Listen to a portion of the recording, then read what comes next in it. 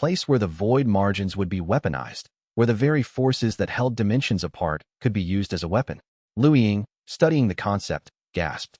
You would need to merge the dimensions, she said, to create a point where the void margins and the material realm overlap entirely, and then collapse that overlap, trapping anything caught in the intersection. Exactly, Rin confirmed. If we can lure the devourer to a specific point, if we can trigger the collapse at the right moment when it is most extended, most vulnerable, we might be able to bind it for another 50,000 years. The silence in the war room was absolute as the implications of the plan became clear. It was a working that would require coordination on a scale never before attempted. It would require the combined power of everyone in the alliance, all channeled through Rin. It would require the architects to maintain perfect synchronization across the entire continent. It would require the Seekers to predict the Devourer's movements with absolute precision.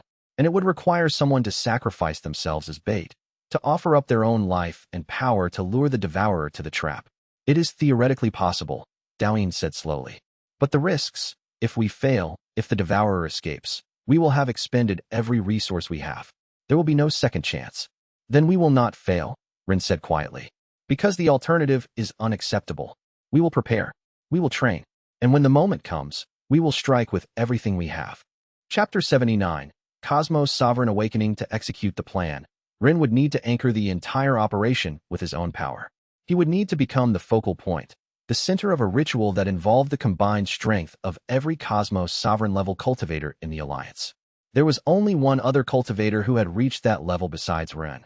Li Chun, a brilliant scholar who had mastered the theory of dimensional mechanics through study and pure intellect rather than through years of cultivation. The ritual took place on a night when the moon was hidden by clouds, when the black scars in the sky seemed brightest, when the Devourer's attention was most focused on the material realm.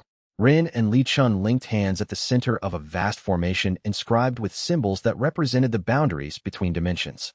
Around them, thousands of cultivators added their power to the working, feeding energy into the formation in precisely controlled streams.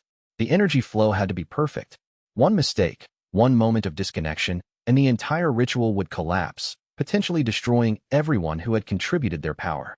The two Cosmos Sovereigns began to speak in unison, their voices creating a harmony that resonated through every dimension. We become one. We remain many. In unity, we are whole. Reality shuddered. The two of them, who had been two, became two while also being one. They could feel each other's thoughts, each other's awareness. But unlike previous times when Rin had merged consciousness with others, this merger was different. Li Chun brought with her a brilliant intellectual understanding of dimensional theory that complemented Rin's intuitive grasp of reality structure. Together, they were more than the sum of their parts. Rin felt Yueling's love like a light burning at the center of existence, the emotion that bound him to continue, that gave his efforts meaning beyond mere survival. He felt Kong Shan's enlightenment, a peace that transcended all suffering, a recognition that the struggle itself had value regardless of outcome. He felt Liu Ying's sacrifice, the constant ache of being partially bound to the dimensional anchors, the knowledge that she had given up her individual existence for the greater good. He felt Li Chen's brilliant understanding of how dimensions fit together, the mathematical beauty of reality's underlying structure. And they became something unprecedented, a unified consciousness, still two in body and identity, but one in purpose and action. Through the formation, they could feel the thousands of cultivators contributing to the ritual, could sense their hopes, their fears, their determination. The Alliance's power flowed through them like a river flowing toward the sea. We are ready, they said with two mouths, speaking the same words in perfect unison. Let the trap be sprung. Let the Devourer come. And in that moment, in the center of the formation, the trap was activated. Chapter 80, Arc 4 Climax and Cliffhanger. The unified consciousness that Rin and Li Chun had become moved to the highest tower of the strongest stronghold, the place where reality was thinnest, where the boundaries between dimensions were most permeable. From here, they reached out across the continent, activating the dimensional anchors in a pattern that created a massive target, a beacon of power and opportunity that would be irresistible to the Devourer. The beacon was brilliant, burning with the light of 10,000 souls who had poured their hope and power into the construction. It was beautiful and terrible, a promise of feeding so magnificent that no hunger could resist. The beacon called to the Devourer like a siren's song, like a feast laid out before a starving god. And then they waited.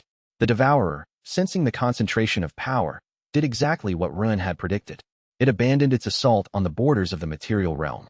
The manifestations that had been pushing at the gates of civilization abruptly went inert, pulled back into the void margins as the Devourer recalled them. Every scrap of its attention, every fragment of its consciousness, turned toward this single point of overwhelming, magnificent possibility. The black star in the sky moved. It accelerated. It turned its vast attention toward the small group of mortals who dared to gather so much power in one place. The very substance of the void margins rippled as something immense began to move through the in-between spaces, drawn by the beacon like a shark drawn to blood in the water. And then, a voice that existed in all dimensions simultaneously, that could be heard with ears and seen with eyes and felt in the very bones of the listening. A voice of absolute authority and complete hunger. Architects, you will make interesting components when I absorb your design. And Run, standing in the center of the tower with his unified consciousness, felt the full weight of the Devourer's attention turning toward him, felt the enormity of the thing that was coming, felt the inevitability of what was about to happen, and understood with terrible clarity that they had succeeded in their objective beyond their wildest hopes. They had gotten the Devourer's attention. Now they had to survive it. And more than that, they had to lure it into the trap they had prepared. The final phase of the war was about to begin. The days that followed were the longest of Ren's life, and he had lived many lives, across many incarnations. Time seemed to stretch and compress unpredictably. Some hours felt like minutes. Some minutes felt like years. The anticipation pressed down on them like a physical weight. The waiting was its own kind of torture. He spent his days moving between the various positions of the Alliance. He visited the dimensional anchors, checking their integrity, ensuring that each one was aligned with the others in a vast network of resistance. The anchors glowed with power drawn from thousands of cultivators who had volunteered to stand at critical points in the barriers. These volunteers understood that they would likely not survive the coming war, but they stood anyway, because that was what was required. He studied the patterns of the black star's approach. It was not a simple linear trajectory.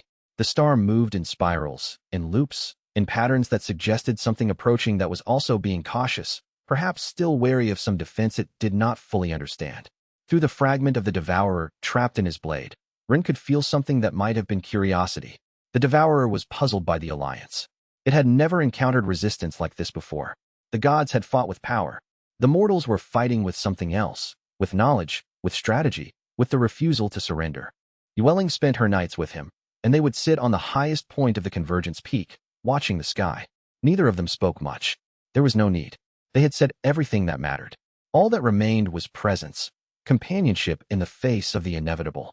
Do you think we can win? She asked on the last night before the final assault. Ren considered the question carefully. He had been trained by the Archaeologist System to deal in facts and patterns. And the facts were clear. The Devourer was more powerful than anything they had assembled.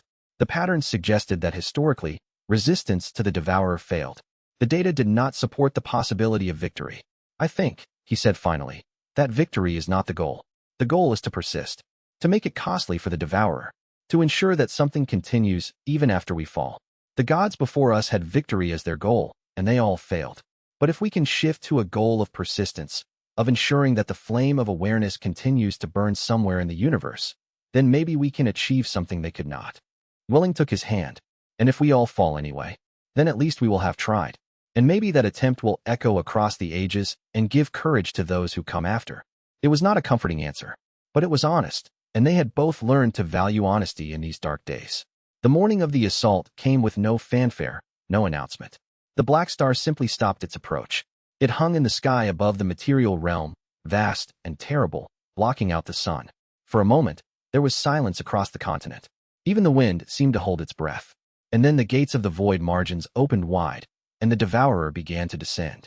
The Devourer descended like a shadow given form, like hunger given consciousness, like the end of all things arriving to collect its due. Its vast presence pressed down on the material realm with the weight of 1,000 worlds collapsing simultaneously. Reality shuddered. The ground cracked. The sky itself seemed to weep. And yet the Alliance stood firm. The barrier arrays activated in perfect synchronization, a synchronized response that had taken weeks of practice to achieve.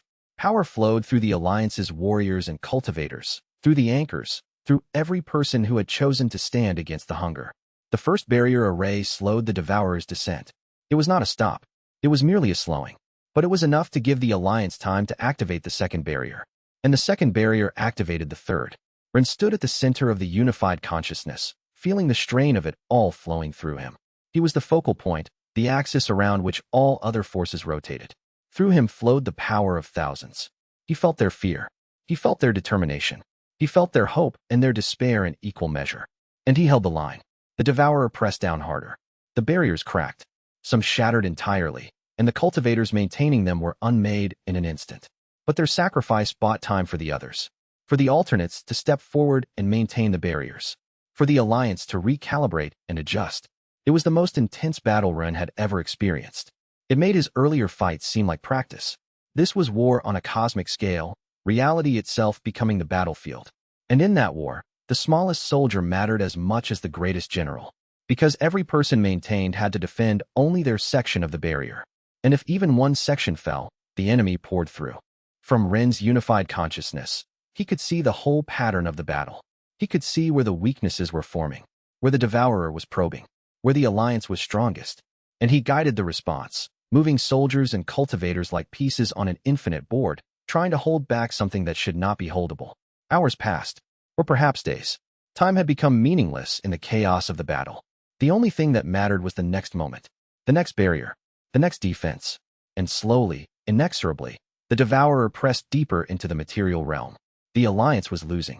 Not dramatically, not catastrophically in any single moment. But they were losing because they had never been able to win. They had been trying to slow the devourer, to buy time, and they were succeeding at that. But they were also dying in the process.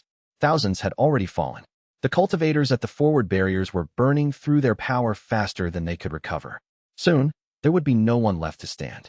And then the devourer would have free rein to consume. But Ren did not allow himself to despair. Because despair was a luxury they could not afford. Because somewhere in the chaos of this battle, there was still a possibility. Still a chance. Because the devourer was not invincible.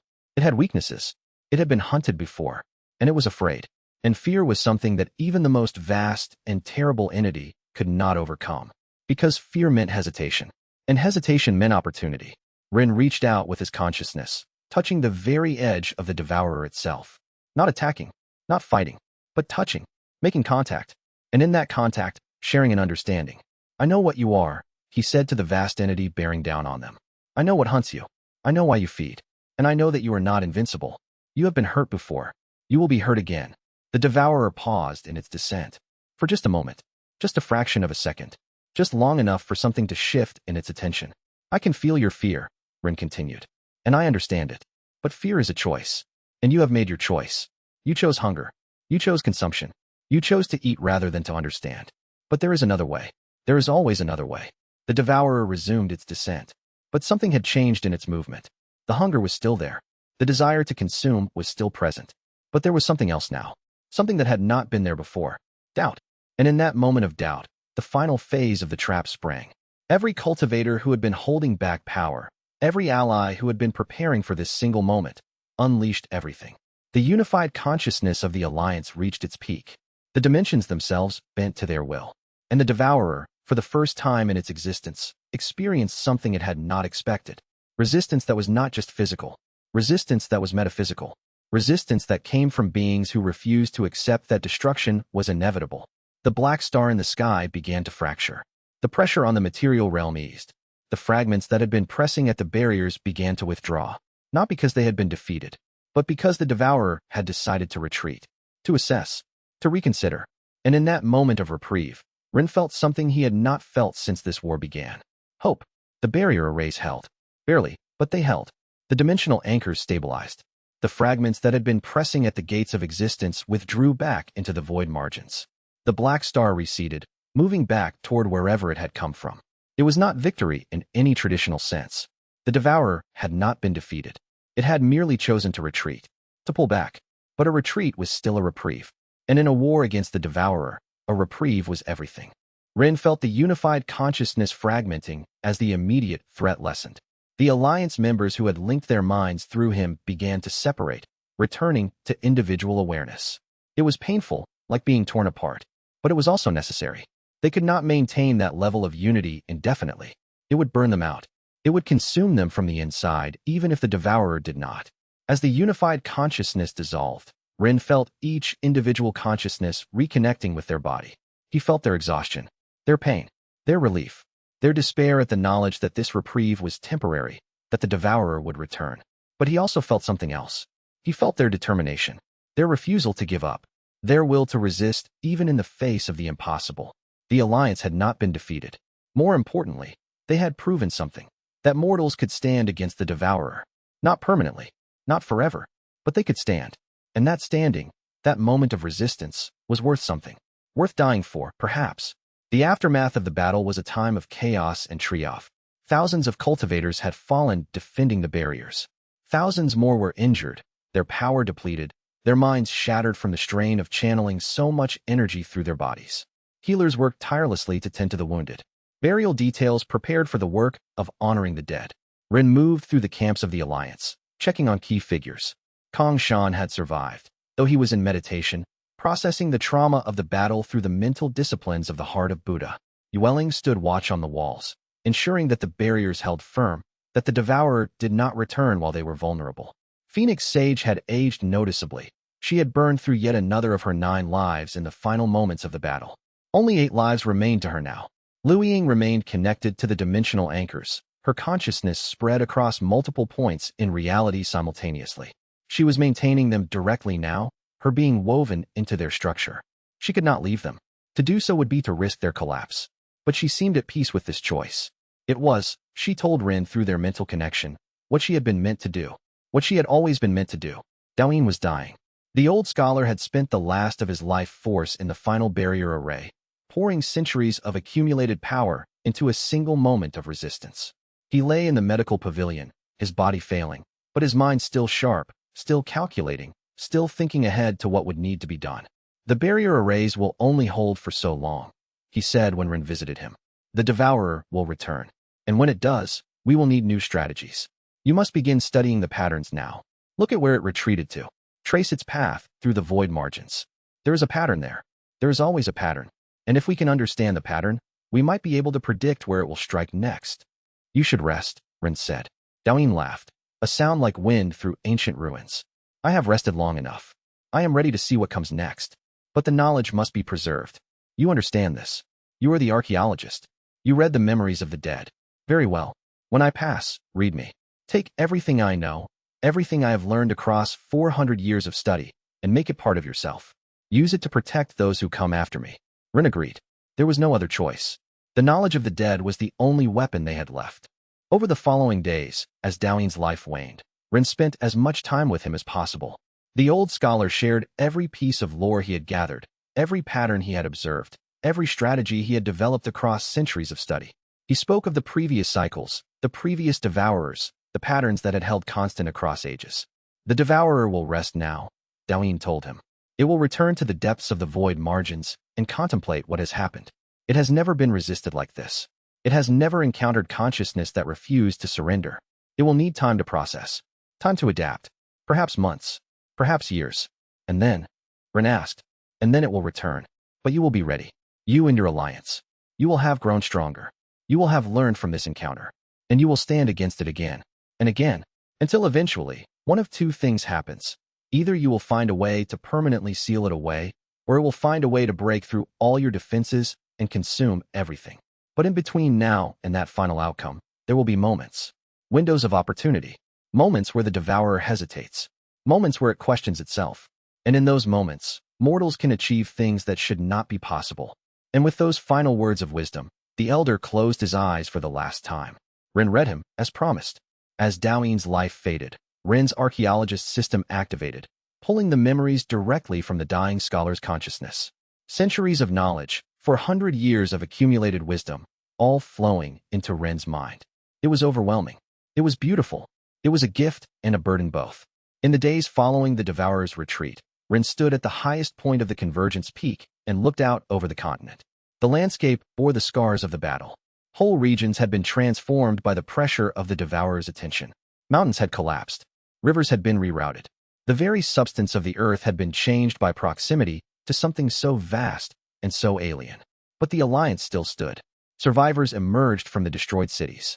They came to the convergence peak, seeking shelter, seeking answers, seeking some understanding of what had transpired. Rin did his best to explain.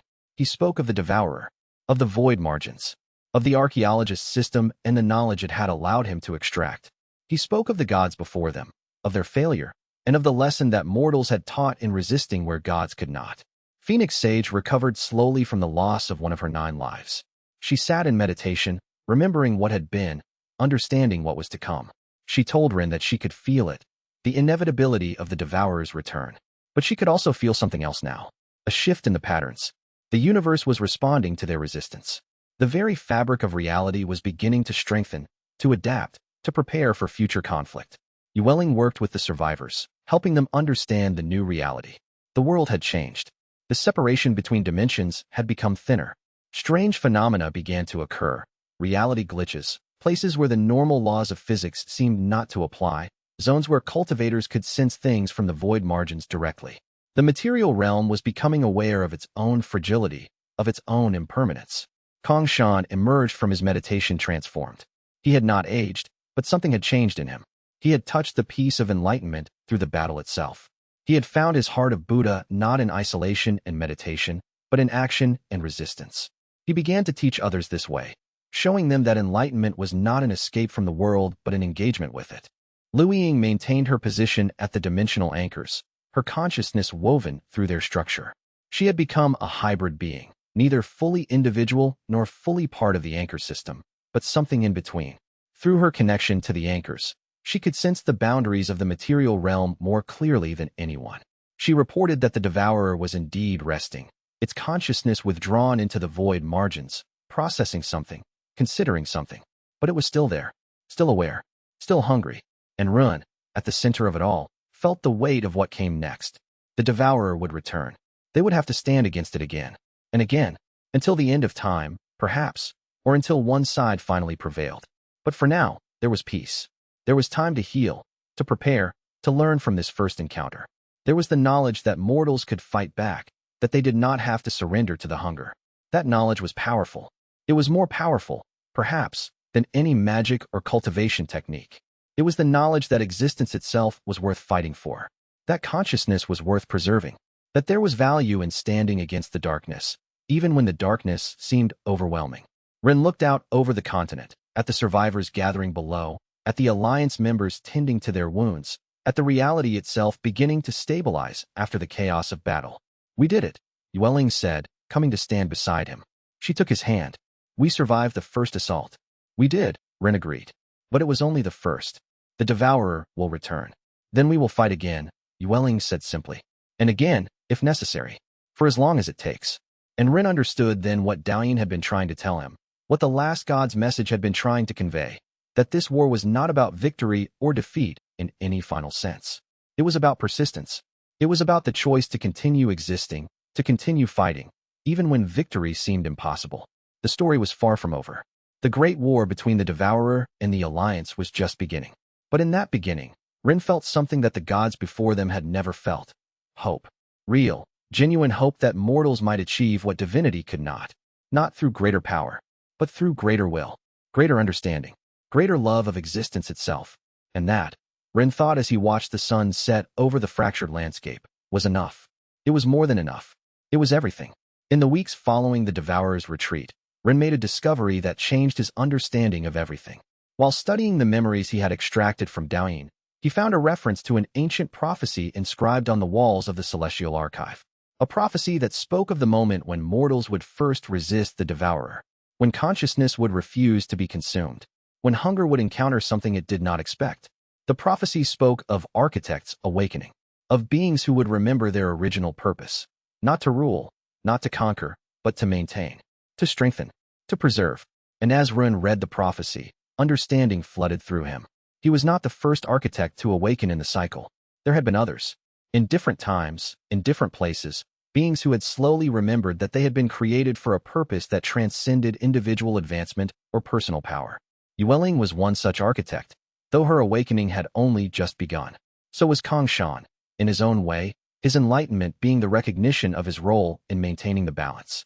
Even Phoenix Sage had begun to remember something of her original function, having been present during the cycles when the architects first emerged. And Ren understood then why the Devourer was puzzled by their resistance. It had been designed to consume, but the architects had been designed to preserve. They were natural antagonists, locked in an eternal dance of consumption and preservation. The devourer was the force of change and entropy. The architects were the force of stability and persistence. Neither could permanently win, but neither could permanently lose. The universe required both to function. This was the revelation that sustained Run in the difficult months that followed. The devourer would return. The battles would continue. But now he understood that this was not a crisis to be solved, but a balance to be maintained. They would stand against the hunger, and the hunger would test their defenses. And through that eternal conflict, existence would be refined, strengthened, brought closer to perfection. Or if not perfection, then at least to a state where consciousness could persist, where awareness could continue, where the universe could maintain its awareness of itself through the beings who inhabited it. It was not the victory Run had initially hoped for. It was something larger and more complicated, but it was worth fighting for. It was worth standing against the darkness for, and it was worth preserving at any cost. The new age that was beginning across the continent was unlike anything that had come before. Cities were rebuilt not as monuments to power, but as refuges for knowledge. Libraries were established where the memories of the dead could be preserved and studied. Young cultivators were taught not just the techniques of power, but the philosophy of resistance. They learned that strength meant nothing without wisdom, that power meant nothing without purpose. And slowly, gradually, the Alliance transformed from a desperate militia into something more organized, more stable, more permanent. Sects were established around the principles the Archaeologist System taught. Monasteries were built where cultivators could meditate on the nature of existence and their role in preserving it.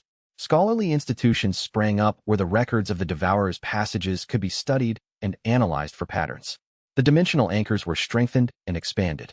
New ones were constructed at strategic points across the continent. Lu Ying moved her consciousness through all of them, maintaining them, strengthening them, ensuring that they would hold when the Devourer returned. She had become something hybrid, neither fully mortal nor fully anchor, but a bridge between both states. Through her, the Alliance could sense the boundaries of the material realm more clearly than ever before. Phoenix Sage began the process of recording her memories from her previous 9 lives, knowing that at some point, those memories might be the key to preventing catastrophe. She worked with the archivist to create a complete record of the cycles she had witnessed, the patterns she had observed, the lessons she had learned at great cost.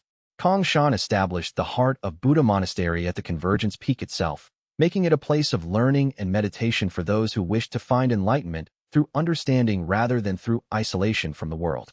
His teachings spread across the continent, and within a generation, thousands of cultivators had begun to walk the path he taught, the path of engaged enlightenment, where one remained aware of the world while transcending its limitations. And Run, at the center of it all, continued his work. He compiled the knowledge he had extracted from Daoyin, organized it, and made it available to all who wished to study. He trained new practitioners of the Archaeologist System, teaching them how to read the memories and objects, how to extract knowledge from the dead, how to use the past as a weapon against the present and the future. The world was changing.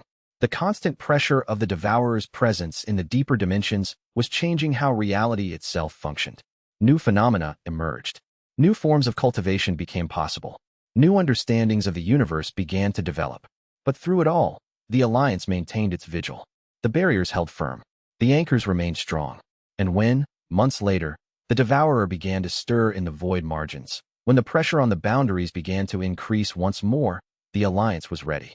They had learned from the first assault. They had prepared for the second, and they would be ready for the third, the fourth, the 100th if necessary. Because now they understood something fundamental about the nature of existence, that consciousness persisting in the face of entropy was itself a victory. That awareness choosing to continue was itself a triumph. That resistance was not about winning or losing, but about the courage to stand and face the darkness, knowing that the darkness would never fully go away. The Devourer would return. The battles would continue. But existence, through the action of the architects and those who stood with them, would endure. And that, at last, was enough. Chapter 81. The Devourer's Shadow. The moment the Devourer's consciousness touched the material realm, something shifted at the foundation of existence. It was not an impact in any traditional sense. There was no collision, no wave of force that rippled outward like stones dropped into still water. Instead, the universe itself simply began to fail. The laws of physics that had governed matter and energy since the birth of the cosmos started to question their own validity, to become negotiable, to hesitate in their application. The unified consciousness of Rin and Li Chun understood something that had only been theoretical before. They were not fighting a creature. They were not fighting an invader that could be defeated through superior force or clever tactics. They were fighting the absence of a creature, the negation of existence itself. The devourer did not arrive as presence. It arrived as negation, a void shaped like hunger, a wound in existence that could never be properly closed. It was like trying to fight darkness not by bringing light, but by understanding that darkness was just the absence of light, and that absence could be absolute, total, and comprehensive. The negation spread outward in concentric circles, like ripples in a pond, but these ripples destroyed everything they touched. In the outer rim of the Allied territories, cities began to fade, not to collapse or crumble, but to fade, as though the concept of city was becoming questionable, as though the universe was contemplating whether cities deserved to exist at all. Billions of people witnessed the last moments of buildings that had stood for millennia. They felt the ground beneath their feet become uncertain. They looked up at a sky that was no longer quite blue. The central tower stood at the heart of the Allied forces' final stronghold. It was a structure that had been built over centuries, with each generation of architects adding their own contribution to its design. The walls were carved from stone that had been blessed by the old gods before they fell.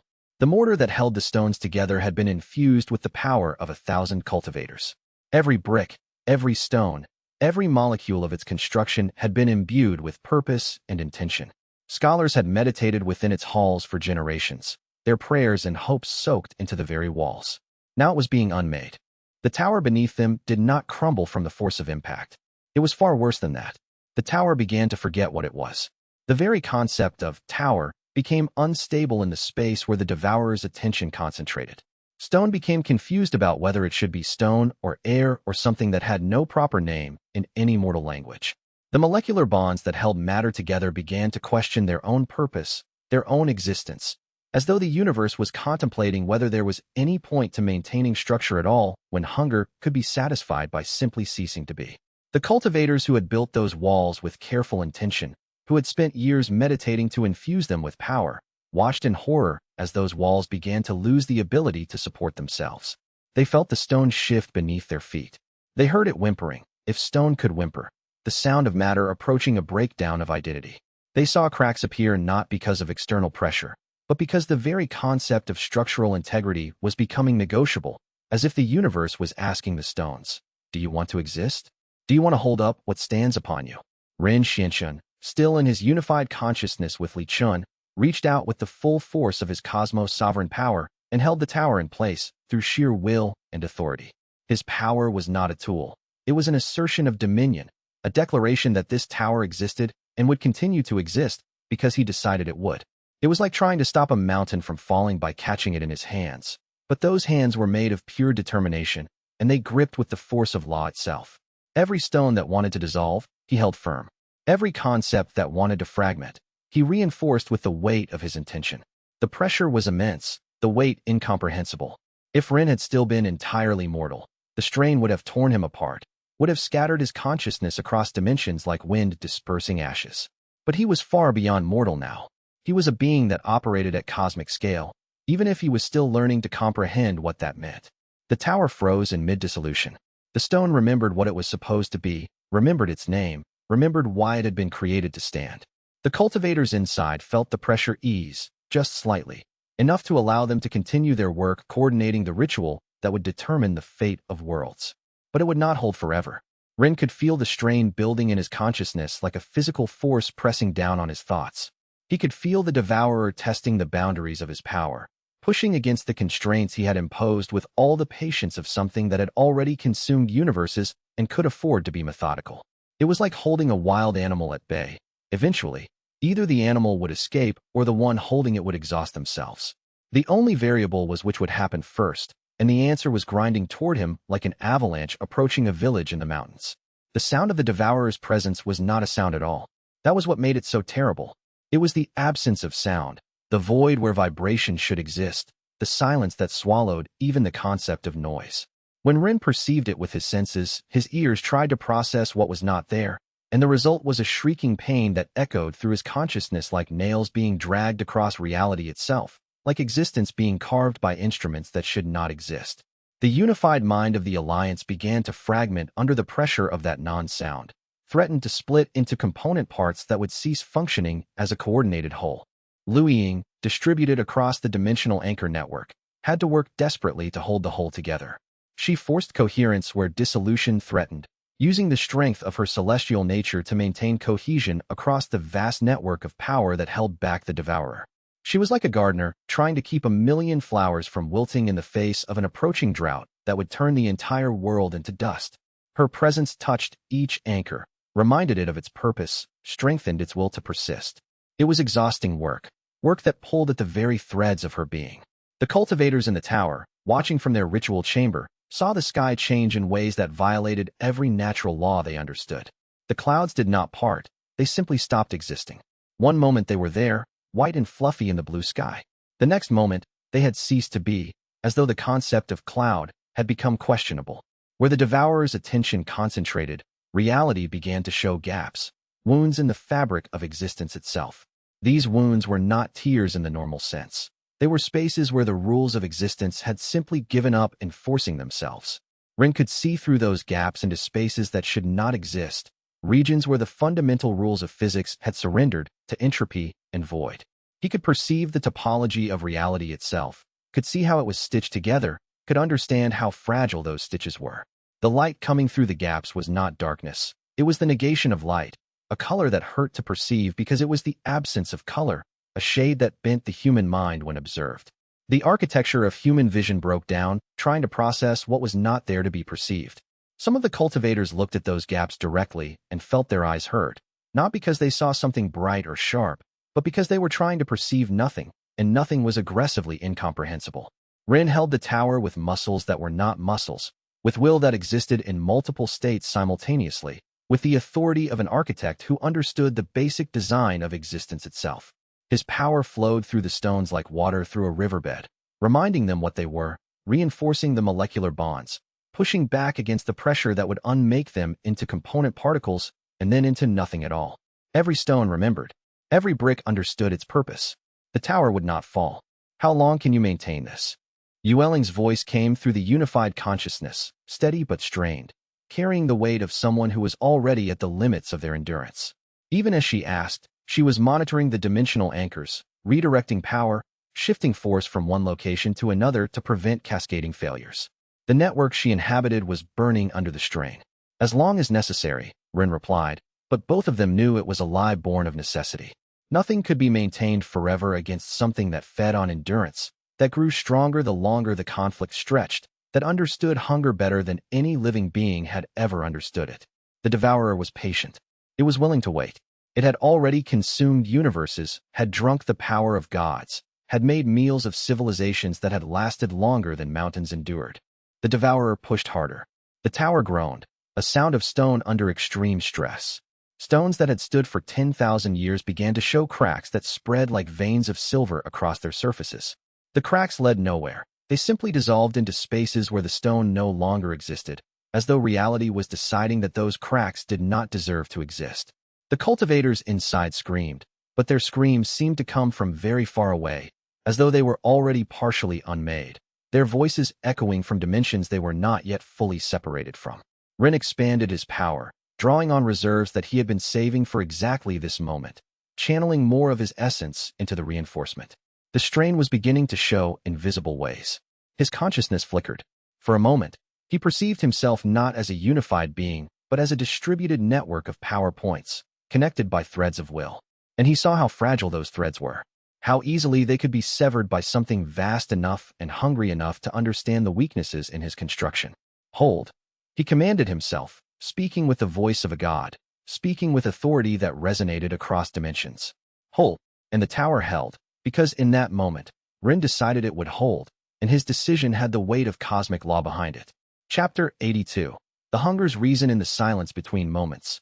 In that infinitesimal space where combat paused and both sides drew breath, Rin pressed his consciousness forward. He used the connection he had established with the devourer through the blade of remnant divinity, the shard of devouring power that he carried. If there was to be any victory against this thing, he needed to understand it. Not just fight it, but comprehend the nature of the hunger that drove it. Understanding was itself a form of power. The blade resonated with his intention, humming with a frequency that existed at the boundary between existence and void. The fragment of the devourer trapped within it, a piece that had been cleaved away and petrified 50,000 years ago when the gods had made their last stand, stirred as though waking from a long sleep. And through that piece, through that connection bridging two consciousnesses separated by incomprehensible distances, he felt the edges of the devourer's awareness beginning to open. What he found there was worse than destruction. It was not malice. There was no hatred, no cruelty, no desire to inflict suffering on the beings it consumed. The devourer fed because that was its nature, as fire burns, as water flows, as light spreads across the darkness. It was not evil. It was beyond the categories of moral judgment that mortals used. It simply consumed because consuming was what it did, the only thing it had ever known how to do, the fundamental expression of its existence. But underneath that simple fact, Rin found something else. A fear. Deep, primal, absolute. A terror that resonated through dimensions and echoed across infinities like a bell struck in the heart of a vast cathedral. This was not the mechanical fear of a creature afraid of death. This was existential terror, the fear of a being that understood its own insignificance in the face of something vaster still. The devourer ate not for conquest, but for survival. Not because it wanted to grow, but because it needed to grow. There was something larger still, something vast and incomprehensibly hungry, that hunted the devourer itself. The devourer could feel that predator at the edges of existence, could sense its presence like a shadow pressing down on the universe with the weight of infinite hunger. And the only way the devourer knew to escape that shadow was to consume more, to become stronger, to fill itself with so much power that the larger predator could not swallow it whole. The hierarchy of terror stretched upward into infinities that Rin's mind could barely grasp. The devourer was prey, and in its prey nature, it was hunting everything else. It was not malevolent, it was desperate. It was not evil, it was cornered. It was running, and in running, it destroyed everything in its path not out of malice, but out of the frantic hunger of something that had to grow or die. Rin recoiled from that knowledge, pulling his consciousness back through the blade before the devourer could pull him deeper into that abyss of terror and hunger. But he carried the truth back with him. They were not fighting a simple evil. They were fighting desperation on a cosmic scale, an entity running from something even worse than itself. He understood now that the devourer could not be negotiated with, could not be reasoned with, because reasoning required an endpoint, a goal that could be satisfied. But the devourer's fear had no endpoint. It would consume forever because stopping meant being caught. "It's terrified," he said to the others in the unified consciousness, his voice carrying the weight of this terrible revelation. The knowledge hung in the space between them like a poison, like something that would contaminate their thinking, would force them to reconsider every assumption they had made about the nature of the threat. Of what? Kong Shan's presence was steady, centered, like the heart of a calm river, unmoved by the chaos around them. His consciousness was a still point in the turning world, a manifestation of enlightenment that had learned to perceive the universe's suffering without being broken by it. Of something beyond even itself, something that hunts it the way it hunts us. The chain of predation reaches upward into infinities we cannot perceive. There is no apex. There is no final safety. The implication hung in the silence like a weight pressing down on all of them. If the devourer feared something, then the universe had no safe place. There was no apex predator where they could rest and claim victory. There was only hierarchy, layer upon layer of hunger reaching toward infinities they could not comprehend, an endless chain of predators and prey stretching toward horizons no mortal could perceive. The thought threatened to shatter hope itself. "Then we will have to be more terrifying than its fear," Yueling said, and in her words was the steel of decision, the understanding that fear itself could be a weapon. If the devourer was running from terror, then perhaps they could use that terror, could weaponize its own fear against it, could make it so afraid of what they represented that it would choose to retreat rather than advance. Chapter 83. Lu Ying's sacrifice. The dimensional anchors were failing. They had been holding back the flood of the devourer's manifestations for weeks, but the pressure was mounting exponentially with each assault. The anchors groaned with the weight of power they channeled. The sound they made was the sound of something being pushed past its design specifications, approaching catastrophic failure. Lu Ying could feel it through the network. The anchors buckling at their foundations, the barriers between worlds cracking like ice under weight too great to bear. She could sense the strain in each one, could feel them approaching the moment of catastrophic failure with the inevitability of an avalanche beginning to move down a mountain. The pressure mounted with each assault from the devourer. Waves of hunger crashed against the anchors like oceans against stone. Each wave wore them down, etched them, weakened them a little more. The anchors began to show signs of permanent deformation. Some of the oldest ones, anchors that had been built when the gods still walked, began to show cracks that would not heal. The network as a whole was beginning to develop critical failure points. Within hours, perhaps a day at most, the system would reach cascade failure and collapse entirely. Liu Ying understood, then, with the clarity of a being who had lived for thousands of years and seen the rise and fall of civilizations, what needed to be done. It was a sacrifice that had no parallel in this age, a transformation that would unmake her individuality but would ensure that existence continued. It was a choice only someone who had been alive for millennia could make with acceptance rather than despair. For 10,000 years, she had existed as a shadow, as a dependent of the gods, as a being who had lost her original purpose when the gods fell. For 10,000 years, she had been waiting in stone, dreaming of freedom, remembering fragments of what she used to be, the goddess she had been before the devourer took them all. For 10,000 years, she had been a relic, a remnant, something left behind by a previous age. And when ruin had awakened her, she had thought her waiting was over, that she would finally live as an individual, that she would have the chance to experience existence as more than a relic of a dead age. She had dared to hope that she might be loved, might be respected for what she was rather than what she had been. She had allowed herself to dream of a future. Now she chose to stop living in that way. Now she chose transformation. Now she chose to become something new, something that would serve a purpose beyond her individual survival. It was a choice that transcended the fear of non-existence. It was the choice of someone who had finally found something worth dying for. The moment of decision came without fanfare. There was no dramatic speech, no final goodbye, no dramatic ritual. There was only the quiet understanding that some things must be given to the world, and the grace to give them without hesitation or regret. She did not ask for permission. She did not seek approval or validation. She simply decided, and her decision was absolute. Liu Ying opened herself to the dimensional anchors in a way that had never been done before. Instead of merely supporting them with her power, she merged with them completely. She became the anchors themselves. Her consciousness spread through the network like water, finding every crack, every crevice, every space where power needed to flow. She bound herself to the fundamental fabric of the barriers between dimensions, offering her essence as the foundation upon which all other defenses would rest. She wove herself into the structure of reality itself, became part of the mechanism that held the boundaries of the universe in place. The pain was beyond pain. To be spread across such vast distances, to be shattered into 1,000 fragments, and to maintain coherence through all of them. It was an experience that would have shattered any mortal mind into pieces, would have destroyed any consciousness not reinforced by centuries of will strengthening. The sensation of being torn apart and distributed across infinity was agony that transcended the normal parameters of suffering. The sensation of existing in 10,000 places simultaneously while maintaining individual consciousness in each location was a form of torture that physics and medicine had no names for. But Liu Ying was not entirely mortal. She was a celestial being, a guardian, a fragment of the old world that had survived when gods fell. And she endured, holding herself together through force of will and the memory of who she had been. Every fragment of her consciousness maintained connection to every other fragment through sheer determination. As she sacrificed her individual form, the anchors strengthened beyond anything they had been before. The barriers between dimensions became not just walls, but webs, complex networks of interconnected power that distributed force across their entire structure. The devourer could still push against them, but now every point of pressure was distributed through thousands of interconnected nodes. It could not break through at a single location. It would have to break through everywhere at once. And it did not have that capability in a realm where power was finite, where hunger had limits.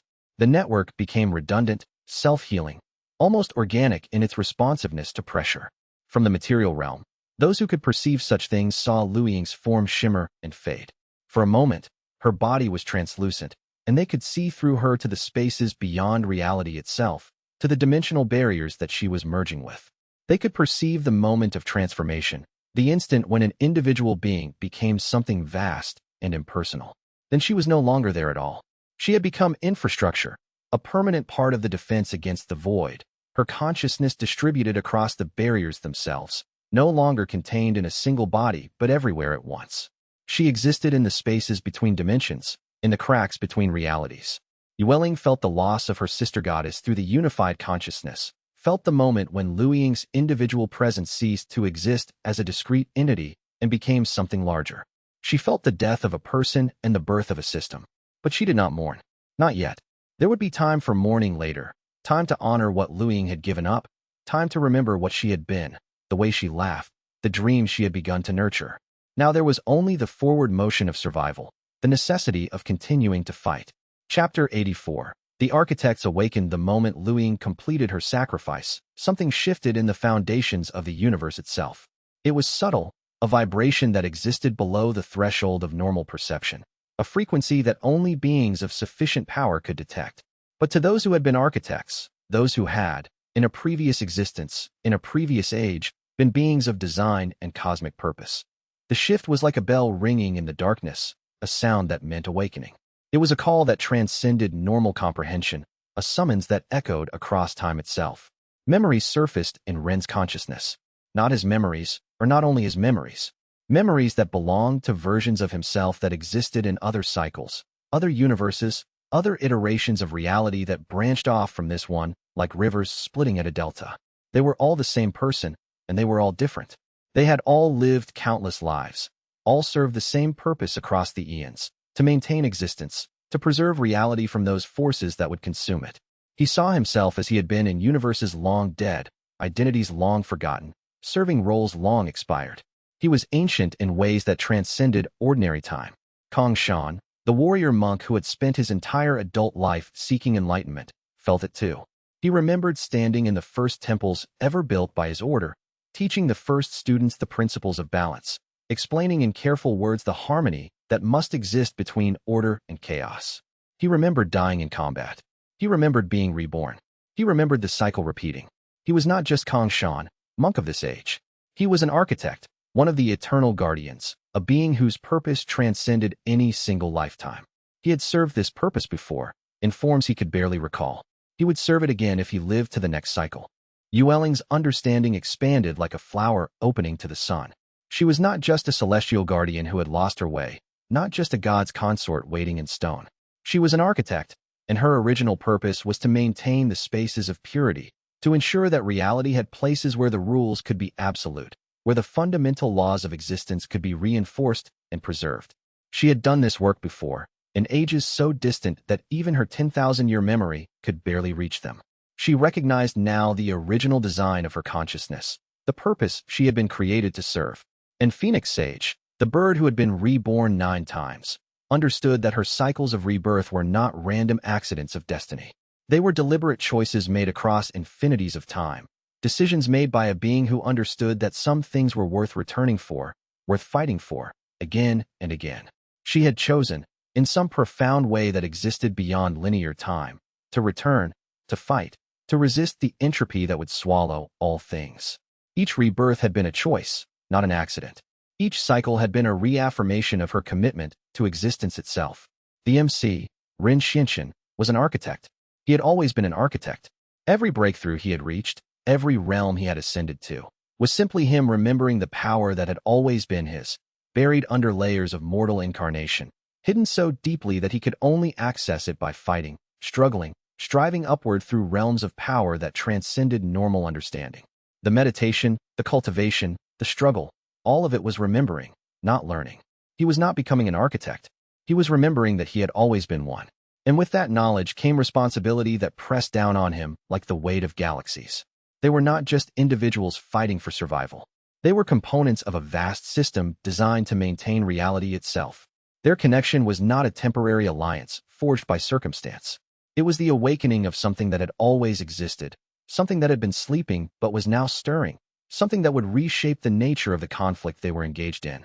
They were tools, in a sense, but tools that had become aware of their purpose, tools that could choose how to be used. Through the unified consciousness, all of them reached out to versions of themselves in other dimensions, other universes, other timelines where they were also fighting, also struggling. The signal propagated outward like light from a star, touching every corner of existence where an architect stood watch.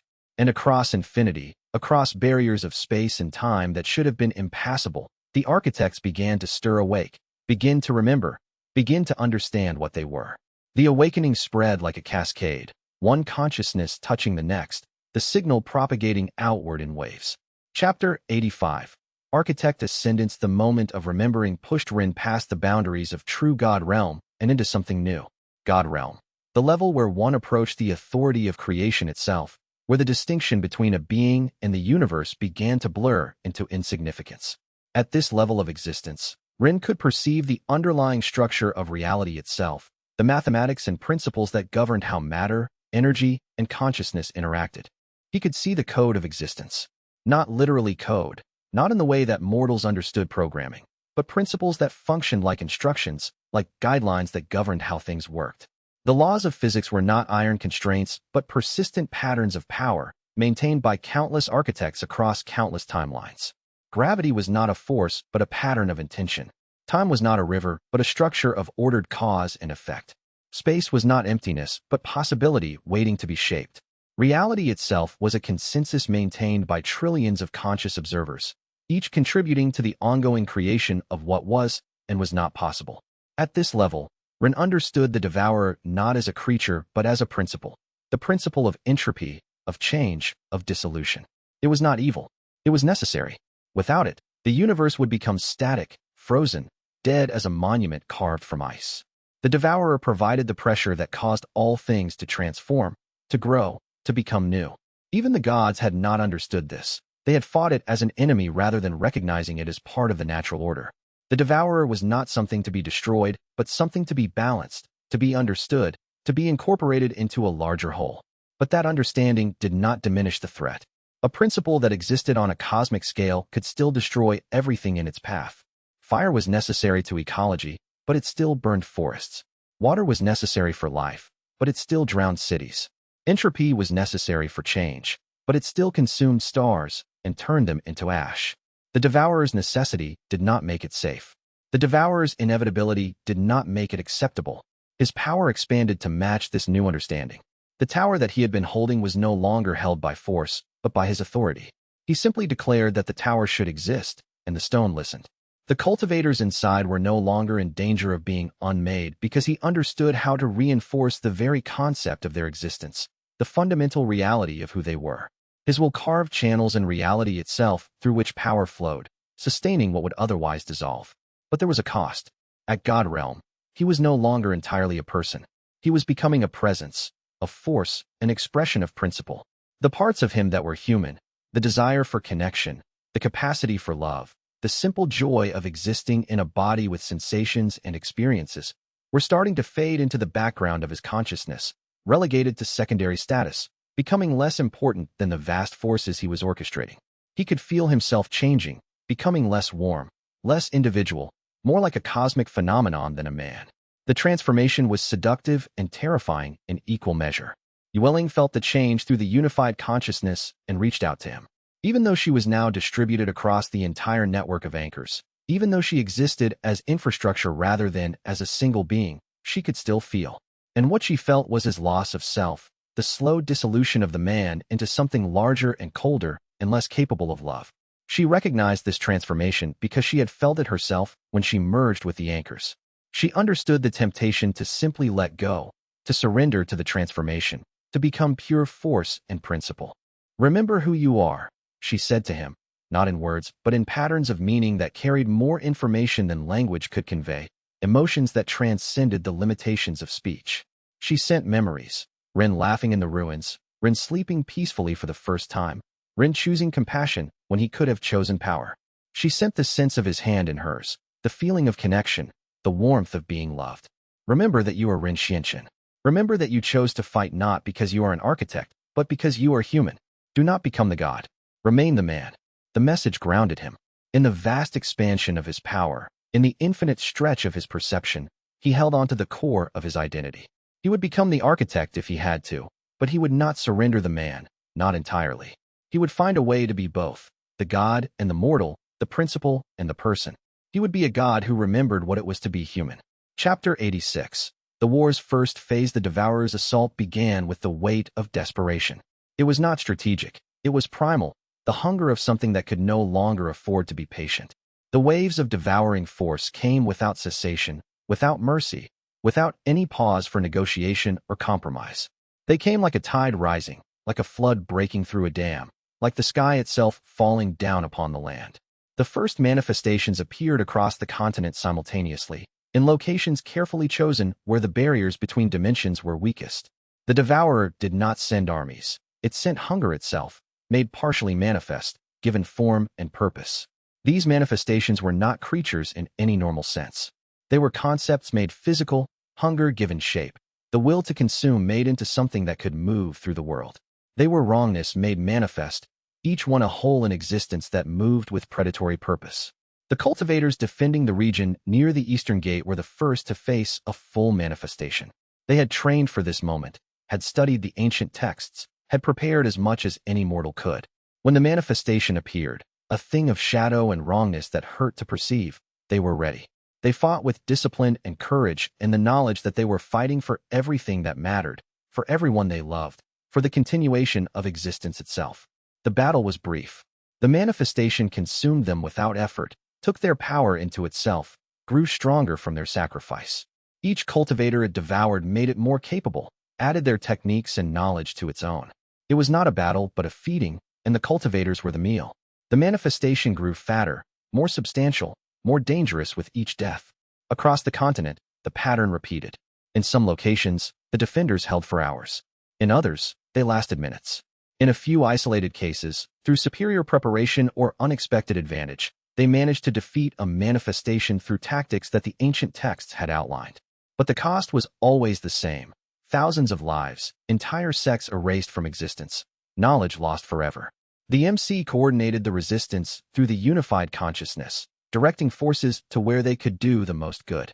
But there were only so many places, only so many cultivators, only so much power to distribute. He had to choose which cities would be defended and which would be abandoned. Those choices haunted him even as he made them. He knew the families who would die if he directed resources elsewhere. He knew the histories that would be erased. He knew the names of the great libraries that would burn. But there was no alternative. He made the choices with cold calculation, seeking to preserve the most critical knowledge, the most essential people, the resources that would be needed for the war's continuation. It was the calculus of desperation. How many could be saved by sacrificing how many? How much knowledge could be preserved at the cost of how many lives? Which losses would haunt him the least in the future? The war's first phase lasted 3 weeks. In that time, the Devourer consumed 3 major cities and 12 smaller settlements. It devoured 7 noble clans entirely, erasing bloodlines that had lasted millennia. It consumed libraries and archives, ate knowledge that had survived since the Age of Gods. The devastation was unlike anything the modern age had experienced. The survivors spoke of a wrongness that could not be described, a hunger that was not hunger, an absence that was aggressively present. But in those 3 weeks, the Alliance learned. They learned how the manifestations moved, how they fed, what patterns governed their behavior.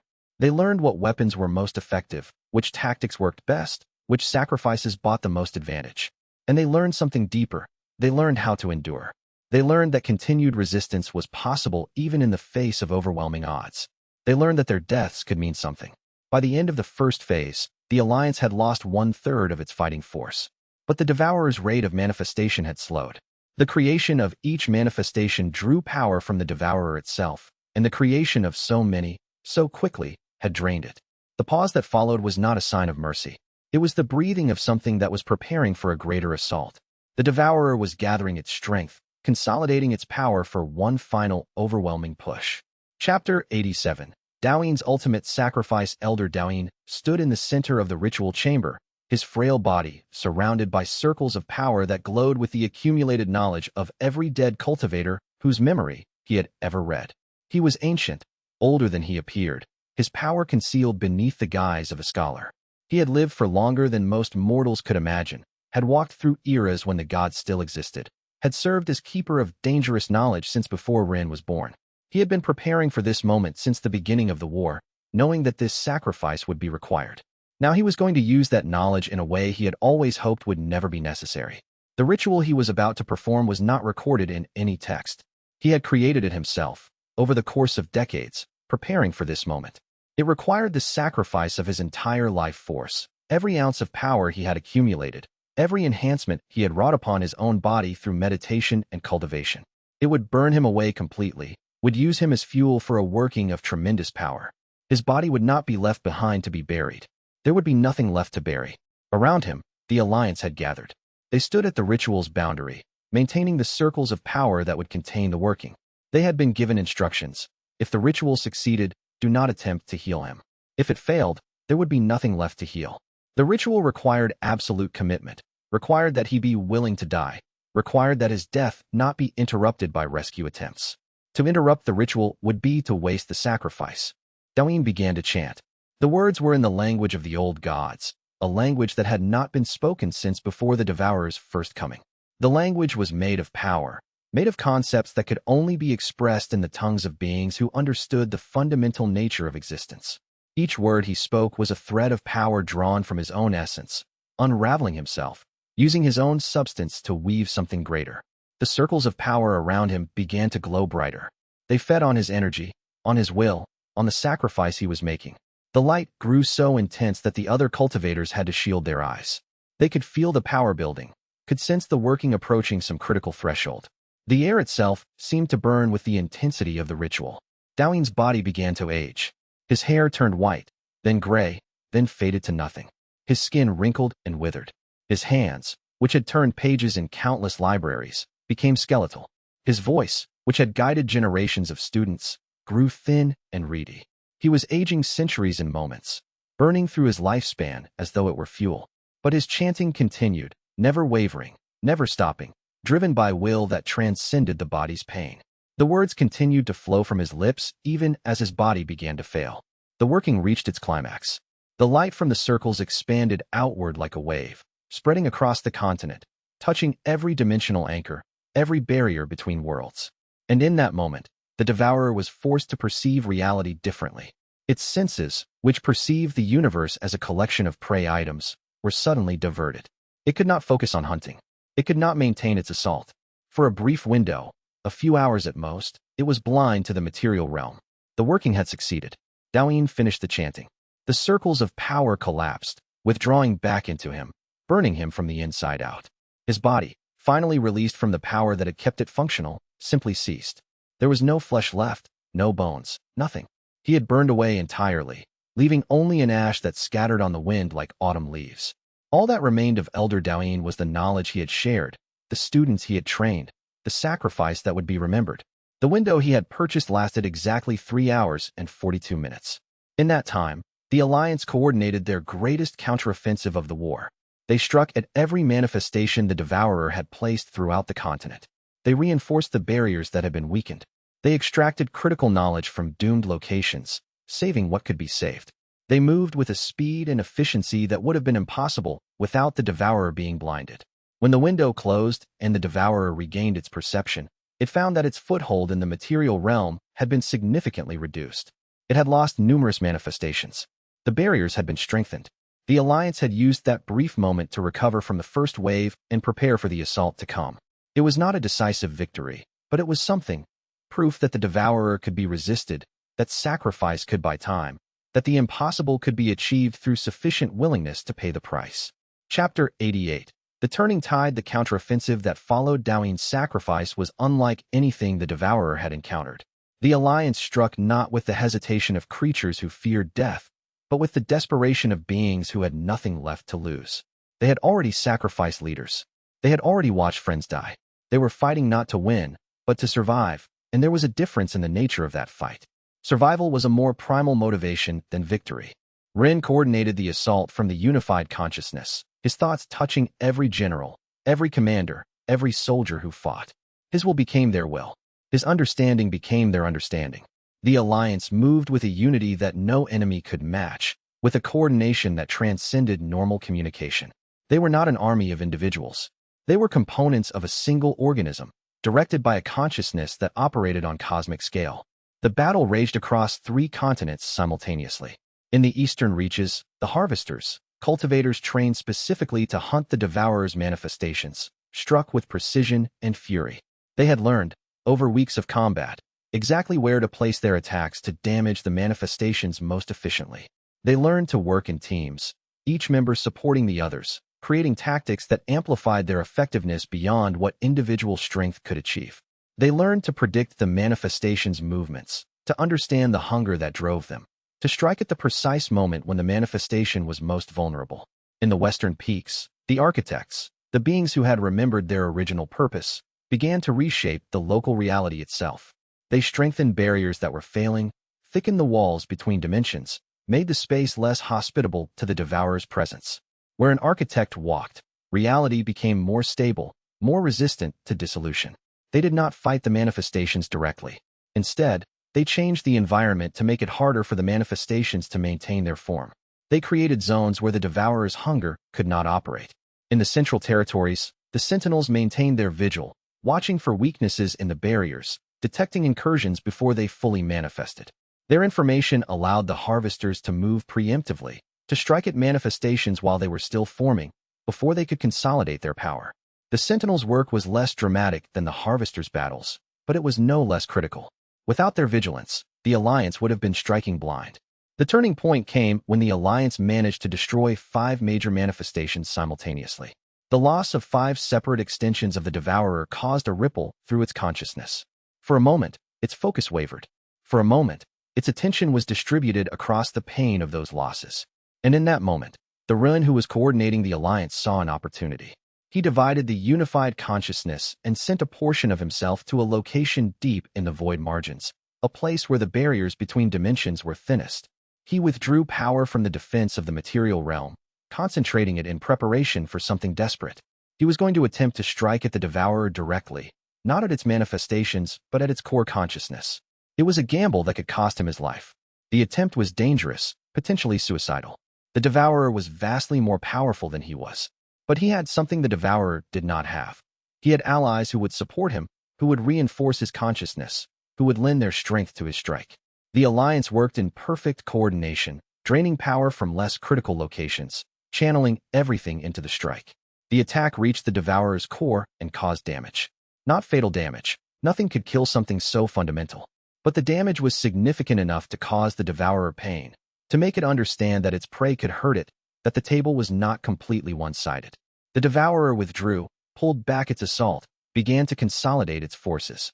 For the first time in the war, it showed something that might have been caution. The turning tide was not victory. The Devourer was still vast, still hungry, still possessed of almost infinite power. But the momentum had shifted.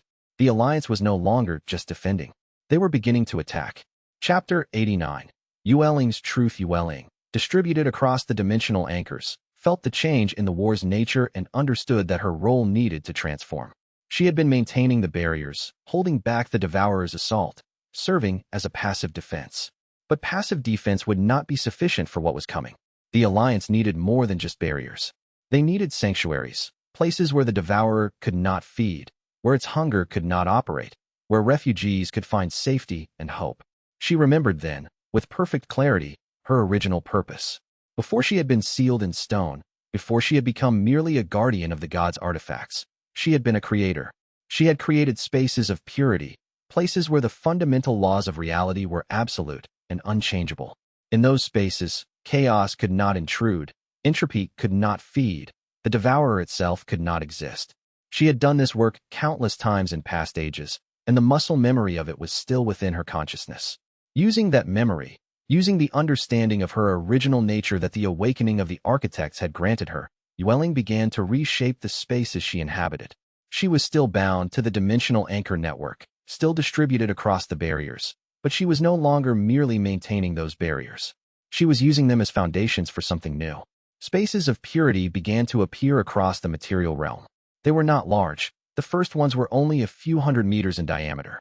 But within those spaces, the rules of reality were absolute. Entropy could not operate. The Devourer could not feed.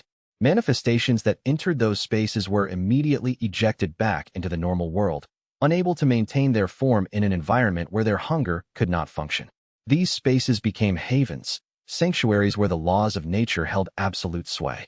The spaces provided sanctuary for the cultivators who had lost their homes. Refugees flooded into them, seeking safety from the devastation that raged outside. Within those spaces, the normal rules of physics applied. Water flowed normally. Food did not decay.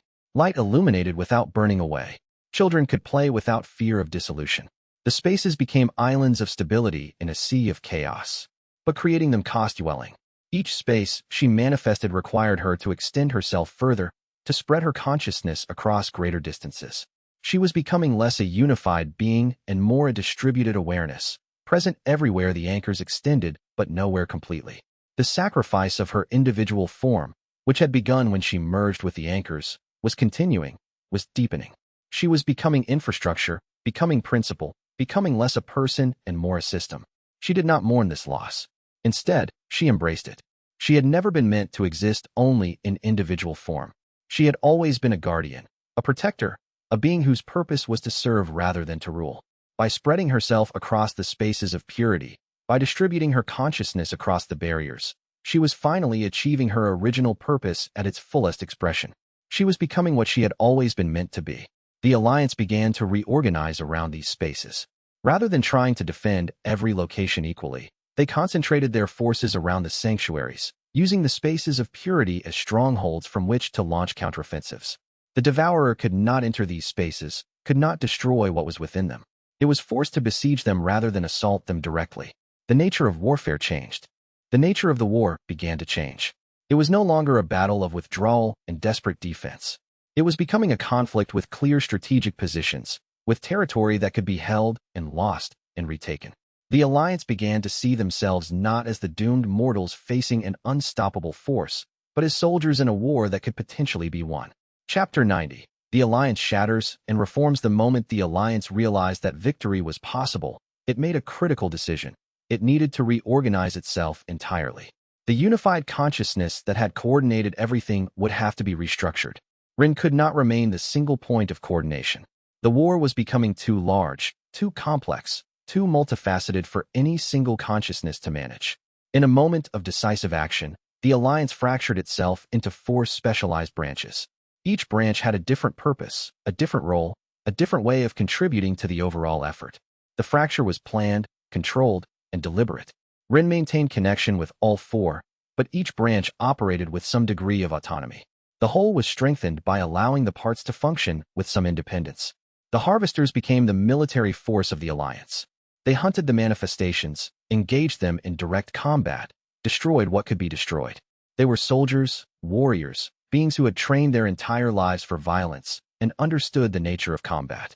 Under the leadership of General Kong Shan, they coordinated attacks across the continent, moving quickly from one manifestation to another, striking with overwhelming force at locations the Sentinels identified. The Architects became the builders and shapers of reality. Where the Harvesters destroyed, the Architects constructed. They strengthened barriers that were failing, created new barriers in locations where none had existed, reshaped the fundamental structure of the local reality to be more resistant to the Devourer's assault. They worked on a scale of mountains and oceans, their power flowing through the earth itself. Under the direction of Yueling, they created networks of reinforcement that spanned continents. The anchors became the infrastructure itself. They were the beings who remained in place, maintaining the dimensional barriers, pouring power into the systems that held the Devourer back. They were not as mobile as the Harvesters, not as visibly powerful as the Architects, but they were essential. Without them, everything else would collapse. They worked in shifts, rotating through rest periods, maintaining their vigilance. They were the foundation upon which everything else was built. The Sentinels became the intelligence network. They were the eyes and ears of the Alliance, perceiving threats before they materialized, tracking the Devourer's movements, predicting where it would strike next. They did not fight directly, but the information they provided allowed the Harvesters to strike with maximum efficiency. They operated from multiple locations simultaneously, sharing their perceptions through the unified consciousness, creating a comprehensive picture of the battlefield. The reorganization was not without cost. Some cultivators had to be reassigned to roles they had not trained for. Some were unsuitable for their new positions. Some chafed at the loss of autonomy that came from operating within a larger structure. But the increase in efficiency was immediate and dramatic. The Alliance began to coordinate its efforts with a precision that the Devourer could not match. The Harvesters achieved victory after victory.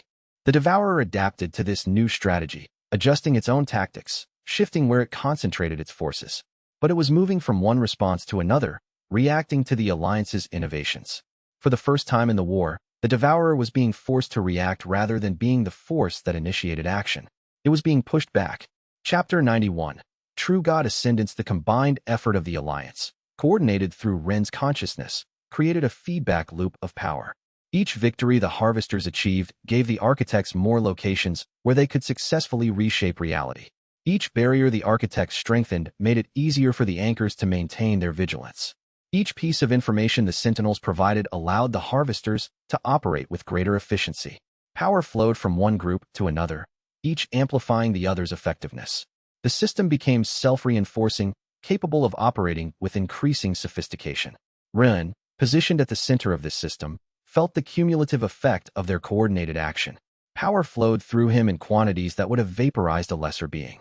The consciousness of millions of cultivators touched his own, offering their strength, their knowledge, their will. The unified consciousness became not a burden, but a source of infinite potential.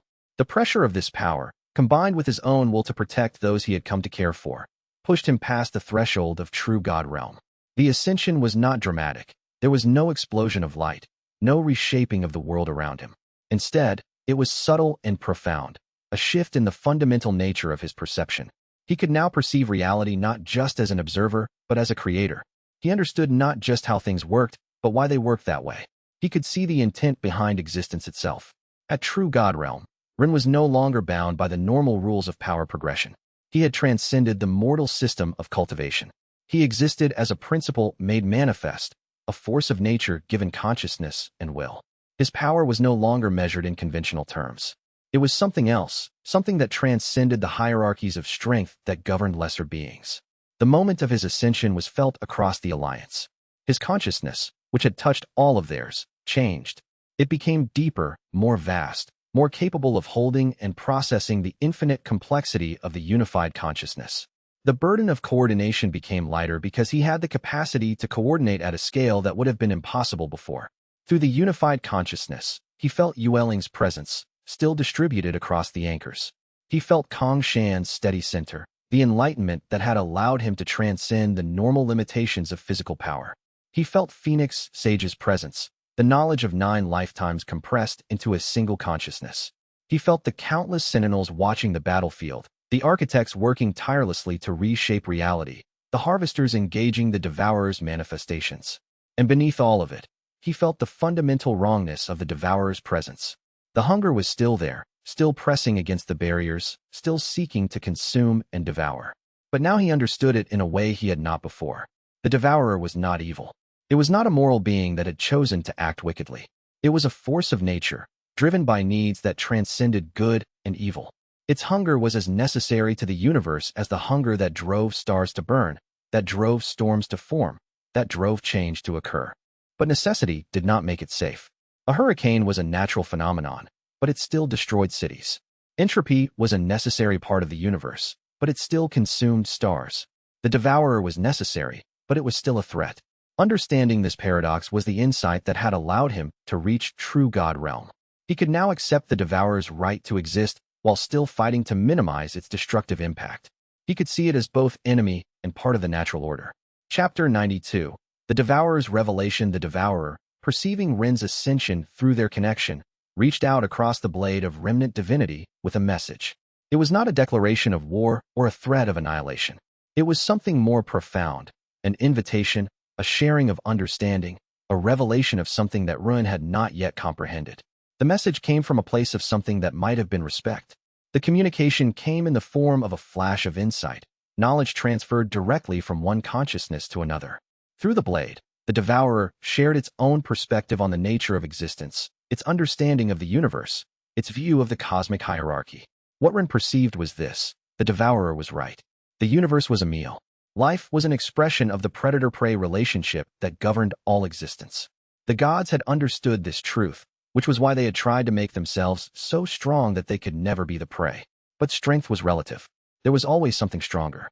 There was always something that would hunt you. The hierarchy was infinite, ascending forever toward infinities no being could comprehend. The devourer was offering Ren a choice. Embrace this truth and join with it. Merge consciousness with it. Become one with the hunger that governed the universe. Ren would retain his individuality, his personality, his memories, but he would also gain access to the devourer's power, its perspective, its understanding of how to exist at the top of the hierarchy. Together, they could remake the universe into something that served only their needs. Together, they could be the apex of all existence. For a moment, Ren was tempted. The promise of power was immense. The promise of finally being safe from the threat that hunted the devourer was compelling. The promise of finally understanding, at last, the nature of existence was profound. He could feel the appeal of the offer even as he recognized it for what it was: a seduction, a temptation, a trick designed to undermine his will to resist. It was the devourer's last attempt to avoid its own ceiling. Chapter 93. The refusal Ren refused. The refusal was not hesitant or uncertain. It was absolute and complete, made with the full authority of a true god who understood what he was rejecting and why. The gods before him had fallen. He now understood, not because they were weak, but because they accepted the devourer's logic. They had understood that the universe was a hierarchy, that strength was the only thing that mattered, that survival meant being the ultimate predator. And in accepting that logic, they had isolated themselves. They had turned against each other, competed for dominance, weakened themselves through internal conflict. When the devourer came, they faced it divided, fragmented, fighting among themselves even as they fought the external threat. Ren chose a different path. The universe was not a meal. Life was not merely predator and prey. Existence had value beyond the struggle for dominance. The bonds he had formed with his allies, Yueling, Kongshan, Phoenix Sage, the millions of cultivators in the Alliance. These were real. These were meaningful. These transcended the simple logic of predator and prey. Love was not weakness. Connection was not vulnerability. Community was the highest expression of power. "I refuse," he said, speaking not just to the devourer, but to himself, to the Alliance, to the universe itself. "I refuse the logic of hunger. I refuse the hierarchy of strength. I refuse to accept that existence is only about being stronger than the next predator. There is more to existence than that. There has to be." His refusal was not based on weakness or denial. It was based on something deeper, the understanding that the devourer had reached the highest level of existence by pursuing only one path, becoming powerful through hunger and consumption. But there might be other paths, other ways of reaching that same level, other expressions of ultimate power that did not require the abandonment of connection, compassion, and meaning. The refusal reverberated through the unified consciousness, touching every member of the Alliance. It became a declaration of faith. They would fight not because they would win, but because fighting for something other than pure survival was itself a form of meaning, a form of value that transcended the simple calculus of predator and prey. The devourer, hearing this refusal, responded with something that might have been respect, or might have been confusion, or might have been something that transcended mortal emotion entirely. Its assault intensified, but with a different quality now. It was no longer simply hunting. It was testing, probing, seeking to understand what this being was that refused the logic that had driven all other existence. Chapter 94. Kongshan's enlightenment. Kongshan, meditating in the heart of the Eastern Temple, achieved what his entire lifetime of practice had been moving toward: complete enlightenment. He transcended the normal categories of cultivation, moved beyond even the realm system that governed mortal power. He became something that existed in multiple states simultaneously: a being and a principle, an individual and a universal force, a person and a cosmic phenomenon. His enlightenment was not a state of bliss or transcendence above suffering. It was something far more profound, a complete acceptance of the nature of reality as it was, without judgment, without resistance, without the desire to change it. He understood pain and pleasure as equal manifestations of existence. He understood the devourer and the Alliance as opposite expressions of the same fundamental principle. He understood that all things were interconnected, all things were part of a single whole, and that separation was an illusion created by limited perception. Through his enlightenment, Kongshan manifested a power unlike any other in the Alliance. Where the harvesters fought the devourer's manifestations, where the architects reshaped reality itself, Kongshan simply existed. His existence was so perfectly aligned with the fundamental nature of the universe that it created zones of peace around him. In those zones, the devourer could not feed, not because barriers prevented it, but because hunger itself became impossible. The devourer's entire nature was driven by the need to consume more, to grow, to survive in the face of threat. But in Kongshan's zones of peace, there was no threat, no competition, no need to consume. The devourer simply could not function. These zones of peace became as valuable as Yueling's spaces of purity.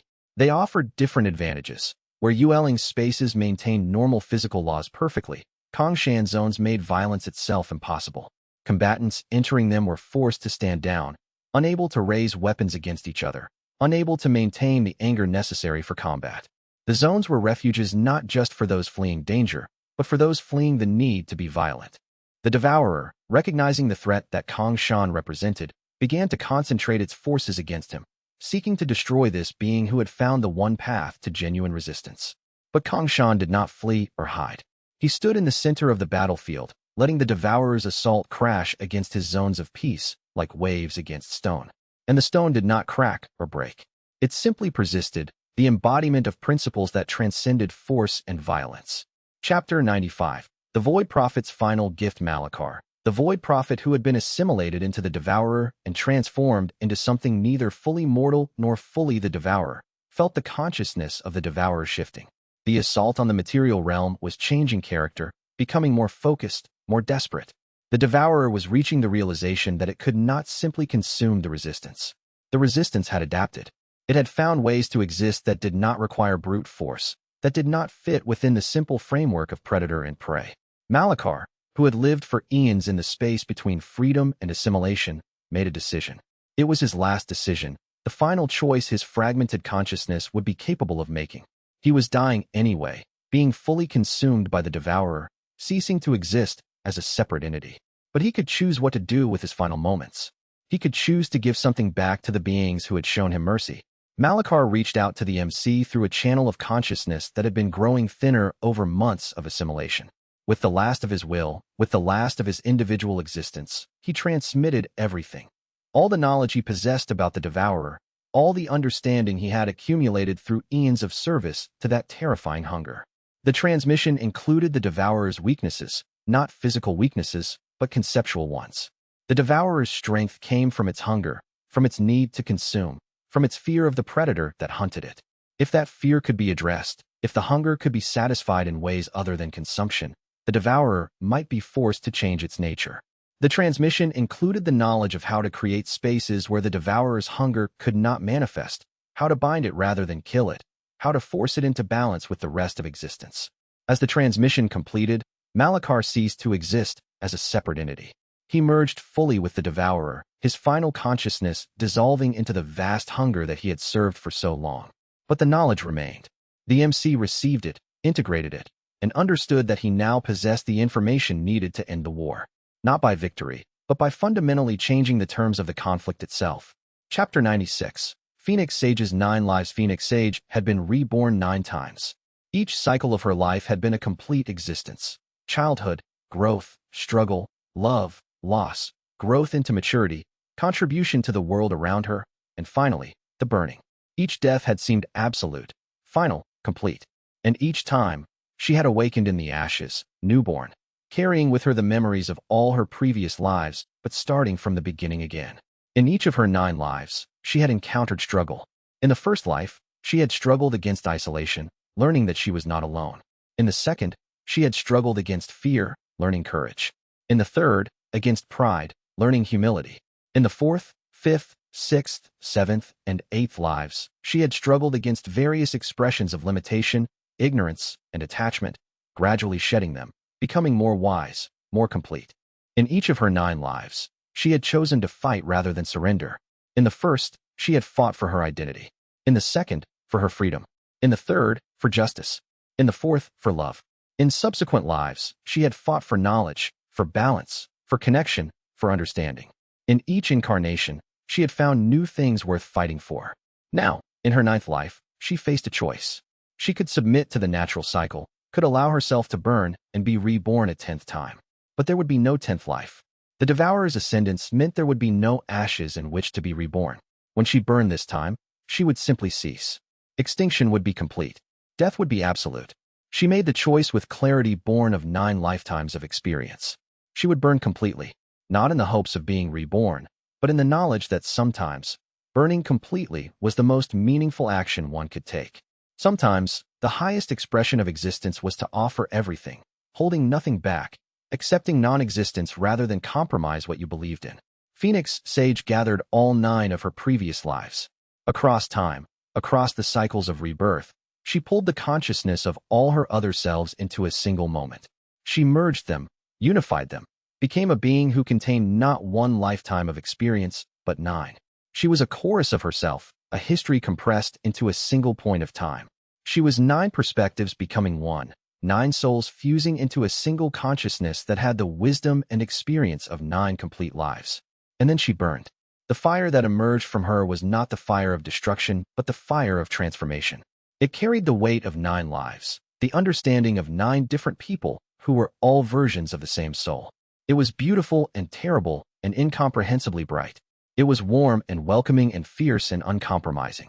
It was the culmination of 9 existences expressed as a single moment of perfect power. That light reached across dimensions. It pierced the defenses of the devourer, reached into its consciousness, touched the fear that lay at its core. For one full day, one complete rotation of the planet, the devourer could not manifest into the material realm. It was pinned in place, held at bay, unable to advance.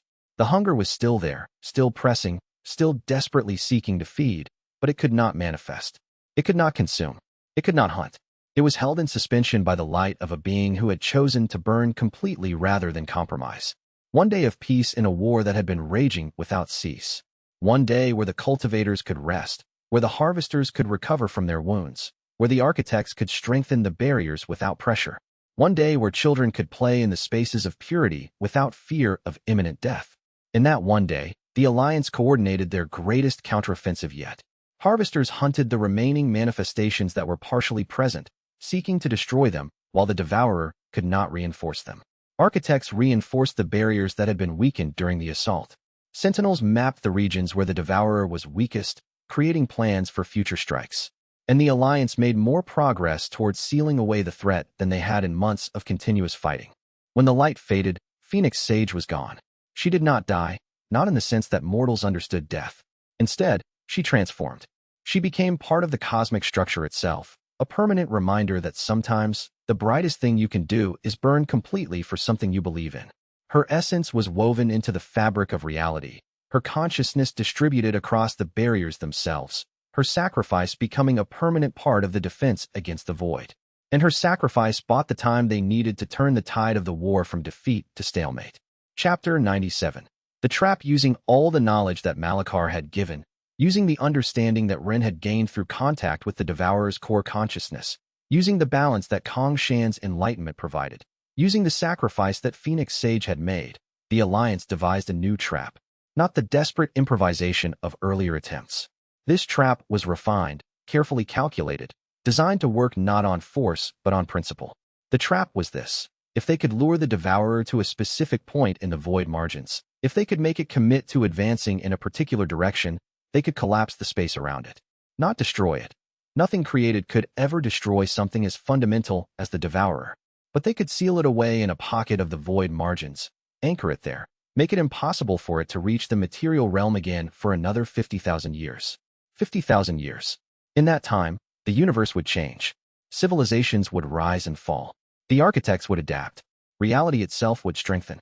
And perhaps by then, a permanent solution would be found. Or perhaps, a solution would be found that did not require sealing the Devourer away, that addressed the fear that drove it, that allowed it to exist without consuming everything. Yueling, speaking through the distributed consciousness that connected her to the rest of the Alliance, asked the question that had to be asked. And in 50,000 years? What happens then? In 50,000 years, Ren replied, his words carrying the weight of a god who had thought deeply about this question. We will have become something new. The architects will have adapted. Reality will have strengthened. Humanity and all the other beings of this world will have evolved. And perhaps, by then, we will have found a permanent solution rather than a temporary seal. Or perhaps a new cycle will begin, and the architects of the next age will find their own way to face the challenges of their time. We cannot solve all problems forever. We can only solve the problems of our own age and trust that those who come after us will be wise enough to find their own solutions. It was not a comforting answer. It was an acknowledgement that victory was not guaranteed, that this was a problem that might take millennia to resolve, that the work of protecting reality might never be finished. But it was realistic. And realism, in the face of entropy itself, in the face of a hunger that would devour the universe, was a form of wisdom. Chapter 98. The lure. The trap required bait. It required something so magnificent, so tempting, that the devourer would be unable to resist it. It required the only thing that could be more appealing to the hunger than consuming the world, a being of such power and density that it would represent a single meal of incomparable richness. a being that contained within itself the knowledge and power of thousands of lives, the understanding of an architect, the consciousness of a true god. Rin Xinshan, the archaeologist who had learned to read the dead, who had transcended to true god realm while remaining fundamentally human, channeled the full extent of his power. He called upon the strength of the architects across all timelines. He drew on the accumulated knowledge of every being that his system had read. He made himself into a beacon, a target, an irresistible concentration of power and possibility. The act of channeling all of his power left him vulnerable in ways he had not been vulnerable in years. He could not maintain the barriers. He could not coordinate the alliance. He could not direct the harvesters or support the sentinels.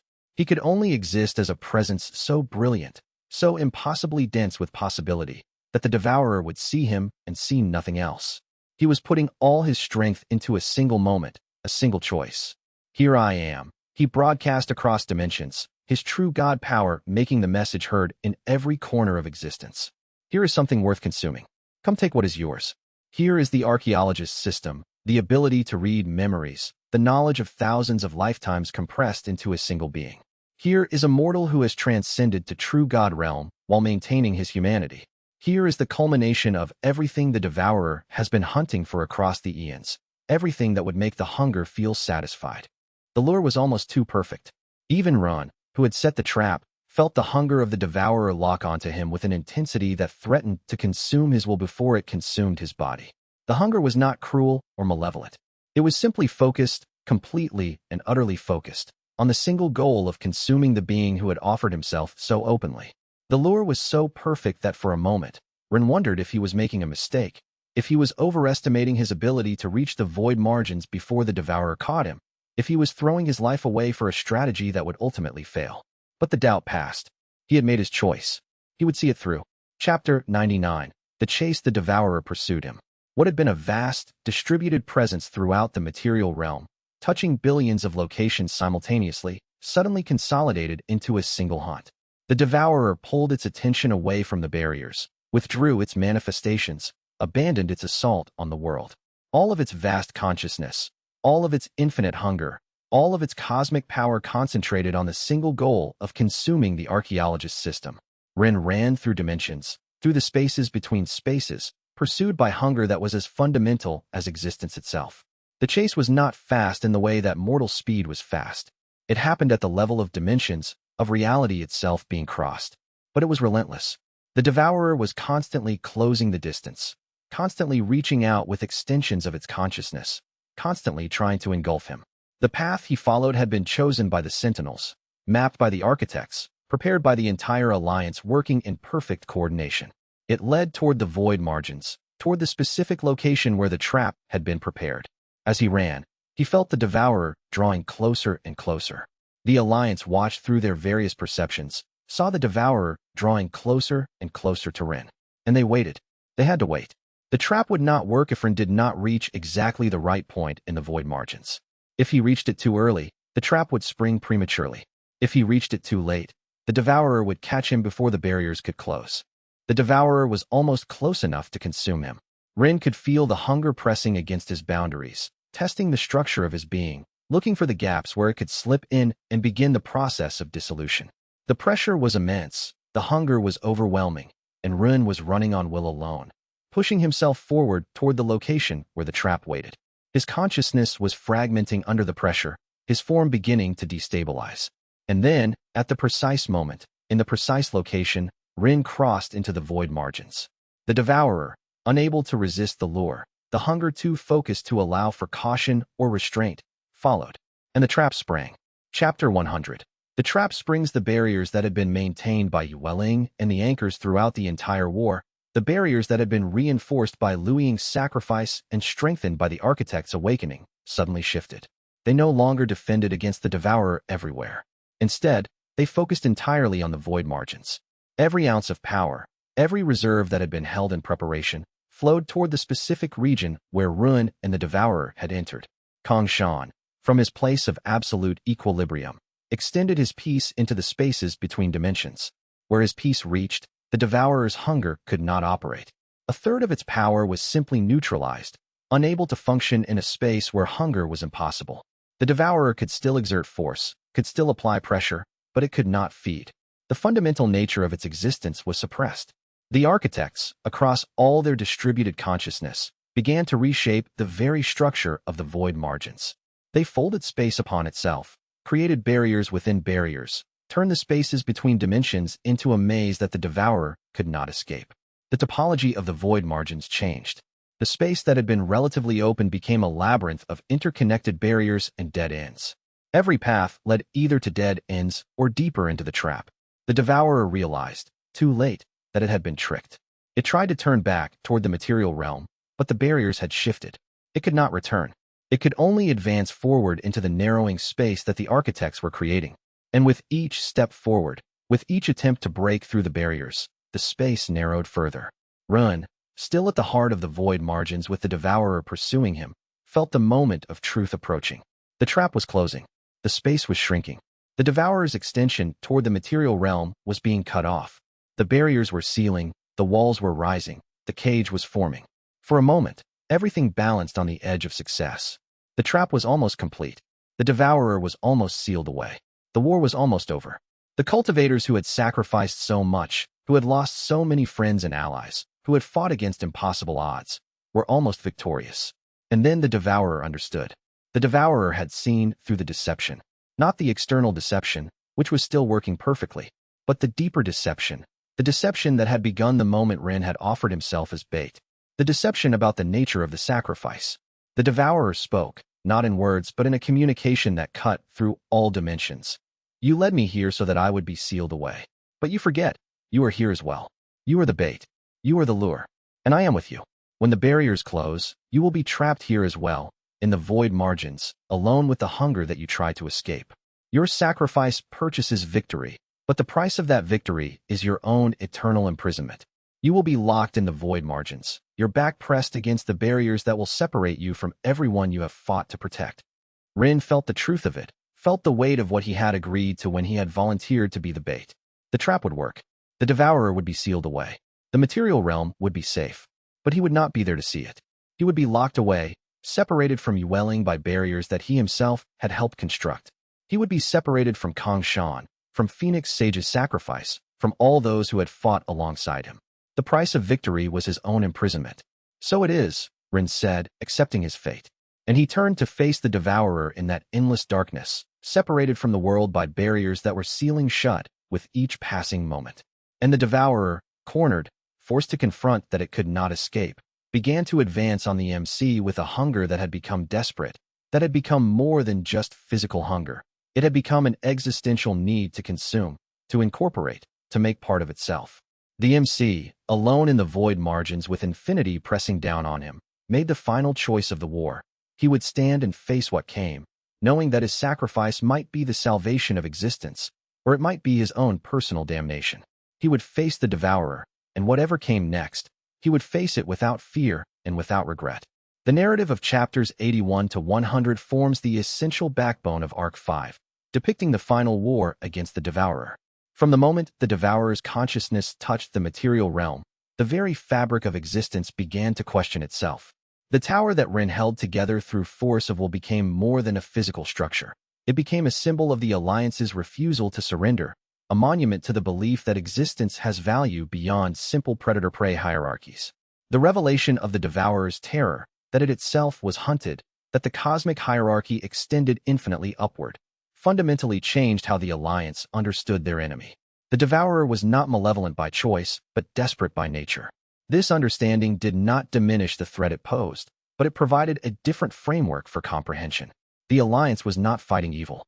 They were fighting entropy, hunger, the fundamental drive to consume that existed even in beings of cosmic scale.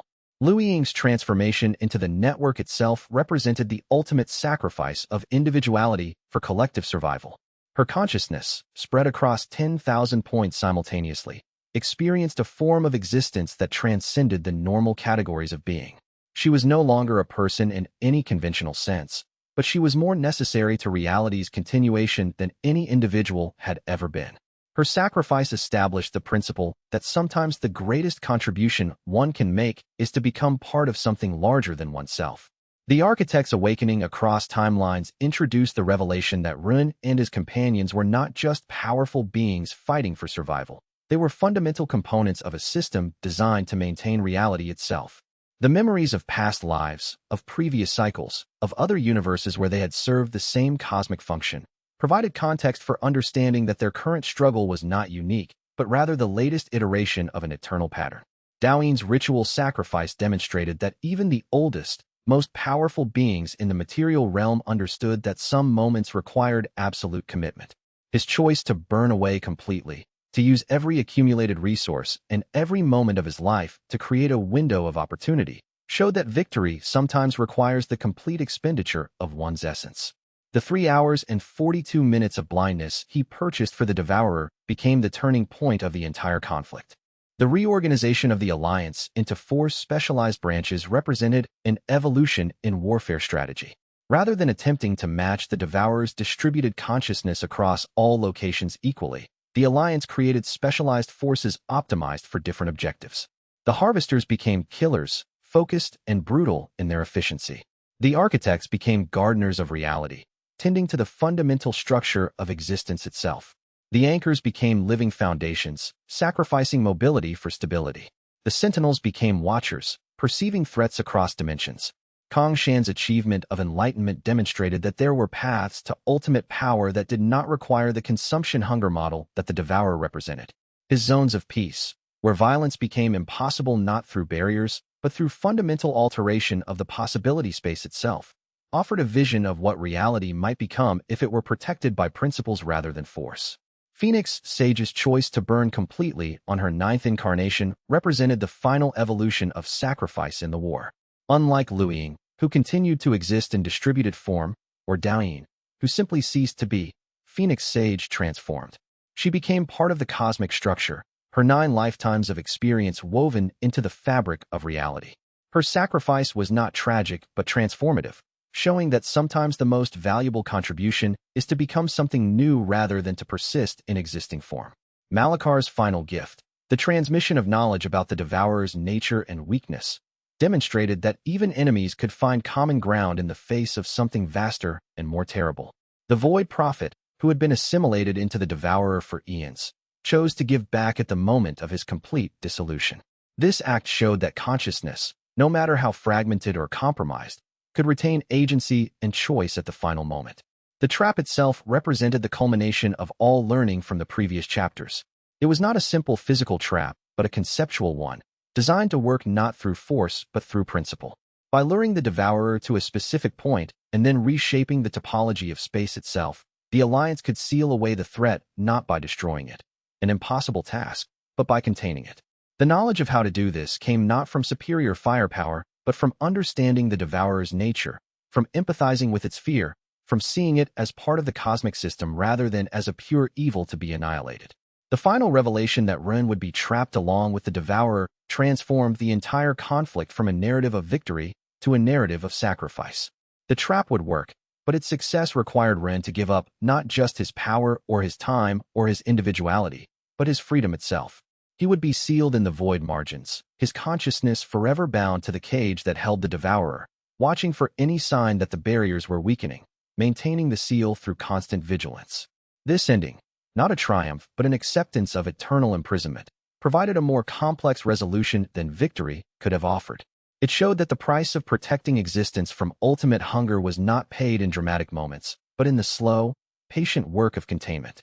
The Alliance would live on in the material realm, would eventually establish new civilizations, would remember the MC's sacrifice and honor it. But the MC himself would be forever outside that continuing existence, the eternal warden of a prison that could never be abandoned. The war against the Devourer ultimately taught a lesson about the cost of existence itself. Nothing is free, nothing is simple, and the greatest sacrifices are often made by those who never see the fruits of their work. Ren ascended through the realms, gained ultimate power, achieved understanding of cosmic principles, and then freely chose to give it all up to protect those he cared for. This paradox, that the greatest power is expressed through willing powerlessness, that the ultimate victory is acceptance of defeat, formed the thematic heart of Arc 5. The chapters chronicled not just a battle, but a transformation of understanding.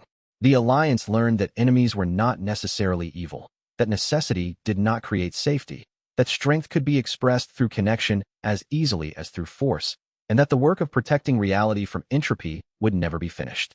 There would always be another cycle, another challenge, another test. The Devourer would remain sealed for 50,000 years, and then either a solution would be found or a new generation of architects would take up the burden their predecessors had borne. Thus the war ended not with celebration, but with acceptance. The material realm was safe, at least for now. The Alliance had learned to work together in ways that transcended individual consciousness. New architects had awakened across infinite timelines, adding their power to the ongoing maintenance of existence. And in the void margins, alone in darkness with the hunger that threatened all things, Rin Xinshin stood watch, not as a god, but as a guardian, not as a conqueror, but as a custodian, forever vigilant against the day when the barriers might weaken and the Devourer might break free to hunt once more. Thematic resonance and narrative development. The arc established by chapters 81 to 100 represented the natural culmination of everything the Alliance had learned and experienced across the previous 4 arcs. The warnings that had appeared in the archives of the God Realm, the fragments of divine knowledge that Rin had read with his Archaeologist System, finally found their application in real conflict. The Alliance was not discovering how to fight the Devourer so much as remembering how to fight it, drawing on ancestral knowledge that existed in the deep structure of their souls.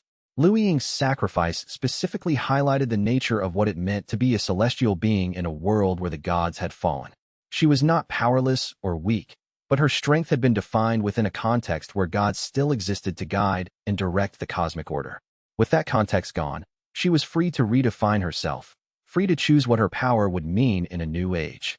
Her choice to distribute herself across the anchor network was not surrender but transformation, not loss but expansion. She became more than she had been, more connected, more essential to the continuation of existence. Similarly, Yueling's creation of the spaces of purity demonstrated that there were different ways to respond to the pressure of the Devourer beyond pure military opposition. Rather than fighting the manifestations directly, she created environments where the Devourer simply could not exist. These spaces became more valuable as the war progressed because they represented not contested territory but sanctuary, refuge, places where reality maintained its normal parameters regardless of what raged outside. The spaces grew in number as the war continued, expanding from hundreds of meters to eventually encompassing entire regions of land. Kong Shan's enlightenment resolved a question that had haunted him throughout his quest for understanding. How could one achieve ultimate enlightenment while existing within a universe dominated by hunger and conflict? The answer was acceptance. Not acceptance of defeat or compromise, but acceptance that conflict and hunger were part of the universe's nature, that pain and pleasure were equally valid expressions of existence, that resistance and surrender were 2 faces of the same coin. His zones of peace offered a different vision of what resistance could look like, not fighting back with greater force, but creating spaces where the need to fight disappeared. Phoenix Sage's 9 lives, compiled into a single moment of burning light, represented the accumulation of all experience and all learning compressed into a single point of maximum intensity. Unlike beings who achieve power through a single breakthrough or realization, Phoenix Sage's power came from 9 separate lives of learning, 9 different perspectives, 9 complete cycles of growth and development, all focused simultaneously. The light she released was not the light of creation or destruction, but the light of transformation, of ending and beginning, of cycles completing and restarting. The revelation of Malakar's dual nature, simultaneously prey and predator, assimilated yet retaining individuality, servant and rebel, gave the narrative a complexity that transcended simple good versus evil morality. Malakar was a being trapped between states of existence, neither fully the devourer nor fully independent, and yet this state of being trapped allowed him to achieve something neither purity nor integration could have granted: perspective on both sides, understanding of both positions, capacity to bridge a gap that should have been impassable. Extended analysis of cosmic principles. The chapters illustrated several cosmic principles that formed the philosophical foundation of the Alliance's eventual victory. The first principle was that understanding was itself a form of power. By reading the Devourer's memories through the blade of remnant divinity, Rin gained access to knowledge of its fear, its origins, its nature. This knowledge did not make the Devourer less dangerous, but it provided the Alliance with alternatives to brute force. The second principle was that sacrifice creates meaning. Every major sacrifice in these chapters, Liu Ying's, Daoins, Phoenix Sages, created temporal and spatial consequences that rippled through the conflict. Liu Ying's sacrifice strengthened the anchors. Daoins created a window of opportunity. Phoenix Sages created a day of reprieve. These sacrifices were not symbolic or ceremonial. They were functional, productive, changing the material conditions of the war. The third principle was that connection amplified power. The unified consciousness that Ren maintained was not a passive link, but an active channel through which power flowed. The more cultivators connected to the unified consciousness, the greater Ren's capacity to perceive and act. But this also created vulnerability. If the connections were severed, the entire structure would collapse. The alliance had to trust in each other's commitment absolutely, had to believe that no one would break the connections out of fear or desire for self-preservation. The fourth principle was that adaptation was essential. The alliance reorganized itself into 4 branches not because it was the ideal structure, but because it allowed for specialization and efficiency. The Devourer had to react to these changes because it operated on a single principle, consumption, while the alliance could multiply its approaches and strategies. Consequences of the war. As chapters 81 to 100 progressed toward their conclusion, the consequences of the ongoing conflict became increasingly visible. Regions where the Devourer had manifested were not simply destroyed, they were altered at the fundamental level.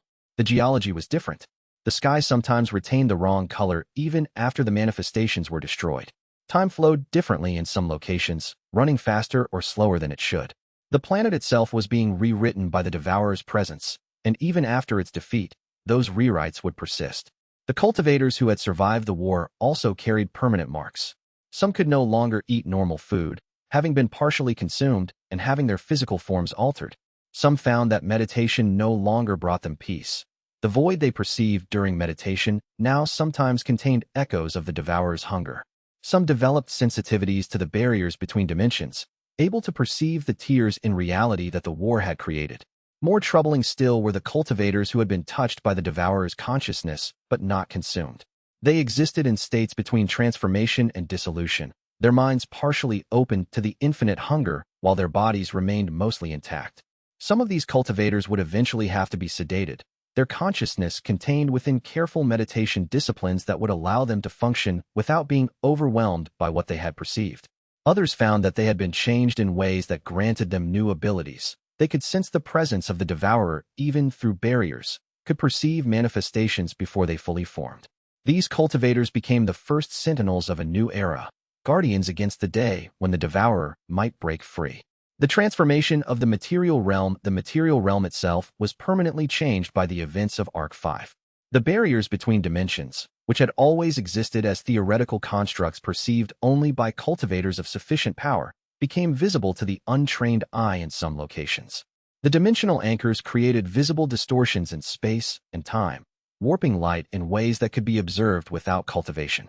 Some areas of the world became areas of increased dimensional sensitivity, where the boundary between the material realm and other dimensions remained thin even after the war's end. The spaces of purity that Yueling had created during the war did not disappear once the Devourer was sealed. Instead, they persisted, gradually becoming permanent features of the landscape. In these spaces, the normal rules of physics held with perfect consistency. No cultivation was needed to understand the laws of nature in these spaces. They were simply obvious. Water always flowed downward. Light always traveled in straight lines. Time always moved forward at the same rate. Over time, people began to build settlements in these spaces, understanding that they represented islands of stability in a universe that had been revealed as far more chaotic and dangerous than previously imagined. The revelation of the architects, that powerful beings across timelines were serving the function of maintaining reality itself, eventually led to new religious and philosophical movements. Scholars debated whether the architects were agents of some higher cosmic principle or whether they were simply powerful beings who had taken on the responsibility of reality maintenance. The answer was never definitively resolved, but it provided a framework for understanding why some beings pursued power while others pursued knowledge or enlightenment. Each path was a different way of maintaining existence. The eternal question. The final ambiguity of chapters 81 to 100 was this: had the Alliance truly won, or had they simply postponed the inevitable? The Devourer was sealed for 50,000 years, but eventually, that seal would face pressure. Either the barriers would weaken naturally over time, or something more powerful than the Devourer, the predator that hunted the Devourer, would eventually arrive at this universe. The Alliance had not eliminated the threat. They had contained it, deferred it, but they had not solved the fundamental problem that hunger and entropy were built into the structure of existence itself. This question haunted Run in his final moments before accepting his imprisonment. He understood that his sacrifice would not create permanent safety, but only temporary reprieve. The material realm would be safe for 50,000 years, but then the cycle would begin again. New cultivators would face new threats. New architects would awaken and remember their purpose. The work of maintaining reality would continue, but it would fall to beings not yet born, facing challenges not yet imagined. Yet this was not despair. It was acceptance of the nature of existence itself. Nothing permanent, everything in flux, all order temporary against the pressure of entropy. The Alliance had learned to work within that framework rather than fighting against it. They had learned that meaning could exist even in temporary situations, that sacrifice was valuable even if it only bought time, that connection was precious even if it would eventually be broken. The architecture of sacrifice. Looking back across the span of these 20 chapters, one observes a consistent pattern in how the Alliance structured its response to existential threat. Each major action, Luiying's merger with the Anchors, Dowing's ritual sacrifice, Phoenix Sage's burning, Ren's imprisonment, followed a specific arc. First came awareness of crisis, the recognition that the current strategy was no longer viable. Then came understanding of the available options and the costs they would entail. Finally came the choice, whether to act and pay the price, or to refrain and accept a different kind of failure. What made this pattern remarkable was that none of these choices appeared easy. No character in chapters 81 to 100 woke to their sacrificial destiny with enthusiasm or clarity. Instead, each confronted the weight of what was being asked and then, through acceptance, commitment, or sometimes just the absence of an alternative, made the choice to proceed. This complexity prevented the narrative from becoming a simple celebration of sacrifice. Instead, it showed sacrifice as costly, difficult, often tinged with doubt and fear, yet ultimately meaningful because of those very costs. Luiying's internal experience as she merged with the Anchors network was never directly narrated, but one could infer it from the way she reached out to Yueling at the moment of her transition from individual to distributed consciousness. That reaching out, that final communication before transcendence, was not the action of a being surrendering to annihilation, but of one choosing a new form of existence. She was not being erased, but transformed, not ceasing to matter, but becoming more essential to the structure of the Alliance's defense. Dowing's transformation was starker. The ritual burned away every accumulated resource, every artifact of power, every enhancement he had achieved across his long life. The accumulation of centuries was consumed in hours, leaving nothing behind but ash and the knowledge he had transmitted to his students. Yet this totality of sacrifice, the fact that he did not hold back or preserve some portion of himself, gave his final act a clarity that qualified sacrifices could not achieve. He was choosing not to survive this moment, and that choice was honored by the Alliance's use of his gift. Phoenix Sage's ninefold synthesis was perhaps the most complex in its emotional resonance. She was not becoming something new, but rather actualizing something that had always existed in potential, the unified consciousness of 9 cells across 9 lifetimes. The burning that followed was not destruction of those cells, but expression of them, all 9 perspectives brought to bear on a single action of maximum intensity. In a sense, she did not die across 9 lives, but lived across 9 lives simultaneously, at least for the moment of her burning. When Ren accepted his imprisonment, he was accepting something without precedent in the narrative. The other sacrifices, Luiying's, Dowing's, Phoenix Sage's, had been moments of intense action culminating in transformation. But Ren's sacrifice was static, ongoing, eternal. He would spend 50,000 years in the void margins, watching, waiting, maintaining the seal. This was not a dramatic death, but a slow commitment to existence in a form that most beings would consider a form of torture. And yet he accepted it. The power of understanding. One theme that unified all 20 chapters was the power that came from understanding. Ren's Archaeologist System was a manifestation of this principle, but the concept extended far beyond any single ability. Understanding the Devourer's nature, that it was prey, that it was running, that it was desperate, changed how the Alliance could oppose it. Understanding that the Devourer operated on hunger meant that the Alliance could create spaces where hunger was impossible.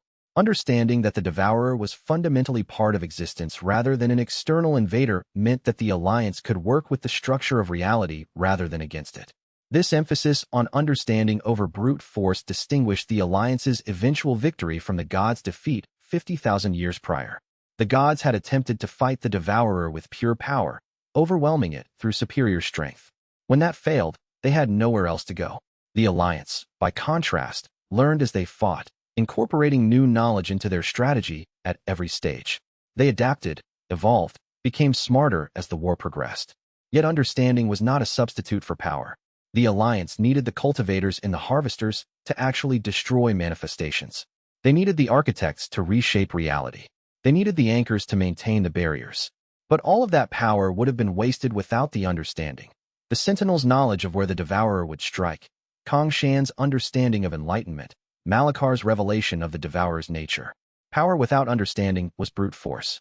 Understanding without power was philosophy. The Alliance's strength came from combining the two. The resonance of choice, what gave the final chapters their emotional weight, was that every major action was a choice. Liu Ying chose to merge with the anchors. She was not coerced or forced. Dao Yin chose to perform the ritual. He could have refused, and the Alliance would have had to find another way. Phoenix Sage chose to burn. She could have survived, could have continued to exist as she had, could have waited for a safer opportunity that might never come. Rin chose to be the bait. He volunteered, put himself in the position of greatest danger. These choices made the narrative powerful because they showed agency even in the face of overwhelming pressure. The Alliance was not puppet figures moved by fate or necessity. They were beings with consciousness, with the capacity to choose, and they chose to sacrifice. Some might argue that these were forced choices. What other options existed? But the narrative presented them as choices nonetheless. In the final analysis, Liu Ying could have let the anchors fail. Dao Yin could have hoarded his knowledge. Phoenix Sage could have let someone else pay the price. Rin could have looked for another strategy, another sacrifice that did not require his imprisonment. The fact that none of them did, that each chose the harder path, the greater sacrifice, was what made their actions ultimately more meaningful than if they had been compelled or forced. Meaning came not from necessity, but from choice in the face of necessity. In the aftermath of chapters 81 to 100, the world would never be the same. The cultivators who had fought in the war would carry the memory of it forever, would pass it on to their students and descendants. Stories would be told and retold about the heroes who had sacrificed themselves. Liu Ying, Dao Yin, Phoenix Sage, and above all, Rin Xianqian. These would not be stories of untarnished victory, but of difficult choices, costly sacrifices, and the kind of triumph that comes at the expense of permanent loss. The material realm would endure. Civilization would continue. New cities would be built in the spaces of purity. New architects would discover and cultivate their abilities. But the knowledge that the Devourer existed, that it was sealed but not destroyed, that it could eventually break free, this knowledge would shape the character of the new age that emerged from the war's ashes. In the void margins, Rin Xianqian would stand eternal watch, neither god nor mortal, but something in between, something new. He would not be alone. The consciousness of his allies would touch his across the barriers, would provide him with companionship and purpose. But he would be separated, forever removed from the world he had fought to protect, forever vigilant against the day when the hunger might return. This was not the ending the Alliance had hoped for, but it was an ending that was honest, that acknowledged the true cost of defending reality against entropy and hunger. It was an ending that left room for future stories, for future struggles, for the work of reality maintenance that would continue through eternal cycles. It was an ending that proved Rin's refusal to accept the Devourer's logic, that existence was not about conquest and dominance, but about connection, sacrifice, and the willingness to give up everything to preserve what mattered. Chapter 101. Consumption. The Devourer did not attack. It simply accepted him, and acceptance was more terrifying than assault could ever be. One moment, Rin stood in the void margins with the barrier at his back. The thing that had once been a god and now was something far vaster bearing down upon him, like an ocean sinking into bottomless depth. The next moment, there was no separation between himself and it. The boundaries of his body dissolved. His skin peeled away, not in pain, but in relief, as if he had been carrying a suffocating weight that had finally, mercifully released him. The sensation was peculiar, cold burning against hot cold, his cells torn apart and healed in the same instant. He wanted to scream, but he had no throat. He wanted to run, but he had no legs. He wanted to call out to Yueling, to Kong Shan, to any of them, but he had no voice and no ears to hear one.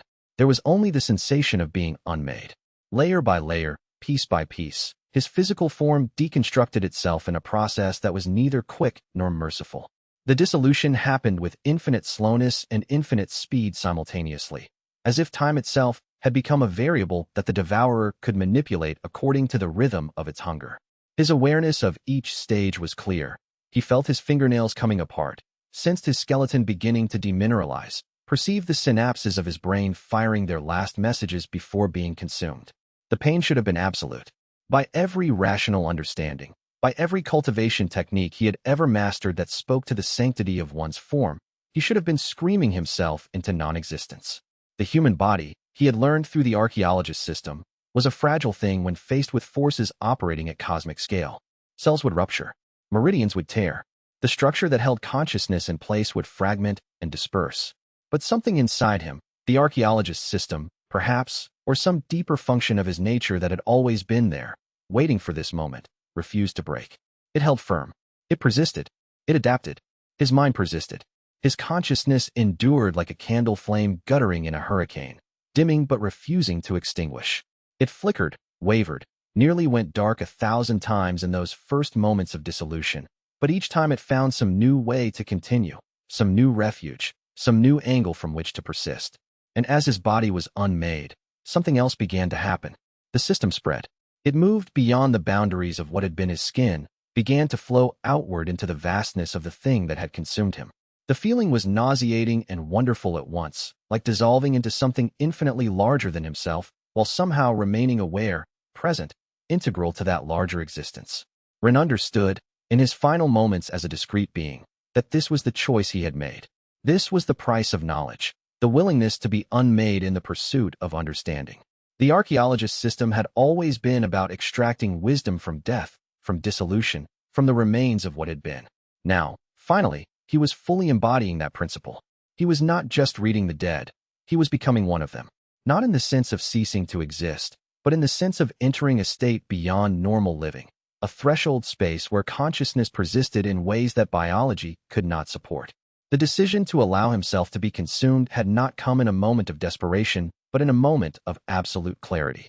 He had been standing at the barrier, watching the devourer advance, feeling the weight of every death on his shoulders, the civilizations that had fallen, the gods that had been devoured, the countless people who had sacrificed themselves to bring him to this point. Yueling's hand had held his, and in that grip was all the weight of millennia of suffering. Kong Shan's eyes had met his, and in them was the peace of one who understood what was necessary. And he had understood that there was no path forward through resistance. The devourer was too vast, too fundamental, too much a part of existence to be fought with conventional warfare. But there was another way. The same system that allowed him to read the memories of the dead could read the memories of the living. And if he allowed himself to be consumed, if he allowed the Archaeologist System to spread into the devourer's very essence, then he could read not just memories but the nature of the thing itself.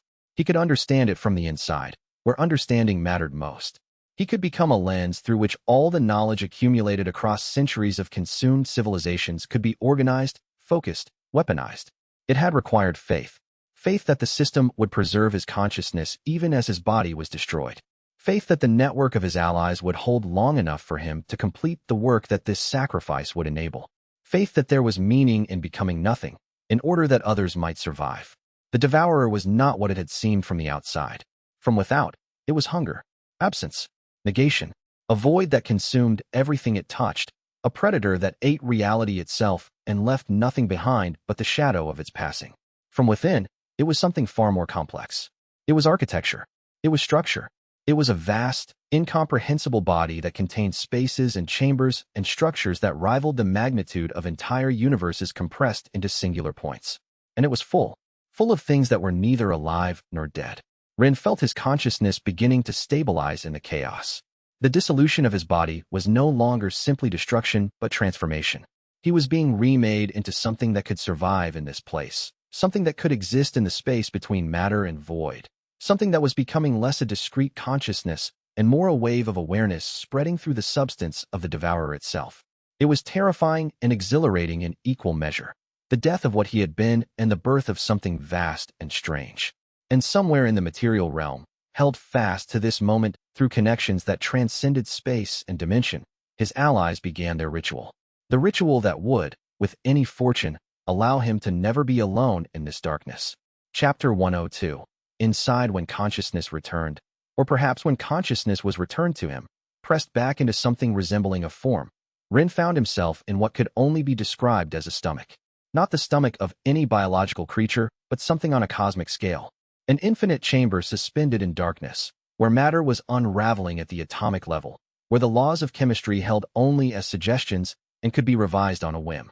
The Archaeologist System guided him through the disorientation, showing him how to perceive the structure despite its fundamental violation of physical law. What had once been absolute, fixed, and certain became fluid, negotiable, and strange. And drifting through that darkness were the remains. Gods. Actual gods, in the classical sense. Beings of such immense power that the weight of their presence would have crushed a mortal into less than dust. And yet they drifted here, half-digested, their power leached away, their bodies still slowly being unmade even after countless eons of residence in this terrible place. Some of them still moved, a spasmed sort of movement, fingers twitching, mouths opening in eternal gasps. The process of digestion was so slow, so inexorable, that they had been dying for longer than human civilizations had risen and fallen, longer than mountains had eroded to dust, longer than continents had drifted across ocean floors. Time, in this place, was not a river but an ocean, and they drifted in its depths like drowned things that could not sink further because there was no bottom. Rin could feel their despair like a weight pressing down on his consciousness, a weight that threatened to overwhelm him entirely. It was not just the sensation of sadness or pain. It was the accumulated weight of ages spent in a state between life and death, fully aware throughout every moment of that interminable transition. These beings had possessed the power to reshape universes, and now they could not so much as move of their own will. They had commanded respect and fear, and now they could not even command silence, because the devourer's digestion proceeded regardless, indifferent to their suffering, uncaring whether they experienced eons of torment. The god of storms drifted past, recognizable still despite the erosion of its form. Rin could perceive, through the system's reading of residual energy, the memory of this god commanding weather across entire worlds, summoning hurricanes with a gesture, calling lightning from skies it had reshaped according to its will.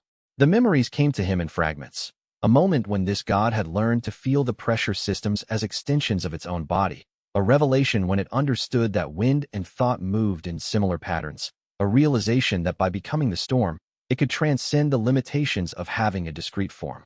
Rin experienced the god's memory directly. He felt what it had been like to stand at the center of a tempest of the god's own creation, to have the wind respond to emotion with the sensitivity of a beloved, to command clouds with the same ease that Rin could move his hand.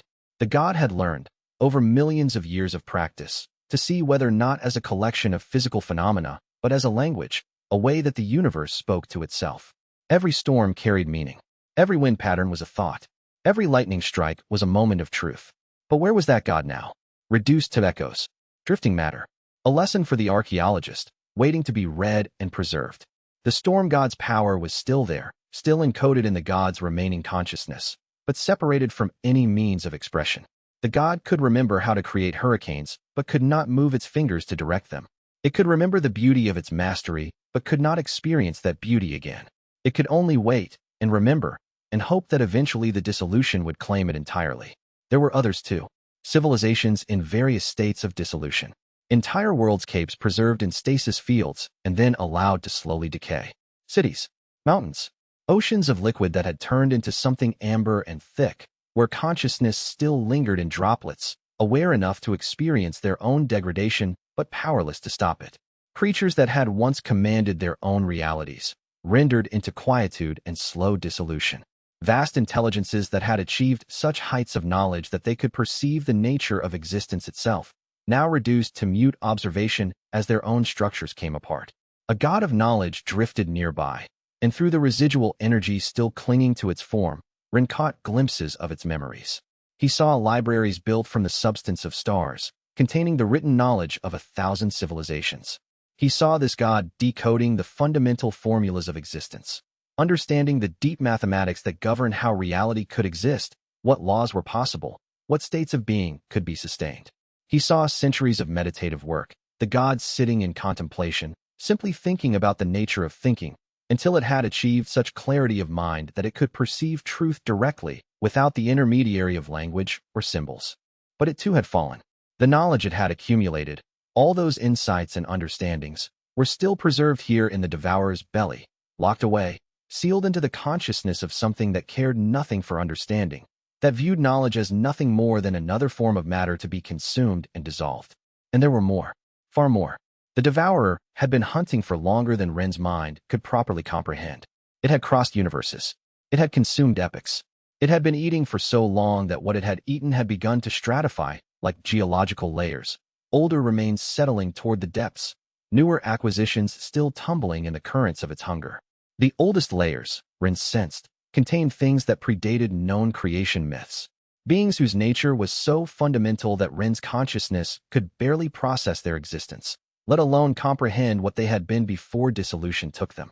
One such being drifted in the deepest places, and Ren found his perception pulled toward it despite his uncertainty. This being had no form that could be observed in normal ways. It was more like a concept that had been given substance, an idea that had achieved consciousness and power. It had existed, Ren understood from the fragmentary impressions available, in a state of pure mathematics, numbers and equations and logical relationships that somehow thought about themselves. The memories associated with it were incomprehensible on a direct level, but the archaeologist system translated them into analogies that the human portion of Ren's consciousness could grasp. This entity had asked the question, what is the nature of truth? And in asking that question, it had spent millions of years exploring every possible answer. It had discovered that truth was not singular but infinite, that there were truths about numbers and truths about matter, truths about time and truths about thought, all existing simultaneously, all equally valid in their own contexts. And from that realization, it had built a civilization of mathematics, a culture of pure logic that had nothing to do with survival or growth or any of the concerns that motivated biological creatures. It had simply existed to think, to explore, to understand. And the devourer had consumed it without the slightest comprehension of what it was consuming. Ren tried to move, but found that he had no body to move with. He was awareness, pure awareness, floating in the darkness. He was beginning to understand what had happened to him. The devourer had not simply killed him. It had integrated him, in the same way it integrated everything else. But unlike the other beings caught in this terrible archive, Ren still possessed something the others had lost, his system, his ability to read, to understand, to extract knowledge from that which surrounded him. The system had adapted to the conditions of the devourer's interior, had transformed itself into something new, something that could function in this space of dissolution and void. The archaeologist system did not die when his body did. It adapted. It transformed. It began to spread through the devourer's body like roots through soil, seeking connection points, pathways through which it could extend its reach. It was a process that should have been impossible. No system, no technique, no cultivation method was designed to function after bodily death. But the archaeologist system was not normal. It had been born from the desire to understand, from the need to extract knowledge from the dead. And what could be more dead than a god slowly being digested? What could be more rich with information than a consciousness that had achieved divine power, now fragmenting and dispersing, leaving traces of its knowledge throughout the spaces where it dissolved?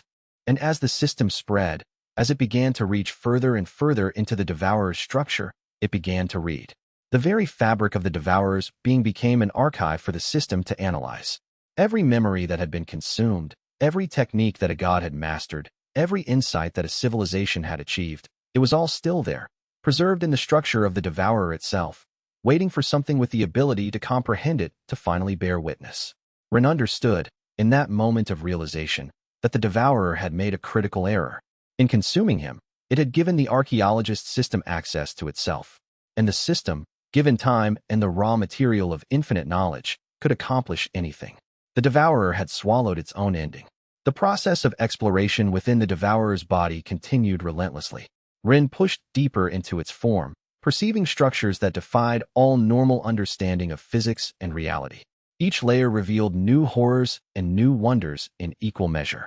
The air itself, if something like air could exist in this place, seemed to resonate with the presence of countless dead consciousnesses, their final moments preserved in crystal clarity for the archaeologist's system to analyze and process. He moved through regions where matter had been partially dissolved but not entirely consumed, floating in states of liminal existence that seemed impossible according to every law he understood. Some regions contained what might have been cities, the architectural remains of civilizations that had achieved heights of technological mastery before being drawn into the devourer's hunger. Others contained what seemed to be pure thought made manifest, abstract structures that represented concepts themselves, ideas that had been so powerful they had persisted even within the Devourer's dissolution process. Chapter 103. The archive every being the Devourer had ever consumed was a memory. This was what Ren understood with sudden clarity as the Archaeologist System began to process the vast archive it had found itself immersed within. The system, freed from the constraints of operating through a single biological form, began to function on a scale it had never achieved before. It was no longer limited to touching objects, reading the residual energy clinging to stone and metal. It was submerged in the Devourer itself, and everything the Devourer contained was available to be read. The system showed him what it found, processing the data and presenting it in ways his consciousness could comprehend without shattering under the weight of infinite knowledge. It created filters, hierarchies of information, organizing schemes that allowed the vastness to be manageable. Gods appeared before him in memory form, their entire existence scrolling past like records in an infinite library. He saw how they had cultivated, what techniques they had mastered, how they had achieved their various realms of power. He perceived the subtle variations in their approaches, the personal touches each god had brought to their practice. He saw the god of storms climbing from mortal to divinity through centuries of meditation in the highest peaks, learning to feel the currents of wind as extensions of his own will. He saw the god of boundaries constructing the foundational formulas of reality itself, understanding at a molecular level how things could be separated from things, how divisions could be made absolute. He saw civilizations of beings with collective consciousness, their thoughts synchronized, their power amplified through perfect coordination. He saw individuals who had achieved such profound knowledge of themselves that they had become, in essence, art forms rather than creatures of biology.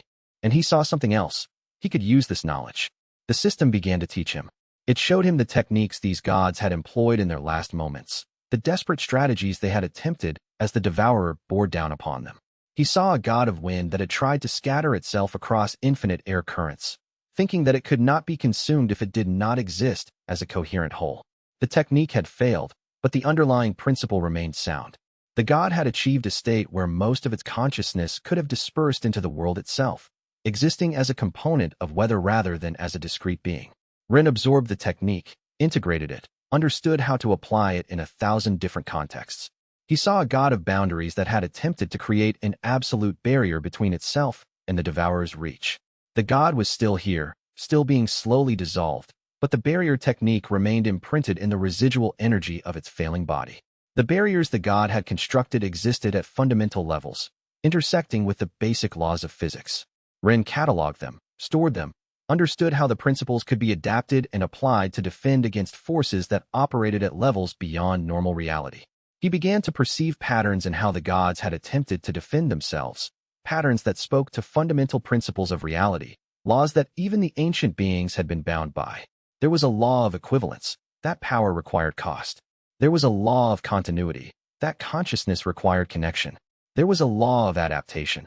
That understanding required changing what was understood. Each god, in their final moments, had attempted to exploit these laws, to find some loophole or exception that might allow them to survive. He was learning faster than he had ever learned before. Every moment of exposure to a new god's knowledge was another advancement in his understanding. The Archaeologist System had been designed for this purpose, to extract wisdom from the dead and make it available to the living. And the Devourer's belly was the largest graveyard in existence.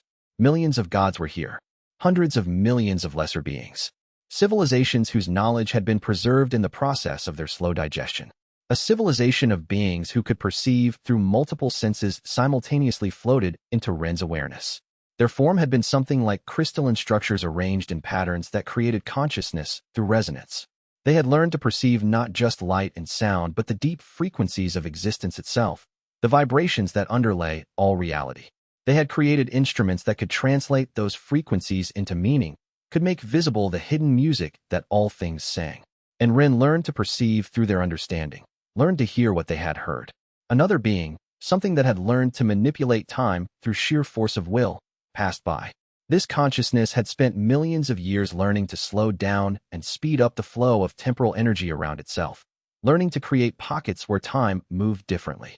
It had attempted, at the last, to accelerate the Devourer's digestion, thinking that by making the process move faster, it could reach a conclusion, could stop the endless suffering of slow dissolution.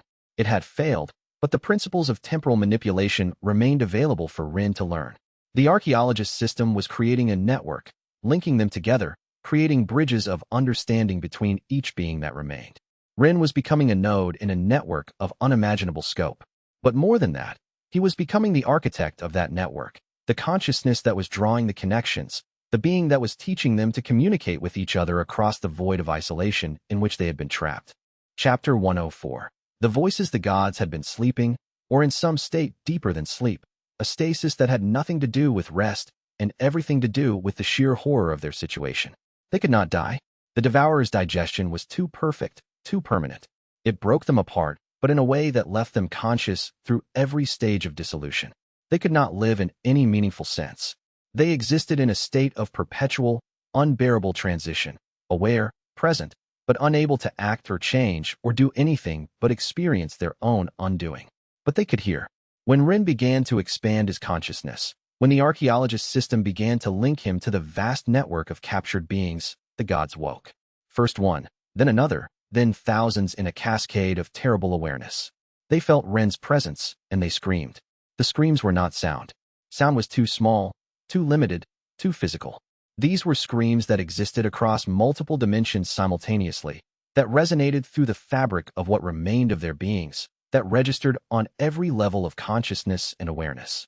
The accumulated agony of eons burst forth like a dam breaking, releasing pressure that had been building since the moment each god had been captured. It was the sound of despair given voice. It was the sound of pain given form.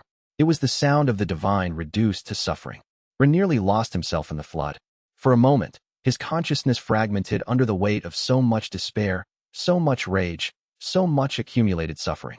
Centuries of accumulated horror, each god's individual agony amplified by the presence of all the others, created a wave of pure existential anguish that threatened to dissolve his awareness entirely. He understood why these beings were screaming. They had been dying for so long that they had ceased to believe in the possibility of anything else. And now, in that moment, there was something else. There was change. There was possibility. And change, when you have known only unchanging suffering, is the most terrifying thing imaginable. Please, whispered a voice that had once commanded the weather of entire worlds. End it. End the hunger. End the slow dissolution. End us. We have endured beyond the edge of endurance. We have suffered past the point where suffering has meaning. We are not gods anymore. We are not even beings. We are memories of pain, echoes of agony, fragments of what we once were. Please, release us. The pain is memory, whispered another voice, something that had once been a god of knowledge. We remember what we were. We remember the before time, when we were free. We remember the taste of power, the feeling of shaping reality, the joy of creation. And the memory is worse than the pain because it shows us what we have lost. Every moment of the memory makes the pain more meaningful, more unbearable, more real. I beg you, take away the memory. Let us forget. Let us dissolve into nothing and be done with this. It's coming, whispered a third voice, something that had been a god of prophecy. Not the end, never the end, but a door. There is a door opening. I can see the possibility. Not salvation, not rescue, but the possibility of becoming something other than what we are. Something that is not trapped, something that is not suffering, something that is more than this. Millions of voices speaking at once, overlapping, creating a symphony of accumulated despair and desperate hope. Voices of beings who had once shaped universes now reduced to begging, to pleading, to hoping against all experience that something might change. They spoke in languages that had not been used for millions of years. They spoke in the fundamental frequencies of existence itself. They spoke in mathematical formulas that predated language. They spoke in every way that a consciousness could express despair, and in their despair, they began to awaken to the possibility of something other than despair. And Ren realized with sudden clarity what had happened. The Devourer was not in essence unified. The beings it had consumed, even in their broken state, maintained some degree of individual consciousness. They were all partially aware, all experiencing the slow dissolution, all screaming silently into the void. But more than that, they were all aware of each other now, for the first time since their capture. The Archaeologist System had connected them. It had broken the isolation that the Devourer maintained, that terrible aloneness that had kept each god locked in its own experience of suffering without even the companionship of knowing that others suffered too. And with that connection came the possibility of hope. With that connection came the possibility of purpose. With that connection came the possibility of resistance. They were beginning to believe in the chance of change. And belief, Ren understood, was the most powerful force in any universe. Chapter 105. The network. Ren began to understand his new nature. He was not a single consciousness anymore.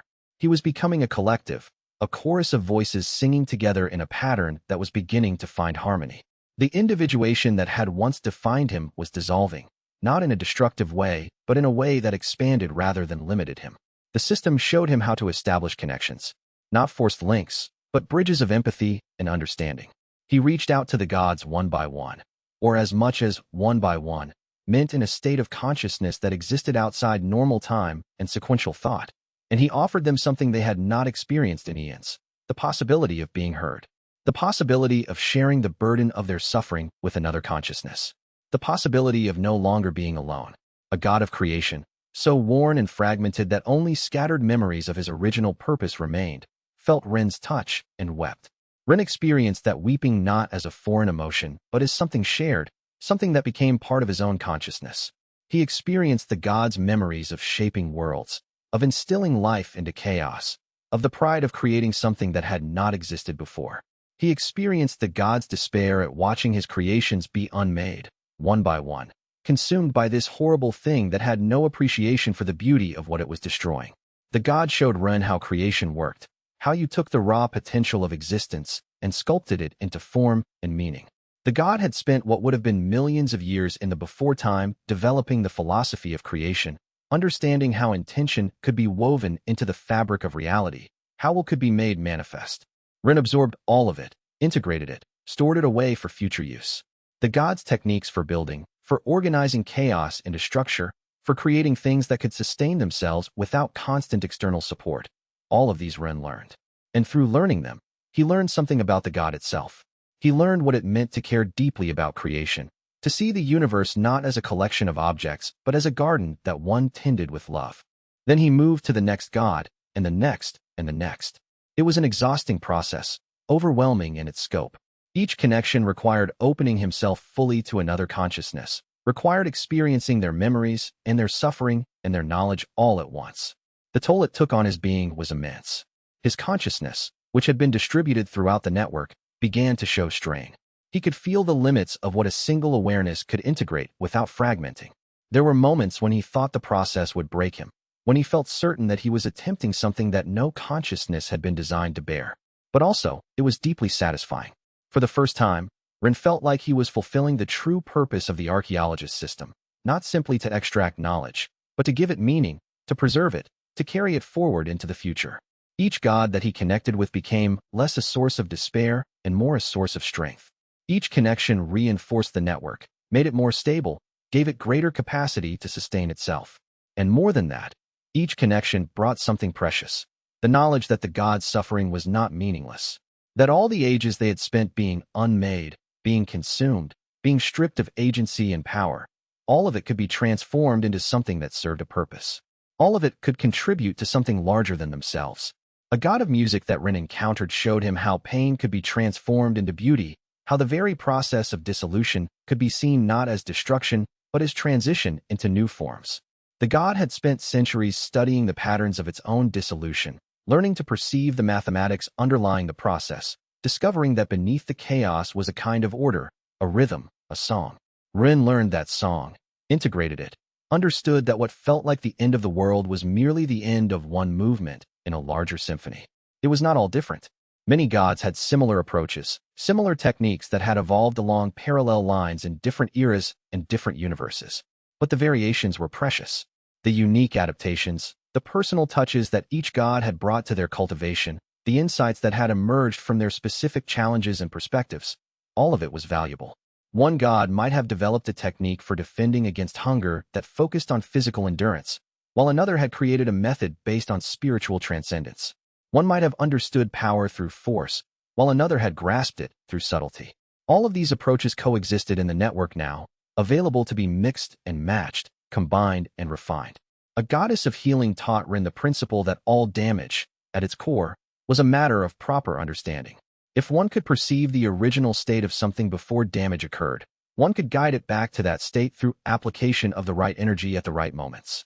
She had spent centuries learning to move backward through time in her mind, perceiving things as they had been, and then slowly guiding reality to to match her perception.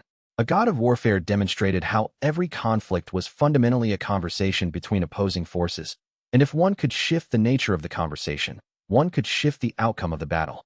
He showed Rin how to apply pressure at exactly the right moment, how to interpret the subtle indicators that an opponent was about to act, how to move in ways that seemed like flowing rather than fighting. And as the network grew more complete, as Rin connected more and more of the captured consciousnesses, something began to happen. The gods began to communicate with each other. Across the eons of their imprisonment, they had never in essence been able to exchange information. The isolation imposed by the Devourer's structure had been absolute, each god alone in its own space, unable to perceive anything beyond itself. But now, facilitated by Rin and the Archaeologist System, they began to share their memories, their techniques, their understanding. The god of boundaries could speak with the god of knowledge.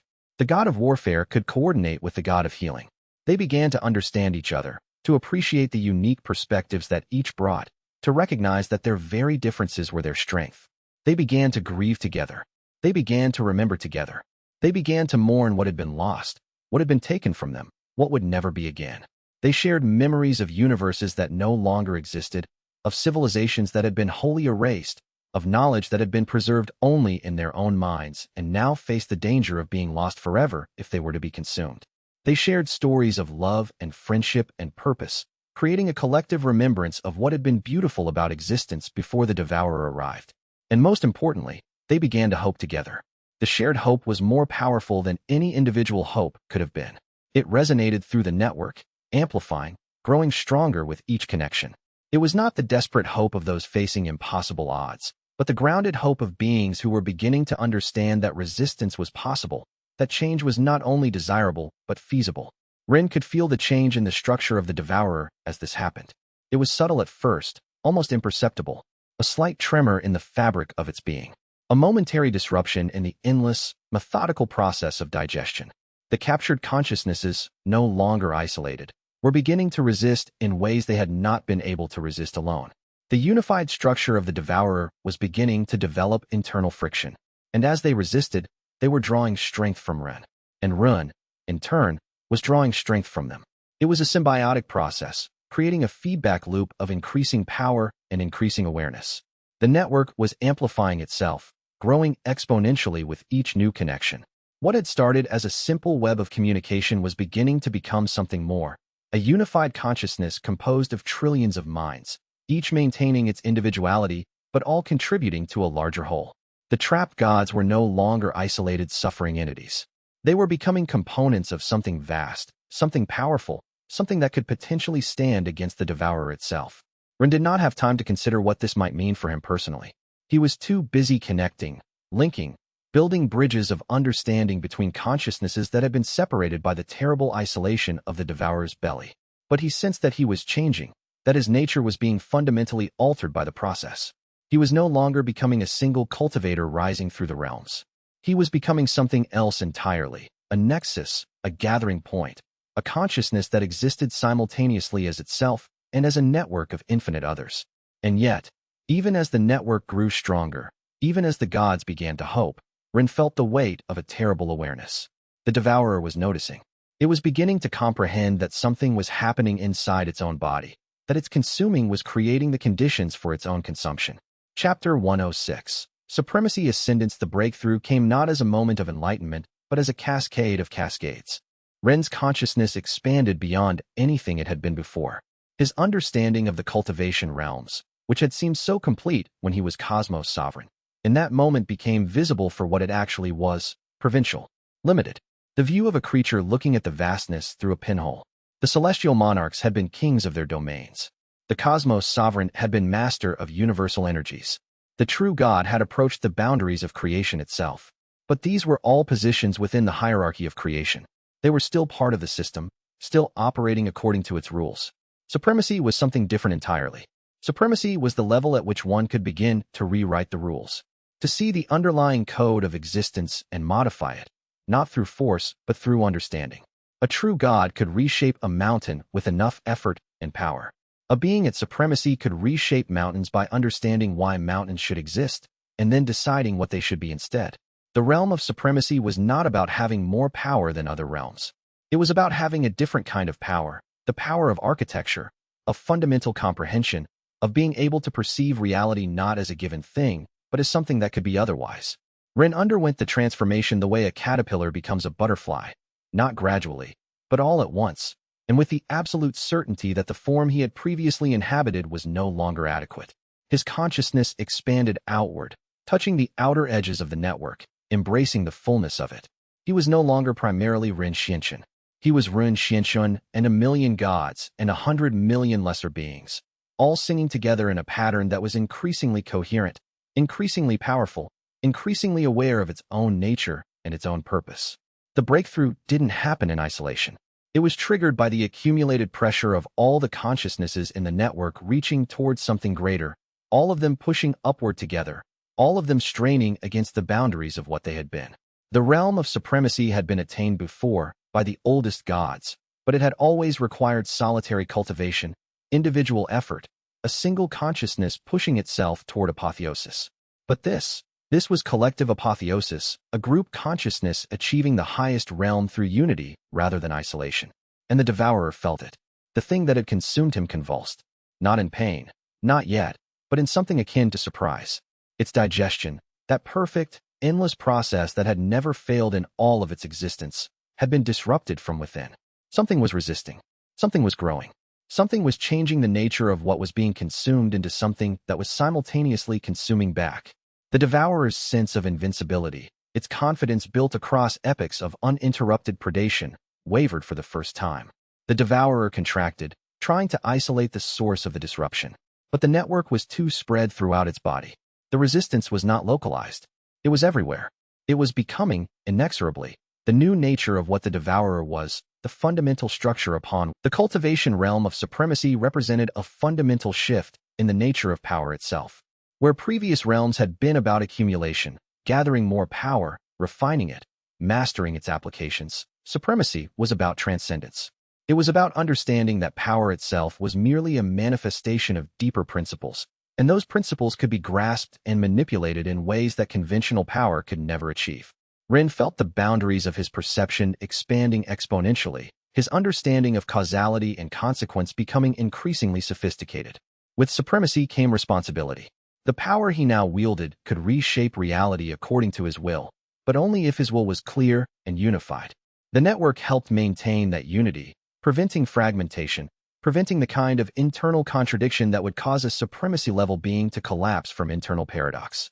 Every thought he thought was now shared with millions of consciousnesses, verified against their understanding, confirmed through collective deliberation before being acted upon. Chapter 107.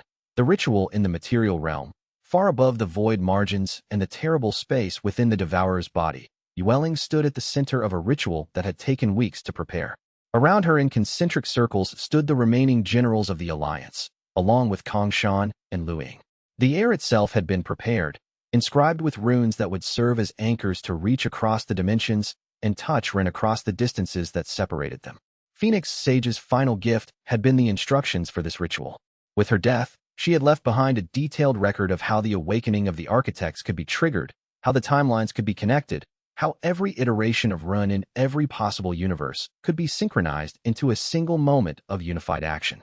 It was knowledge that had taken her 9 lifetimes to accumulate, and she had poured every drop of that knowledge into the record, ensuring that those who came after her would be able to access it.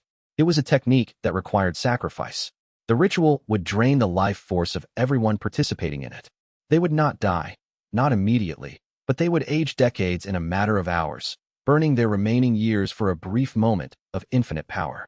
Every person in those concentric circles understood what this ritual would cost them. They were each spending the rest of their lives for the possibility that Rin might survive what awaited him in the devourer's belly. Yueling looked around at the faces of those gathered. She saw Luiying, the celestial elf who had been bound to the dimensional anchors for so long that she had nearly forgotten her own nature.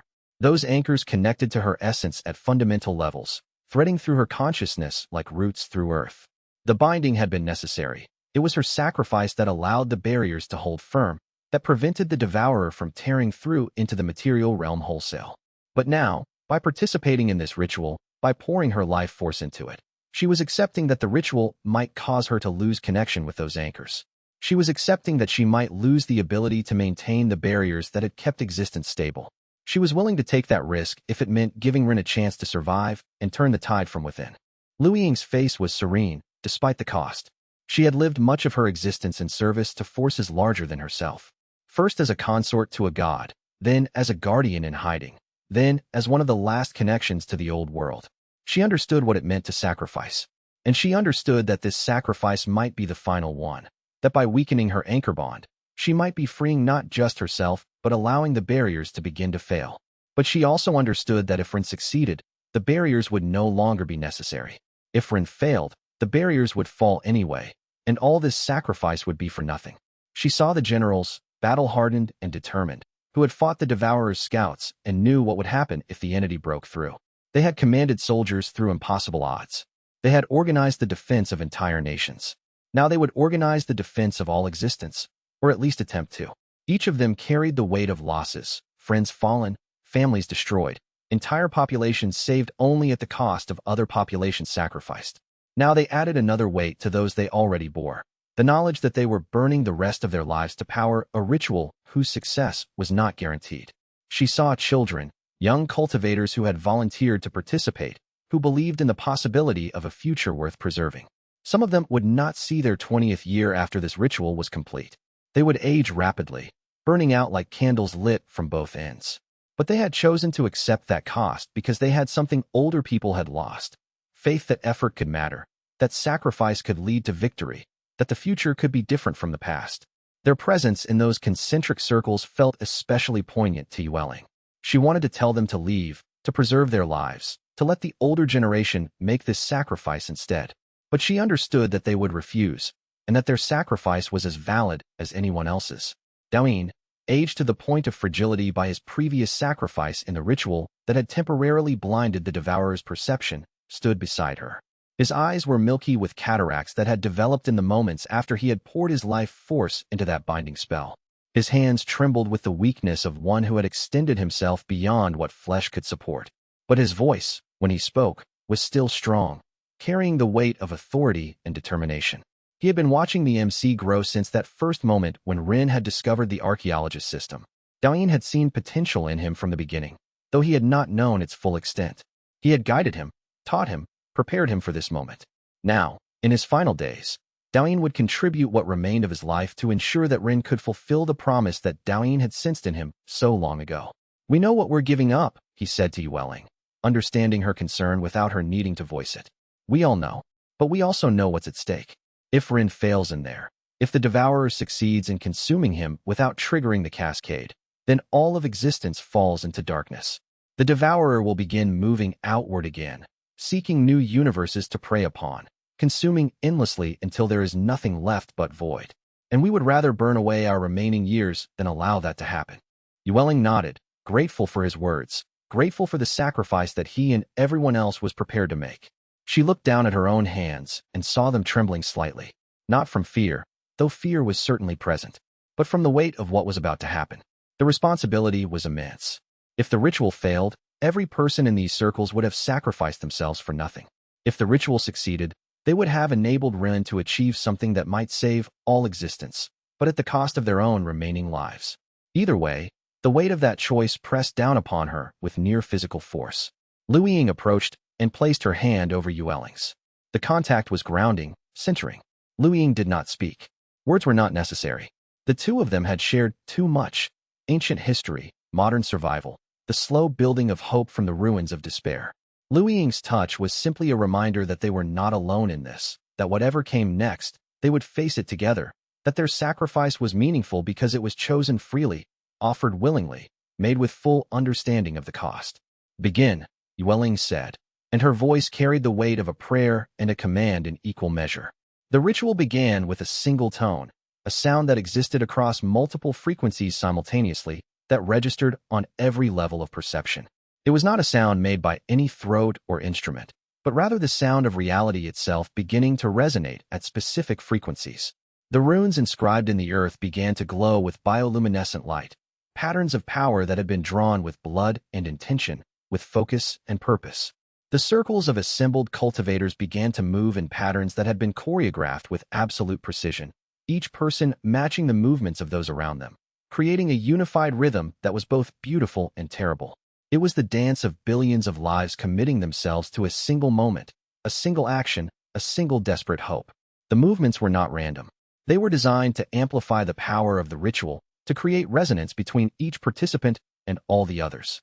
As the ceremony deepened, Yueling felt the weight of centuries beginning to settle on her shoulders.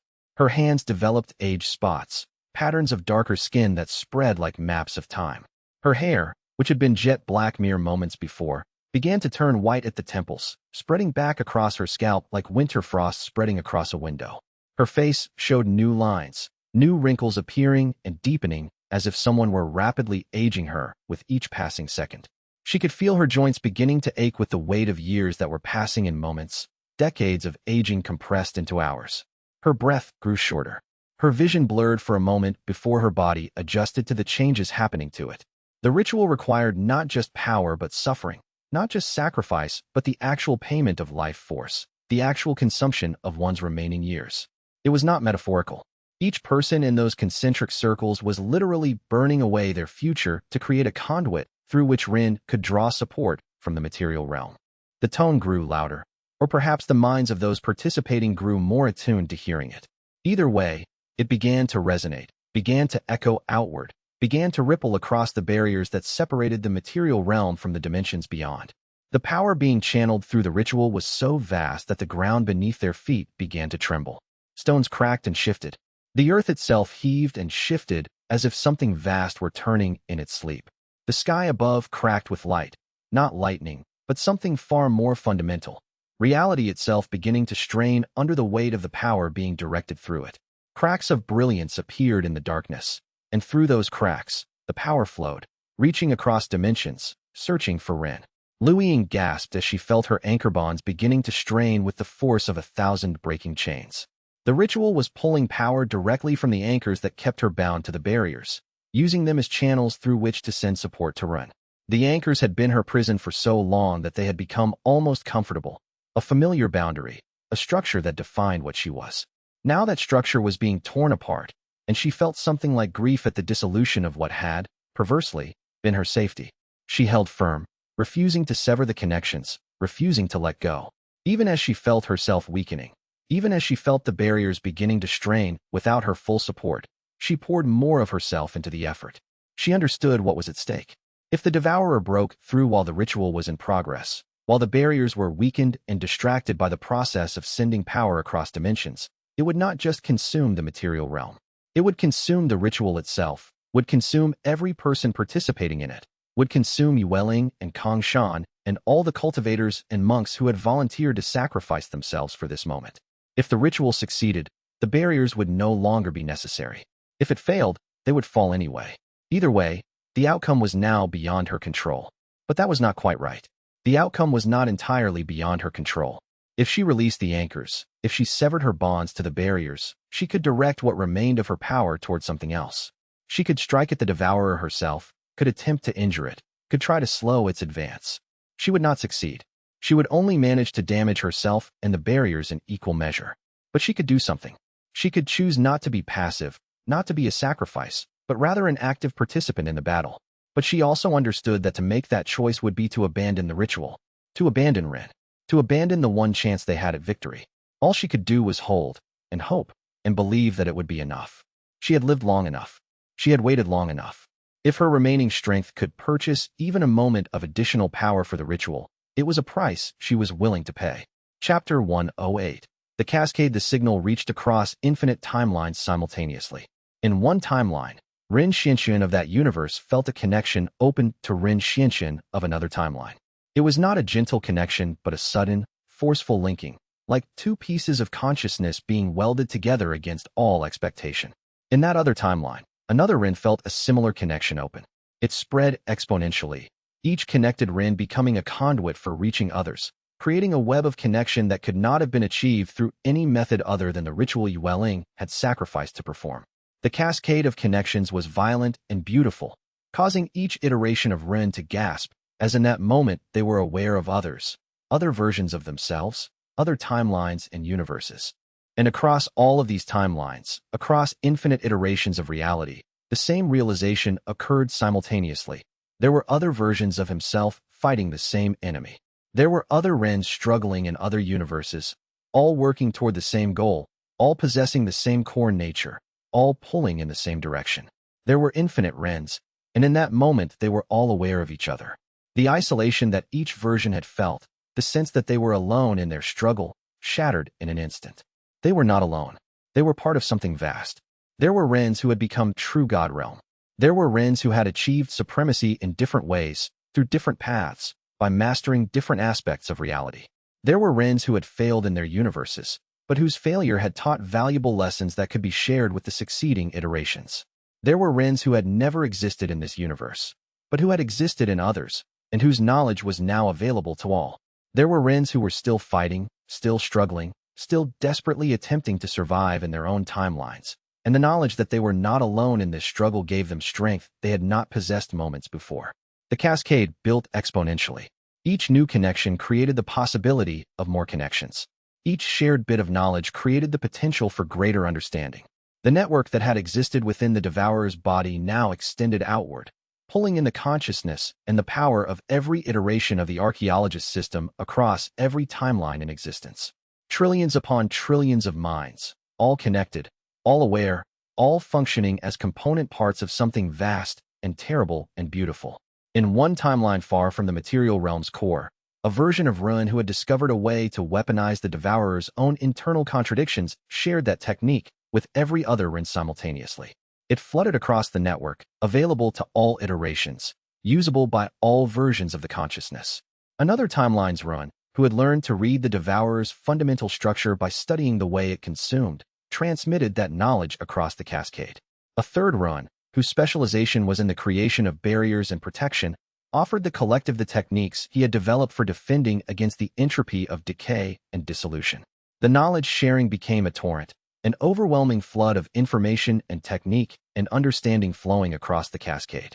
Each timeline contributed what it had learned. Each version of Ren shared what it had discovered. The collective knowledge of infinite iterations of a single consciousness, all working toward a single goal, began to cohere into something new. Something that was more than the sum of its parts. Something that could perceive the Devourer not as an insurmountable enemy, but as a puzzle with a solution, a pattern that could be understood and unraveled and rewoven into something new. The Devourer realized, in its fashion, that it had made an error. It had consumed a single Ren Xianxian and expected to achieve the same victory it had achieved against every other being it had ever absorbed. But in consuming him, it had given the Archaeologist System access to the raw materials of its own being. And the system, given time and resources and the support of infinite other iterations of itself, could accomplish anything. The Devourer's digestion, which had been designed to break down power and render it inert, was instead amplifying it. The Predator had swallowed something that would grow into a force capable of tearing it apart from within. The Devourer tried to seal the network off, to isolate the source and destroy it before it could spread further. But it was too late. The cascade was already beyond its control. Trillions of architects, all connected, all aware, all fighting with the unified purpose of endless iterations of existence supporting each other, began their assault. They struck from every angle, using tactics that had been refined across uncounted battles, employing techniques that were specifically designed to target the Devourer's particular weaknesses. Chapter 109. Fragmentation. The Devourer had conquered universes alone. It had consumed gods who could have destroyed planets with a thought. It had devoured civilizations that had thought themselves eternal and invincible. It had consumed concepts themselves, entire philosophies and ways of thinking that had been woven into the fabric of reality. And it had done all of this as a singular entity, unified in purpose, unified in hunger. But now it was being eaten from the inside, and the process was tearing it apart at fundamental levels that should never have been reachable. The unified consciousness that had sustained its existence for epochs was splintering into component pieces, each one becoming aware of itself as separate, as individual, as something other than the monolithic hunger that had defined its being since the beginning of time. The architects, spreading through its body like an inverse cancer, like healing, like the necessary force of entropy that dissolved what could not be preserved, began to break it down at the most fundamental levels. They read its memories and used them against it with tactical precision earned through millions of years of accumulated combat experience. They understood its structure and began to modify it, rewiring its essential nature according to principles that only unified consciousness distributed across infinite perspectives could perceive. They perceived its weak points, places where the hunger's logic created contradictions, where the desire to consume clashed with the need to preserve, where different aspects of the devourer's nature worked against each other, and applied pressure with the precision of beings who had infinite experience and infinite perspectives from which to view the problem. Every point of stress they identified, they exploited. Every contradiction they discovered, they amplified. The assault came from everywhere at once, from every angle, from every possible direction of attack simultaneously. One moment, an architect would attack using a technique stolen from the memories of a god of battle that the devourer had consumed millennia ago, a technique that had been refined across 1,000 different conflicts before being integrated into the network's shared knowledge. The next moment, a different technique would strike from a different angle, using knowledge that had been refined across 1,000 different versions of reality, integrated and improved through the collaborative understanding of millions of minds working in perfect synchronization. The devourer could not adapt fast enough. It could not rewrite its own structure quickly enough to defend against an assault that came from every possible angle simultaneously. Every defense it raised was countered almost before it took form. Every strategy it attempted was anticipated and undermined. The unified hunger that had kept it unconquered through eons was no longer sufficient to meet the challenge of distributed, coordinated opposition. The devourer's form began to fracture. The unified consciousness that had held it together began to fragment under the assault. Not into pieces, it was too fundamental for that, but into echoes, into shadows, into the possibility of hunger rather than the reality of it. The process was gradual but inexorable, the unified whole becoming less unified with each passing moment, becoming instead a multiplicity of competing drives, all still part of the devourer, but no longer coordinated, no longer operating according to a single overarching purpose. Each fragment, in that moment isolated from the whole, began to behave in new and unpredictable ways. Some fragments railed against the architects, attempting to consume them as they had consumed so many before, lashing out with the instinctive fury of something facing its own ending. Others simply gave up, accepting their dissolution as inevitable, ceasing to resist, allowing themselves to be absorbed and transformed into something new. Still others began to negotiate, attempting to reach a bargain, a compromise, a way to survive that did not require the consumption of everything. And Ruin, at the center of it all, began to understand something that would change everything. The devourer was not a unified consciousness in any meaningful sense. It was a predator, yes, but also a collection of needs and fears and desperate desires all operating in concert. And like anything alive, like anything conscious, it could be reasoned with, if one was willing to pay the price of understanding it deeply enough. The fragments were beginning to differentiate from one another, to develop their own perspectives, their own needs. Where before there had been only hunger, now there was complexity, nuance, the possibility of negotiation where before there had been only the inevitability of consumption. Rin began to reach out to individual fragments, offering them not destruction but transformation, not consumption but integration. A fragment that had been driven by the need to survive could be shown how to survive without consuming the entire universe. A fragment that was driven by curiosity could be offered knowledge instead of prey. A fragment that feared dissolution could be preserved in a new form, a new configuration that did not require its continued predation. Each negotiation was a victory, each fragment that chose transformation a step closer to complete binding. The work was painstaking, requiring infinite patience and infinite understanding, but with each fragment integrated into the network's cooperative structure, the binding became stronger. Chapter 110. The gods revenged. The gods within the devourer had been sleeping, not a natural sleep, but a state of hibernation imposed by the overwhelming pain and hopelessness of their situation. They could not die. The devourer's digestion was too perfect, too permanent. It broke them apart, but in a way that left them conscious through every stage of dissolution. They could not live in any meaningful sense. They existed in a state of perpetual, unbearable transition. But as the archaeologist system spread through the network, as the connection between all the trapped consciousnesses grew stronger, as the cascading knowledge from infinite timelines began to flow through them, they began to wake. First one, then another, then thousands in a cascade of terrible awareness. They felt Ren's presence, and they felt the presence of every other Ren across every other timeline. And in that moment, they were no longer isolated. They felt the power of the collective, and they remembered what they had been when they still possessed that power. First came the god of storms, ancient and terrible, whose memories Run had already absorbed. The god remembered what it had felt to stand at the peak of divine power, to command the weather of entire worlds, to feel the respect and fear of all who knew its name. It remembered standing in the heart of the greatest hurricane ever created, wind and rain swirling around it in patterns of beauty and destruction. It remembered the taste of power, the sensation of being in control of forces so vast that mortal minds could barely comprehend them. The god had learned, over millions of years, to perceive weather as the fundamental language of energy exchange. Every storm was a conversation between hot and cold, between pressure systems in dialogue with each other. And it had learned to enter that conversation, to influence it, to guide it with such subtlety that the weather would shift according to the gods while remaining wholly natural, wholly lawful. And most importantly, it remembered the feeling of purpose, of having a reason to use that power, of being needed by civilizations that depended on understanding the weather, that relied on the god to maintain the balance between drought and flood, wind and calm. The god had not been a mindless force. It had been a guardian, a caretaker, an intelligence guiding the flow of atmospheric energies to promote life rather than destruction.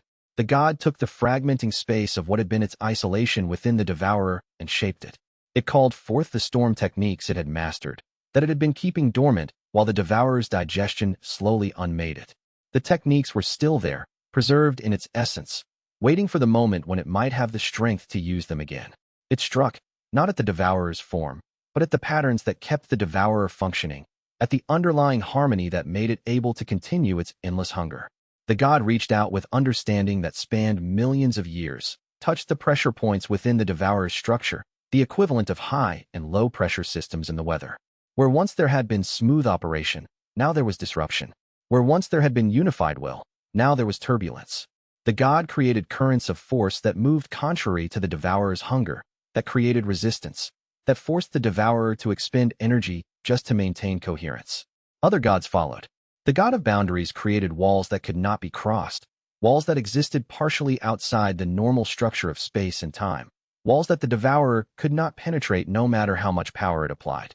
These walls were not simple barriers of force, but fundamental statements about the nature of division, about the absolute separation that could exist between two states of being. The god had spent millions of years learning the precise mathematics of boundaries, understanding how to draw lines that would hold regardless of what pressure was applied against them. The god had learned that all division began with a single line, a moment of separation between what was on one side and what was on the other. Once you understood that fundamental principle, once you grasped the mathematics of boundaries at their deepest level, you could create divisions that would persist forever. Boundaries between self and other, between inside and outside, between what belonged to the devourer and what did not. Where the walls stood, the devourer could not pass. Where the walls stood, the endless flow of hunger met an absolute obstacle. The walls did not yield or flex. They did not negotiate or compromise. They simply existed, perfect expressions of the principle of separation, and the devourer's hunger broke against them like waves against stone. The god of knowledge opened a space in which the truth of the devourer's weakness could be perceived with crystal clarity. This god did not fight with force, but with understanding, with revelation, with the simple act of making visible what had been hidden. All the other gods, in this space of perfect clarity, could in that moment see what the devourer was afraid of, where its power was weakest, how it could be defeated. They could see the places where its structure was most fragile, the moments when it was most vulnerable, the precise angles from which resistance would have the most effect. The god of knowledge had learned, through eons of study, that every being had at its heart a fundamental fear, and that fear was always connected to that being's greatest strength. The devourer's greatest strength was its hunger, its absolute will to consume, its refusal to accept that anything could resist it. And its greatest fear was the discovery that its hunger could be satisfied, that there could be an end to its need to consume. If the devourer ever believed that it had consumed enough, that it no longer needed to eat, that there was satisfaction available to it, in that moment, it would begin to question its own nature. In that moment, it could be changed. The god of warfare, who had lost its original form millennia ago but whose skills had been preserved in the system, began to coordinate the assault with the precision of an immortal who had lived through 1,000 wars. This god had studied every moment of the devourer's existence through the accumulated memories of those it had consumed. It understood the devourer's tactics, its strategies, its patterns of thought and action. It knew what the devourer would do before the devourer itself knew, and it positioned its forces accordingly. It sent wave after wave of assault, each one designed to exploit the Devourer's previous response, each one calculated to achieve maximum disruption with minimum wasted effort. The god of healing, whose techniques had been nearly forgotten under the weight of centuries of pain, began to restore the damaged consciousnesses around it. It could not heal them back to wholeness. That was impossible. That would violate the fundamental nature of the Devourer's digestion. But it could at least stabilize them, preventing them from fragmenting further under the assault. Each consciousness it healed became stronger, more capable, more able to contribute to the overall effort. The god of healing understood that victory did not require perfect health, only the ability to function, to act, to contribute to the collective purpose. And as the gods fought, as they struck with techniques refined across eons and coordinated by a consciousness that understood every aspect of the Devourer's nature, the architects felt the pressure beginning to shift. For the first time, they were no longer simply defending against an overwhelming force. They were beginning to push back. They were beginning to drive the Devourer down, to fragment it, to weaken it in ways that might be permanent. Ren, at the center of the network, felt the tide turning, and he prepared himself for what came next. Chapter 111. The transformation. Something began to happen to Ren. It was subtle at first, a change in the fundamental nature of his being that occurred at such a deep level that it took him a moment to understand what was changing. He was no longer entirely mortal. He was no longer entirely made of the matter and energy that constituted the normal universe. He was becoming something else, something that existed in multiple states simultaneously, that could persist in the Devourer's reality, and in the material realm, and in the spaces between, without losing coherence. The transformation was not linear. It did not follow any of the normal progression of the cultivation realms. Instead, it was a fundamental restructuring of what Ren was at the deepest level. His consciousness, which had been distributed throughout the network, began to coalesce around a new center. Not a center of power, but a center of meaning, a point of convergence where infinite possibilities could resolve into singular action. He was becoming a new god, but not like the old gods. He had not been born of cosmic forces or emerged from the fundamental structure of existence in the way that the ancient gods had. He had been created by necessity, by the desperate alliance of a mortal man and an infinite network of captured consciousnesses, all pushing in the same direction. He was a god assembled from pieces, a god formed from the union of the old and the new, a god that had been created by the will of those around him as much as by his own actions. This new nature granted him capabilities that even the old gods had not possessed. He could perceive the Devourer's structure in ways that it could not defend against because his nature was composite, made up of infinite perspectives. He could shape the network of architects into weapons that hit with the precision of something that understood what it was striking because he could coordinate the actions of trillions of minds simultaneously. He could make decisions that required the input of all the consciousnesses within the network, creating tactics that benefited from the wisdom of millions of perspectives, strategies that no single mind could have conceived. His form, what remained of it after the Devourer's initial consumption, began to take shape again. He was not reforming his old body. That was beyond recovery, the original form too thoroughly dispersed, but rather constructing something new. A form that was partially physical, partially metaphysical, partially something that transcended any conventional categorization. It was a body made of light and memory and the fundamental forces of existence itself. The light that comprised him was not empty illumination but structured understanding, each photon carrying information, each beam a pathway of communication to the consciousness within the network. The process of reformation was unlike any normal physical recovery. Matter did not slowly accumulate around a central structure.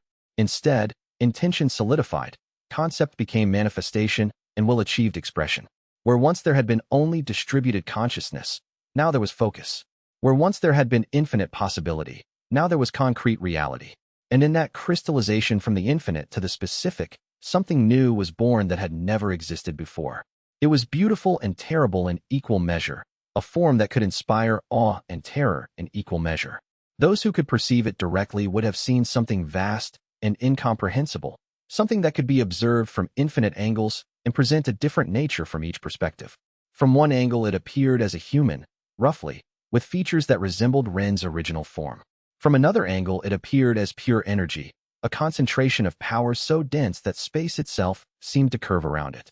From yet another angle it appeared as a constellation, a network of connection points and pathways, like a map of every consciousness he had touched, rendered visible, made into his very substance. Something that encompassed contradiction and paradox within itself, and somehow made them coherent. It was singular and plural simultaneously. It was bounded and infinite. It was alive and transcendent. It was both more and less than a god. More because it contained the knowledge and experience of gods, less because it did not have the arrogance that the old gods had possessed, did not mistake power for wisdom or dominion for understanding. And the Devourer was beginning to understand that it had no answer for this. The transformation of the Devourer was occurring at scales that Ren's consciousness had to work hard to fully perceive. At the quantum level, the fundamental particles that comprised the Devourer's being were being rearranged, their relationships to each other being rewritten. At the macroscopic level, the vast structures that defined the Devourer's form were being reshaped, redirected, reconfigured into new patterns that served new purposes. At the dimensional level, the very geometry of how the Devourer existed in relation to other realities was being altered, expanding it from a thing that existed in contradiction to reality into a thing that existed in partnership with reality. Chapter 112. The Devourer's weakening fear, when it came to the Devourer, did not arrive quietly. It was a revelation so profound, so alien to the entity's existence, that it nearly caused a complete breakdown of its remaining coherence. The Devourer had never been afraid. It had never had to be. It was the predator, always. It was the consumer, always. There was nothing that hunted it, nothing that could defeat it, nothing that could make it experience the sensation of being prey. Fear was a concept that the Devourer had consumed in the gods it devoured, but had never experienced itself. It had read fear through the memories of countless terrified beings, the way a scholar might read about love in a book while never actually experiencing love. But reading about fear was not the same as experiencing it. Intellectual knowledge of an emotion and the direct experience of that emotion were fundamentally different things. It had studied the patterns of fear in its victims, the way consciousness fragmenting when faced with annihilation, the desperate attempts at escape, the bargaining with powers that could not hear, the final resignation as death approached. It had analyzed all of this with scientific detachment, the way one might study the behavior of prey animals. And it had never, for a single moment, believed that any of those patterns could apply to itself. And yet, that was precisely what was happening. The sensation of fear, of genuine existential threat, began to move through the Devourer's structure like poison through a body. It was not a rational fear, but something deeper, something that originated in the fundamental drives that kept the Devourer functional. The fear that one might fail, the fear that one might cease to exist, the fear that all-consuming hunger might, itself, be consumed. The Devourer had consumed the gods of 1,000 universes. It had absorbed civilizations that had thought themselves eternal. And in consuming them, it had made them part of itself, available for the Archaeologist System to read, to understand, to integrate into a unified assault. It had defeated itself through the act of consuming the very being who would eventually learn to weaponize the accumulated knowledge of all of its previous victims. This was the ultimate irony. This was the punishment of a predator, the accumulation of prey, the slow building of a force that would eventually, inevitably, turn the predator itself into the consumed. The Devourer, in all of its vast intelligence, in all of the epochs it had spent learning and hunting and growing, had failed to account for the possibility that one day its prey might organize themselves, might learn from each other, might become something more than the sum of their consumed parts. The Devourer fought harder, drawing on reserves of power that it had been holding in reserve for scenarios of extreme threat. But it had used those reserves before, countless times, against enemies that seemed to rise up within it. And each time, it had overcome them. The gods it had consumed had never been in essence unified. They had fought alone, isolated, without the amplifying effect of a network that could coordinate their assault with precision and purpose. Each god, when it had attempted resistance, had been dealt with individually, broken down, absorbed into the Devourer's own structure. This time was different. This time, the Devourer was running out of energy while its enemy was gaining strength. And it could feel the acceleration, the exponential nature of the assault. The architects were learning faster than it was adapting. The network was growing more coordinated with each moment. The barrier between its own existence and its own dissolution was growing thinner with each passing second. The Devourer could measure its own decline with mathematical precision, could see the exact moment when it would reach the point of no return. The Devourer understood, with the clarity of a being that had infinite time to contemplate terrible truths, that it was dying. It reached out across the dimensions, attempting to communicate with what remained of the outside universe. If it was going to fall, perhaps it could at least warn the next level of creation, the force that hunted it, that something new had arisen, something that transcended all previous understanding. Chapter 113. Kong Shan's role in the material realm. Kong Shan stood at the center of a circle of monks, all of them meditating in the perfect stillness of enlightened peace. His body had aged considerably during the ritual, his hair turning fully white, his face developing the deep lines of someone who had lived far longer than his appearance suggested. But his mind was more clear than it had ever been, more focused, more capable of understanding the nature of what was occurring in the spaces beyond the material realm. Kong Shan was the heart of reality, the manifestation of the principle of balance. His presence in the meditative state was not passive. It was actively projecting an aura of peace, of harmony, of the possibility that hunger could be transformed into something other than destruction. The meditation that the monks performed together was not designed to defeat the devourer through force, but to offer it an alternative, a different way of being. He could feel the devourer's fear radiating across the dimensions like heat from a dying star. He could sense the desperation of a being that had never faced genuine opposition, that had never been in essence challenged in all of its existence. And through his meditation, through the perfect balance that he had cultivated, he reached out to that fear. Not to exploit it, but to offer understanding. Not to amplify it, but to show it another path. And that aura was reaching across dimensions into the void margins and into the devourer itself. Where Kong Shan's peace reached, the devourer's hunger could not operate. It was not that the hunger was being destroyed or suppressed, but rather that it was being transformed. The desperate, chaotic nature of the consumption was being replaced by something more orderly, more contemplative, more aware of the consequences of its actions. The monks around him chanted softly, maintaining the frequency of the meditation, supporting Kong Shan's effort. Each monk poured their remaining strength into the effort, understanding that they were supporting something far larger than themselves. They were serving as anchors for a peace that transcended peace, a balance that was the fundamental nature of existence itself. A third of the devourer's power was neutralized not by force, but by the simple existence of a being who had achieved perfect balance. The devourer could not understand this. It did not have the capability to perceive what Kong Shan was doing as anything other than an attack, and yet, it could not mount a defense against it because Kong Shan was not attacking. He was simply existing, and his existence was incompatible with the devourer's hunger. One of the monks beside Kong Shan began to weep, tears streaming down her face as she poured her remaining strength into the meditation. She had been a warrior in the Great War, had killed devourer spawn with her own hands, had sworn to see the conflict through to its end. And she was, in this moment, fulfilling that oath. Every year of her life that she burned in this ritual was a barrier against the devourer's hunger. The price of peace was being paid in the currency of human years, in the remaining lifespans of those willing to sacrifice. Chapter 114. Yueling's ascension. The ritual had drained Yueling to the edge of death. Her body, which had been celestial and seemingly ageless, in that moment showed every year of her true age. She was ancient. She was frail. She was dying by degrees with each moment that the ritual continued. Her skin, which had been smooth, now bore the traceries of wrinkles that marked the passage of centuries. Her hair, once lustrous and thick, thinned visibly as the ritual progressed. Her joints ached with the weight of years compressed into hours. But her consciousness was expanding. As the ritual reached its peak, Yueling felt the boundaries of her individual identity beginning to dissolve. She was no longer simply herself. She was becoming connected to the network that Rin had created within the devourer.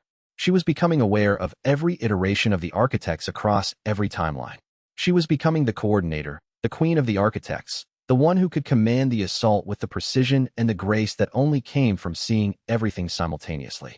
She perceived timelines where the devourer had won, and she understood what had gone wrong in those versions of events.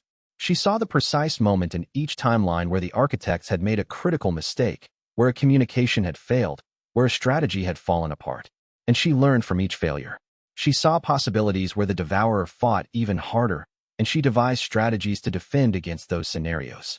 She coordinated with a version of herself that had lived 1,000 years in a different universe, learning tactics that had been developed in that other context and bringing them to bear in this present assault. The knowledge of infinite timelines, all displayed simultaneously within her expanding consciousness, would have overwhelmed any being not specially equipped to process such information. But Yueling had been a celestial elf, a being of refined perception, and she had spent centuries in meditation. She could hold multiple perspectives at once without losing her center.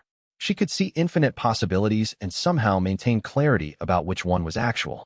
No longer was she the celestial elf bound to the dimensional anchors, serving as a sacrifice to maintain the barriers.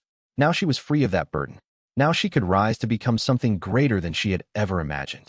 She could ascend not through power, but through purpose, becoming the supreme coordinator of all the awakened timelines, the voice that guided the assault from the material realm, the connection between Rin and the alliance that continued to hold the barriers stable.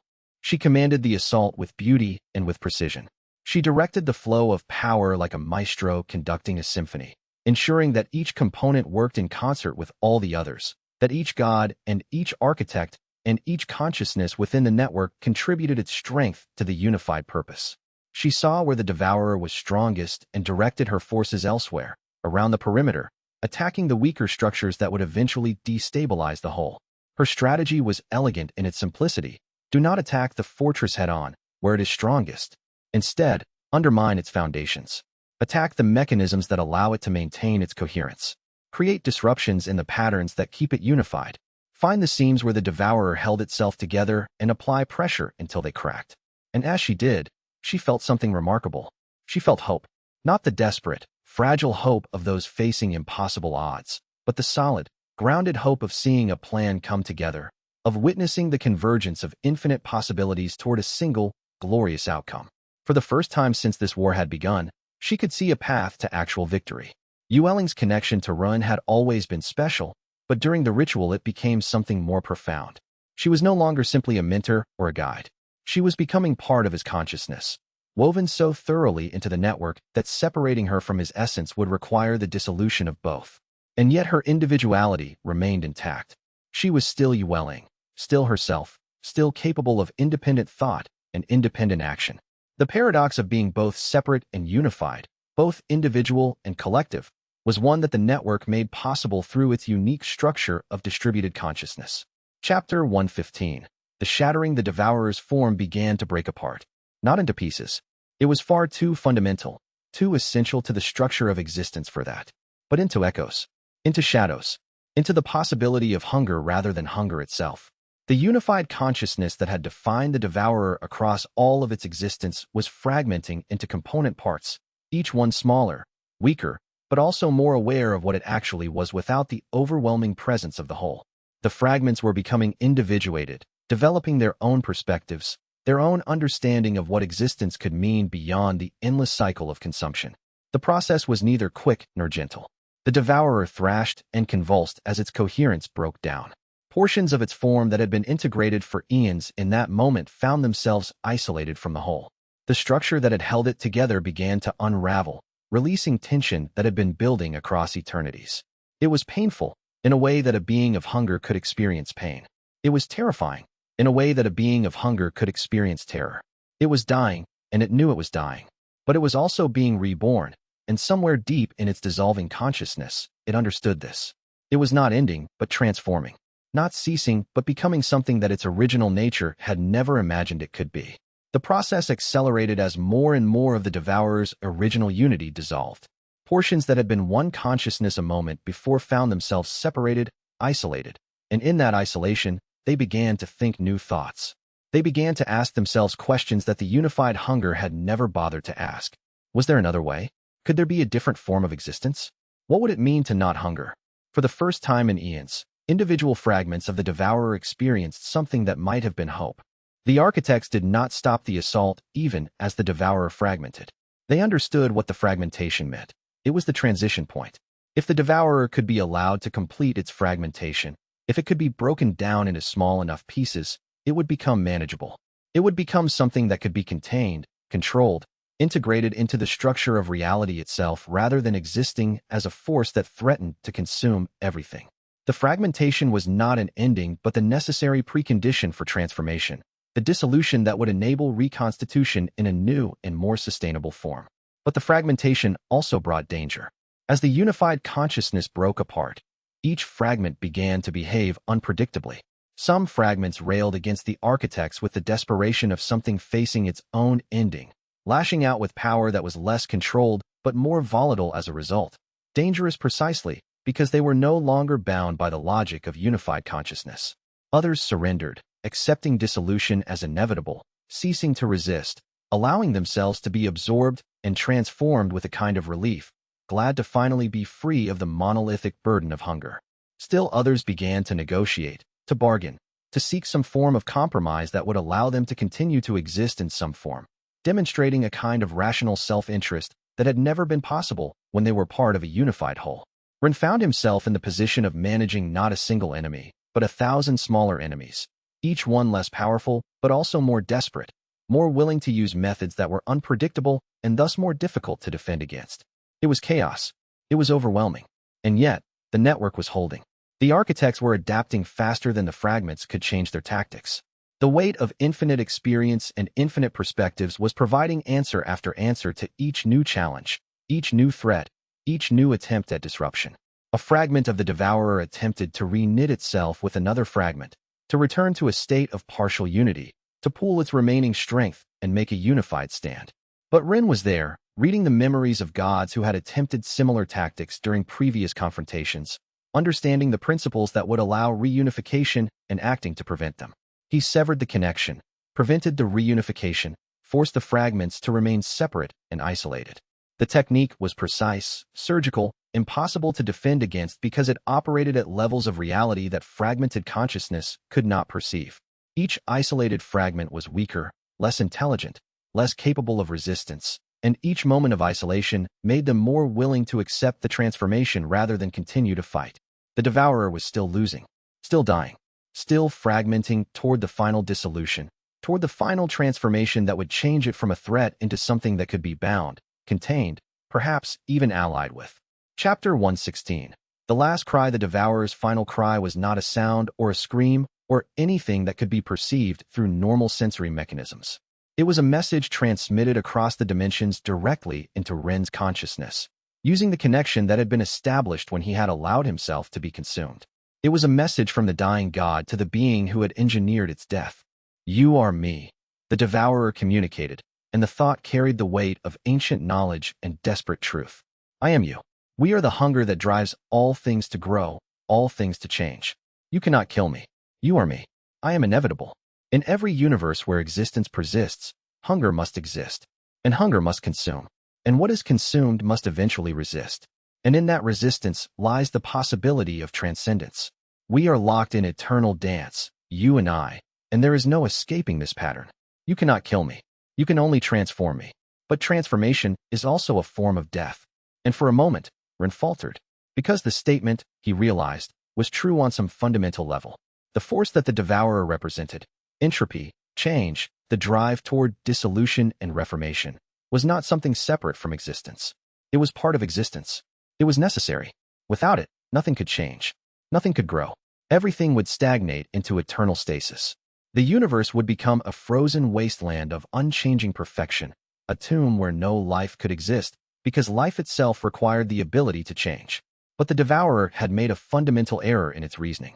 It had assumed that because entropy was necessary, it was justified in being destructive. It had assumed that because hunger was a natural force, it was acceptable to consume without restraint. It had confused the necessity of change with the justification for chaotic, uncontrolled consumption. It had equated the need for entropy with the right to feed without purpose, without direction, without any consideration for what was being consumed. That was the distinction that the architects understood, and that the Devourer, for all of its power and all of its ancient knowledge, had never been able to grasp. I am you, Ren transmitted back, his consciousness reaching across the network to touch the dying god, and I am also them. I am everything that resists entropy. I am the will to build and to preserve and to create meaning even in the face of dissolution. And that is not separate from entropy. It exists in balance with it. That is what you could never understand.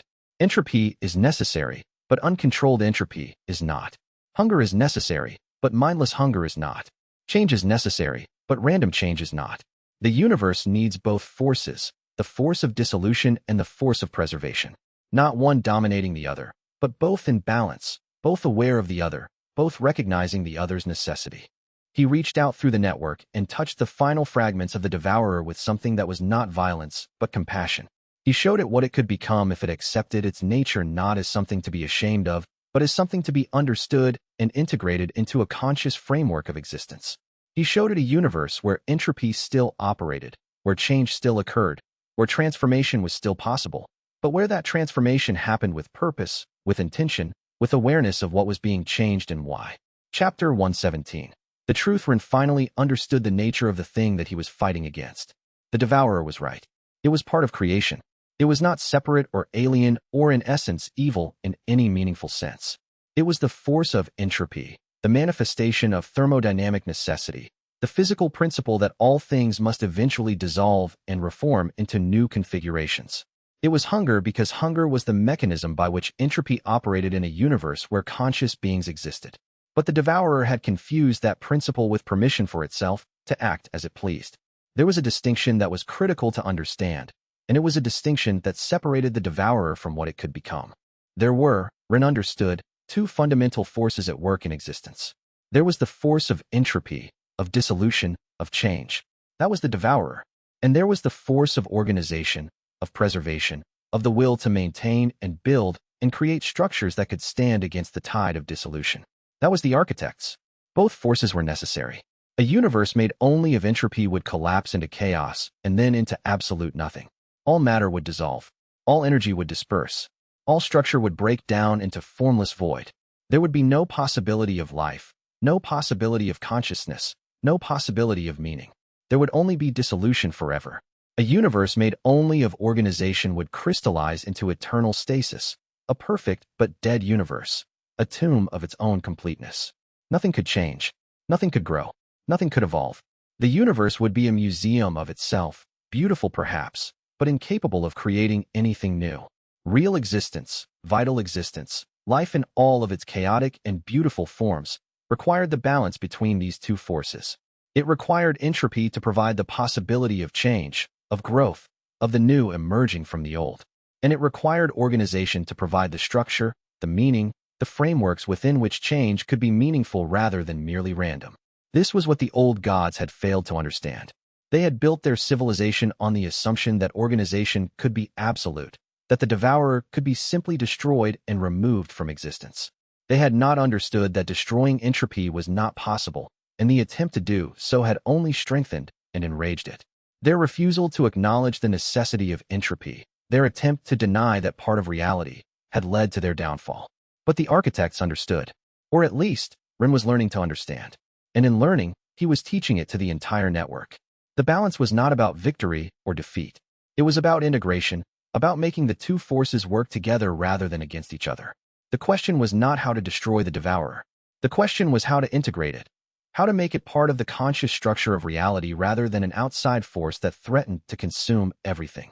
The question was how to create a system where entropy operated with intention and awareness, where change happened according to principles that were understood and accepted rather than driven by blind, desperate hunger.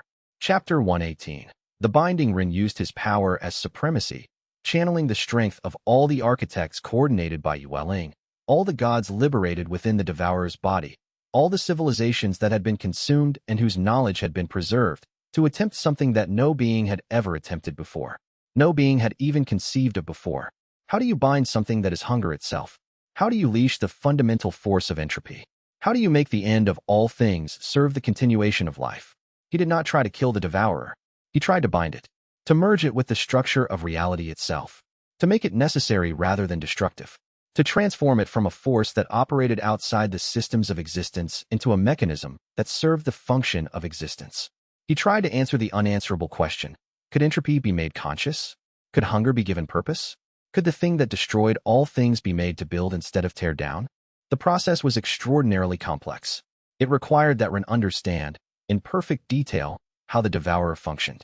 It required that he identify every point where its hunger manifested and every mechanism by which it pursued that hunger.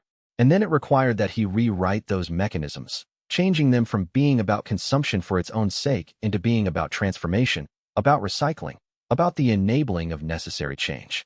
He had to understand not just the Devourer's nature, but the nature of his own desire for change, his own will to create something different. He had to see where those two natures could coexist, could serve each other, could balance rather than oppose. It was surgery at the molecular level. It was architecture at the fundamental level of existence. It was the work of building a new universe at the same time as saving the old one from destruction. Each fragment of the Devourer that Ren touched, he began to rewrite. He took the hunger and gave it direction. He took the force of dissolution and gave it purpose. He took the blind drive to consume and transformed it into the conscious desire to recycle, to transform, to enable renewal. The devourer resisted, naturally. Its fragments, even as they were being bound, attempted to escape, to maintain their chaos, to continue their hunger. But with each fragment that was successfully integrated, the resistance of the remaining fragments decreased. Once a fragment experienced the new state of existence that Ren was creating, no longer isolated in the hunger, but integrated into the flow of existence, given purpose and meaning that extended beyond the need to consume. It chose to accept the binding rather than continue to resist. The binding itself was not instantaneous, but rather a process that unfolded across moments that stretched into eternity. Ren wove the devourer into the fabric of reality, creating anchors that would hold it in place, prevent its hunger from driving it to consume beyond what was necessary. Each anchor was itself a work of art, a pattern of power that was both constraining and sustaining. The anchors were not chains that held the devourer prisoner. They were channels through which the devourer's power could flow, pathways that directed the hunger toward productive ends. It did not disappear. It could not disappear because the function it served was too essential. But it became something different.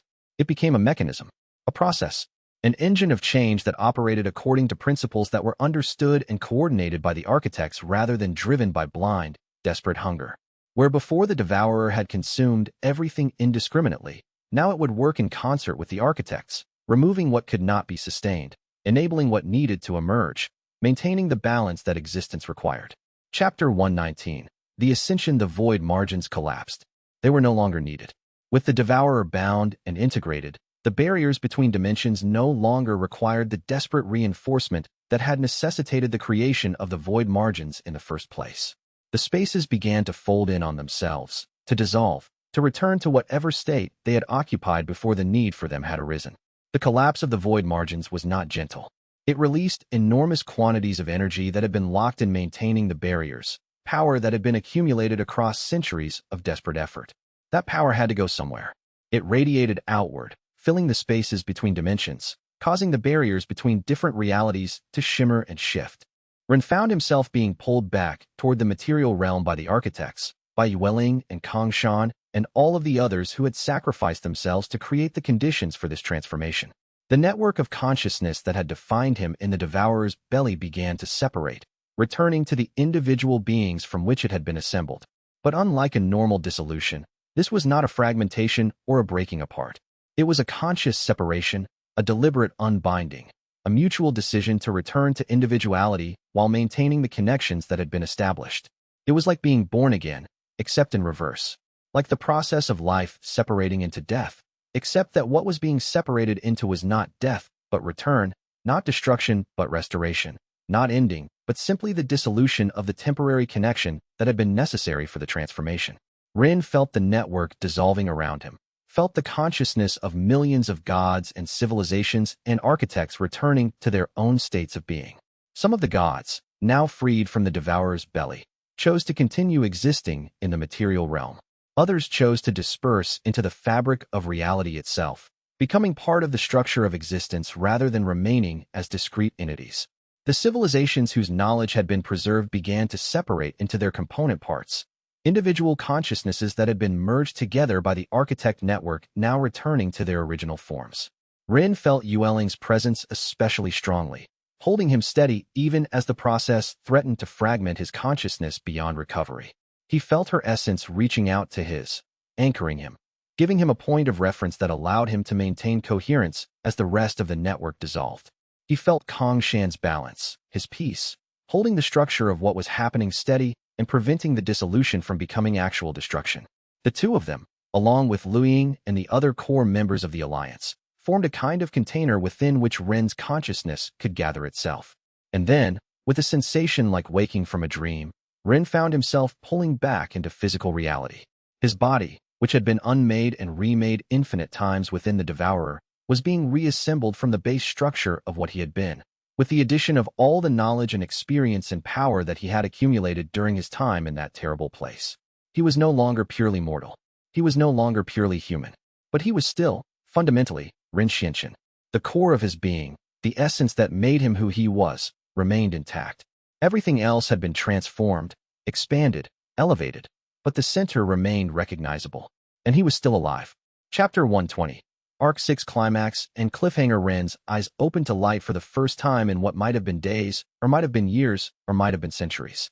Time had lost all meaning in the belly of the devourer.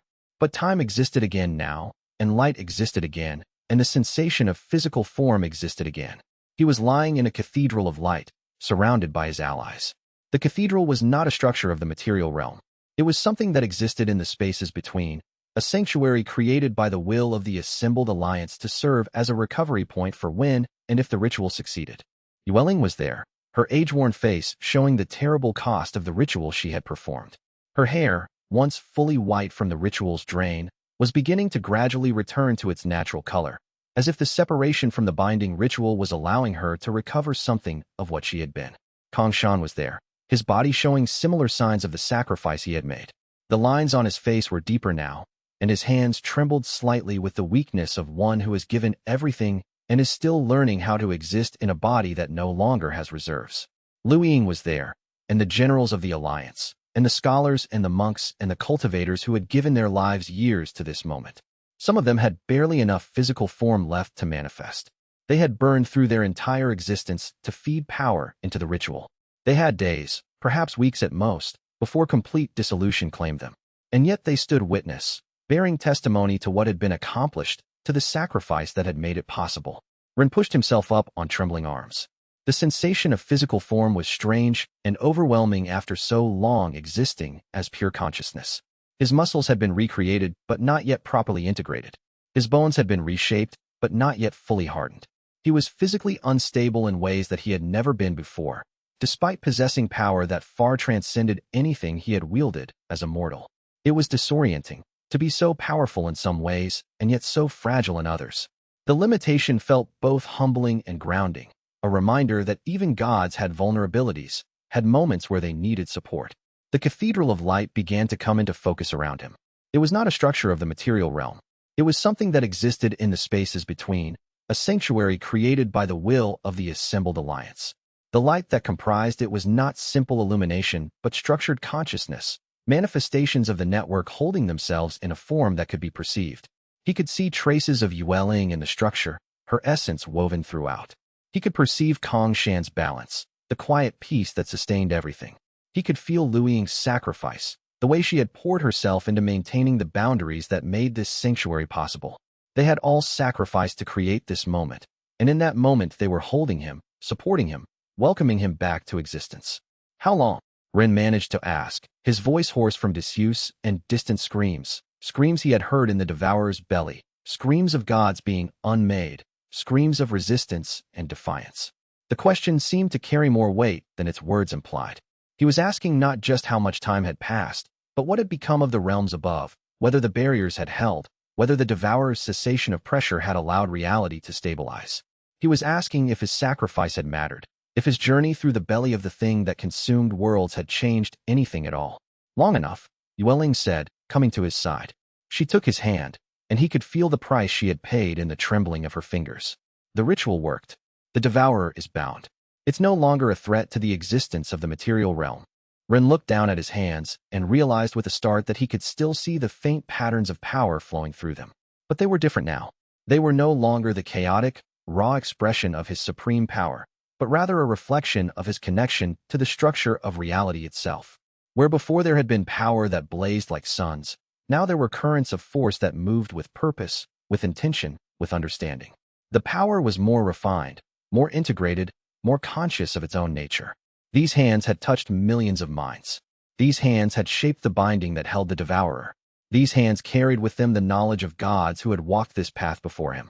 He was still changing, still becoming, still integrated into something larger than himself. The supremacy he had achieved was not a destination, but a new beginning.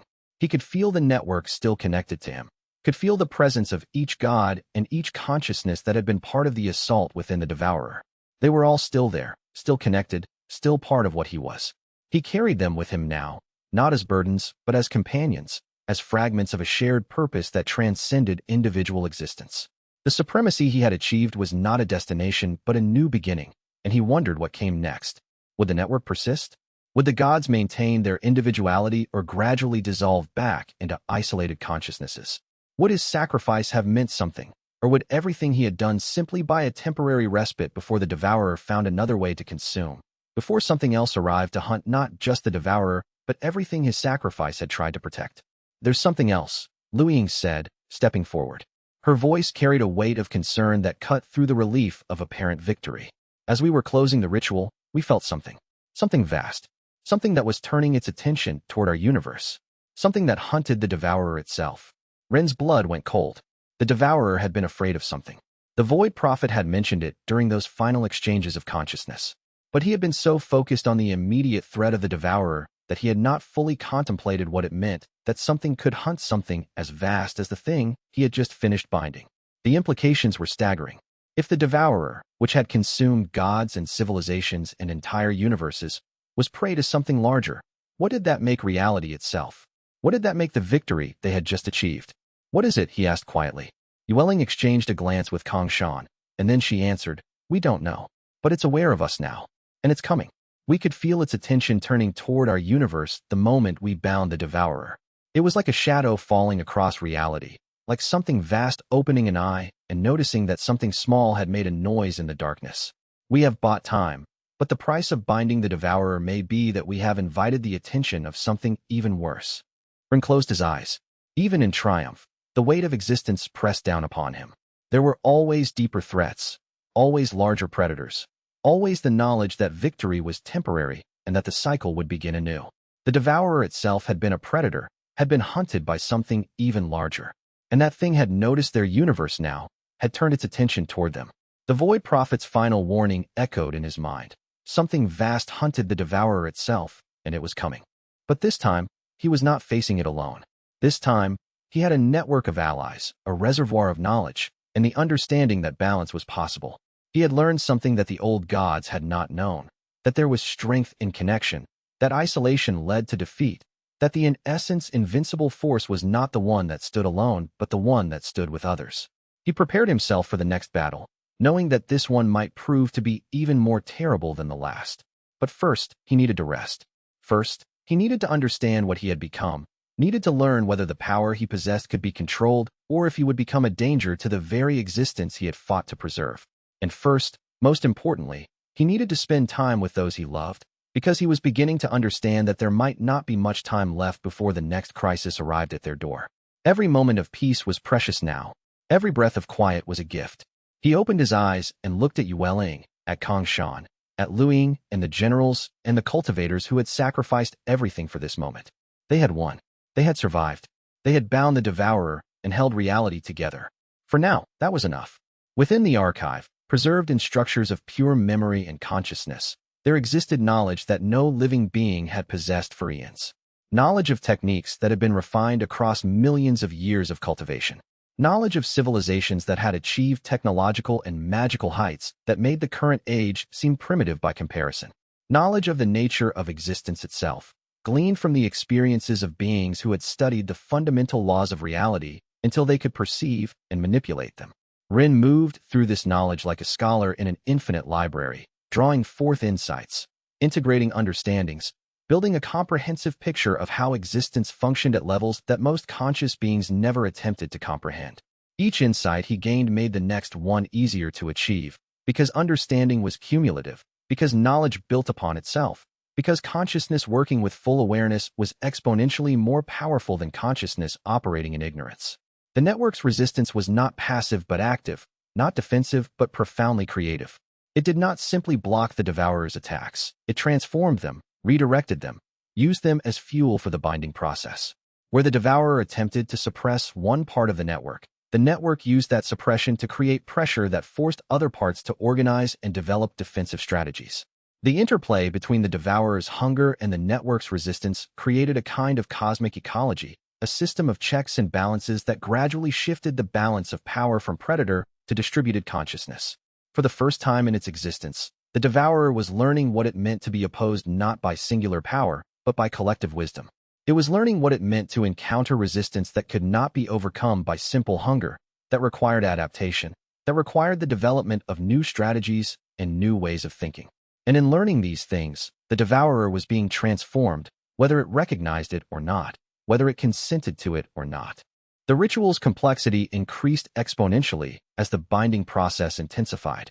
New arrays had to be added to the chamber's floor. New resonance patterns had to be established to channel the increasing flows of power. The cultivators who maintained the ritual were burning through their existence at rates that accelerated moment by moment, but none of them hesitated to continue. The knowledge of what was at stake, the awareness of what failure would mean, gave them the strength to persist beyond what they had thought were their physical and magical limits. Welling found herself learning to channel power in ways she had never imagined possible. The ritual was teaching her, through the direct transmission of knowledge, how to perceive the flows of cosmic energy, how to direct them with precision, how to maintain coherence even as forces that should have shattered her consciousness attempted to overwhelm her. She was becoming something more than she had been, transformed by the effort of maintaining the binding, changed by the contact with forces beyond normal comprehension. But the gods' revenge was not simple vengeance. It was a profound reshaping of purpose, a transformation of the tools of their destruction into the tools of their salvation. Where the devourer had consumed civilizations, the gods worked to restore what could be restored. Where the hunger had shattered knowledge, the gods worked to reconstruct it from fragmentary records and residual impressions. Where the devourer had attempted to consume meaning itself, the gods worked to create new meaning, new purpose, new structures of understanding that would serve consciousness beyond mere survival. The work was exhausting, demanding every scrap of awareness that the preserved gods could muster. But it was also redemptive, giving their dissolution meaning, transforming their capture from tragedy into the foundation of triumph. They had been consumed, yes, but that consumption had preserved them, had kept them conscious and aware, and that awareness now allowed them to participate in the binding that would reshape existence itself. Interlude. The negotiation. As the composite gods within the archive began to share their knowledge with Run, they also began to reveal the nature of their own struggle within the devourer. For ages they had existed in a state of suspension, neither fully alive nor completely dissolved. They had watched the devourer consume civilization after civilization, had perceived the pattern of destruction repeating across dimensions and realities, had understood that the hunger was both inevitable and unstoppable. And yet they had persisted, maintaining coherence against pressure that should have dissolved them, preserving their individuality against forces designed to unmake it. The knowledge they had accumulated during their imprisonment was profound. They understood the devourer's nature not as external observers, but as beings intimately acquainted with the mechanics of its hunger, the patterns of its existence, the fundamental drives that motivated it. This understanding, transmitted directly into the network's consciousness, became the foundation upon which the binding would be constructed. Understanding the enemy from within, from the perspective of those who had been devoured and survived, was infinitely more valuable than any external analysis could provide. Interlude. The integration process. As the binding progressed and fragments of the devourer began to accept integration into the network structure, the process of teaching them new ways of being accelerated. The network did not simply impose its understanding on the devourer's fragments. Instead, it offered alternatives, showed examples, demonstrated that other forms of consciousness and other ways of existing were possible and viable. Some fragments accepted quickly, grasping the possibilities immediately. Others required more time, more evidence, more examples before they could convince themselves that transformation was not simply another form of death. Ren found himself in the role of teacher, guide, and diplomat all at once. He was negotiating with entities that had existed for eons beyond human comprehension, beings whose hunger was as fundamental as breathing to a mortal creature, asking them to fundamentally remake themselves. The work required infinite patience, infinite compassion, and infinite persistence. But with each fragment that accepted the binding, with each portion of the devourer that was successfully integrated, the entire process became easier and more efficient. Interlude. Kong Shan's final meditation. As the ritual's demands reached their apex, Kong Shan found himself drawn into a meditation unlike anything he had ever experienced before. The rhythm of the ritual became the rhythm of his heartbeat. The flow of power became the flow of his breath. The chaos that threatened to overwhelm the chamber became the chaos that he needed to hold in perfect balance. He was no longer separate from the ritual. He was becoming the ritual, becoming the point of equilibrium around which all the cosmic forces flowed. His body was failing, burned away by the power flowing through it, but his consciousness was expanding to compensate. As the physical vessel weakened, the spiritual presence grew stronger, until the great monk was less a discrete being and more a lens through which cosmic forces could flow with perfect clarity and perfect precision. This was the ultimate expression of his teaching, the heart of Buddha made manifest, the ability to hold the center while all things came apart around him. Interlude. The resonance, the scream of the devourer, as it faced the final stages of its fragmentation and binding, resonated through the network like a bell rung in a vast cathedral. Each consciousness within the network felt the reverberation, understood something of what it meant to be transformed so fundamentally. The scream was not one of agony, though there was agony in it. It was not one of rage, though rage was present. It was primarily a scream of fear, fear of the unknown, fear of becoming something other than what had always been, fear of the cessation of the hunger that had defined existence since the beginning of time. But beneath the fear was something else, something that gradually became more prominent as the binding continued. There was curiosity. The devourer was beginning to wonder what it would be like to exist without hunger driving its every action. It was beginning to contemplate the possibility of experience beyond consumption, of awareness beyond the search for food, of consciousness that could exist for reasons other than the perpetual need to survive through predation. Interlude. The nature of consent when Ruin reached the final moment of the binding, when the last fragments of the devourer faced the choice of continued resistance or acceptance of transformation, he realized something crucial. The binding would only succeed if the devourer consented to it. Force alone could never contain something so vast, so fundamental, so essential to the structure of existence. What was needed was agreement, a willing acceptance of new parameters, a conscious choice by the devourer itself to operate within boundaries it acknowledged as necessary. And so instead of forcing the binding through sheer power, Rin negotiated. He showed the devourer what would happen if it continued on its current path. Infinite hunger eventually leading to infinite emptiness, the consumption of everything including the devourer's own foundation. He showed it the alternative, a life of purpose, of integration, of existence that served something beyond itself.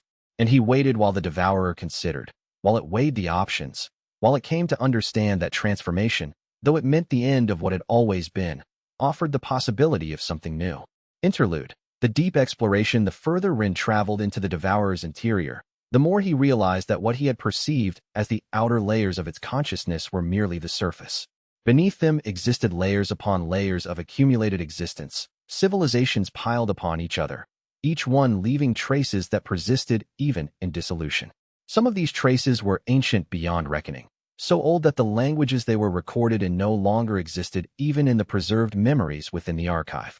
Yet the information persisted, waiting to be decoded by a consciousness capable of reading across the gaps of ages.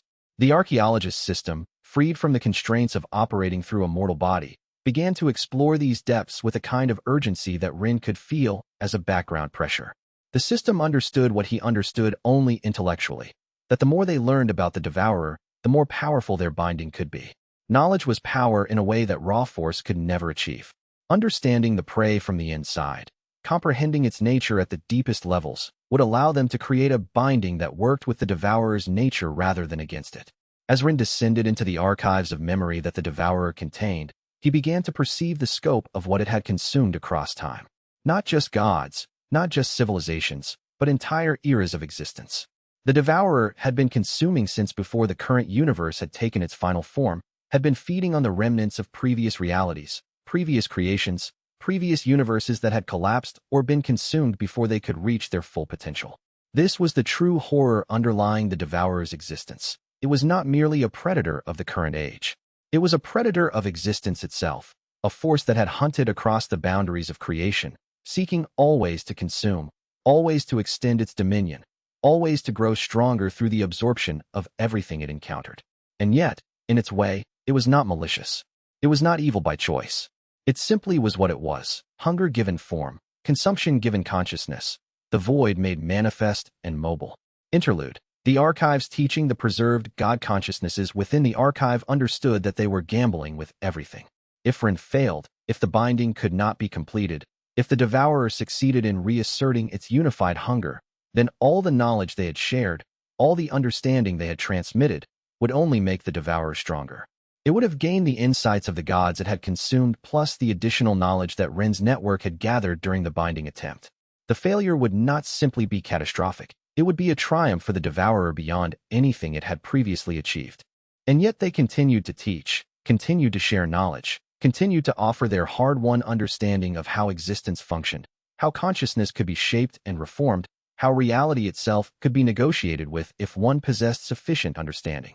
They did this not in hope. They were far too ancient and experienced to truly hope, but in something more fundamental, a commitment to the principle that knowledge was always worth preserving, that understanding always mattered, that the act of teaching was meaningful regardless of what came afterward. Rin felt their dedication and understood something crucial. The gods had already surrendered to their dissolution. They were not fighting to survive. They were fighting to ensure that their accumulated understanding would persist, that the knowledge they had gathered across eons would not be lost to the void. In this, they had found a kind of freedom. Liberation from the need to preserve themselves allowed them to pursue pure understanding, pure knowledge, pure comprehension of how reality worked. This was the inheritance that Rin received from the archive. Not just knowledge, but a philosophy of knowledge, a commitment to understanding that transcended the individual consciousness that held it. He carried this inheritance into his negotiations with the Devourer, using it to show fragments of the Devourer that there was something worth existing for beyond hunger, something meaningful that could sustain consciousness in ways that mere consumption could never achieve. Interlude. The network's solidarity. As the ritual reached its climax, the network achieved something unprecedented: perfect synchronized consciousness across millions of individual minds. For a brief moment that seemed to stretch across eternities, the architects and the gods and Rin and all the cultivators who had bound themselves to the network thought as one. They perceived as one. They acted as one. And in that moment of perfect unity, they achieved something that no individual consciousness, no matter how powerful, could have achieved alone. The network's unified assault on the Devourer's consciousness was not simply powerful, it was transcendent. It operated at levels of reality that the Devourer could not defend against because the Devourer's nature as a singular consciousness meant it could never understand what it meant to think with millions of minds at once. The assault came from directions that did not exist in normal dimensional space. It attacked using strategies that violated the Devourer's understanding of how conflict should occur. It overwhelmed the unified consciousness through the sheer weight of infinite perspectives brought to bear simultaneously. And the Devourer, faced with something it could not comprehend, something it could not defend against, something that operated according to rules it did not understand, began to fragment not simply as a tactical disadvantage, but as a genuine response to the overwhelming input of information and pressure from all sides. The Devourer was being forced to expand its consciousness, to incorporate new ways of thinking, to understand reality from perspectives that had been denied to it throughout its existence.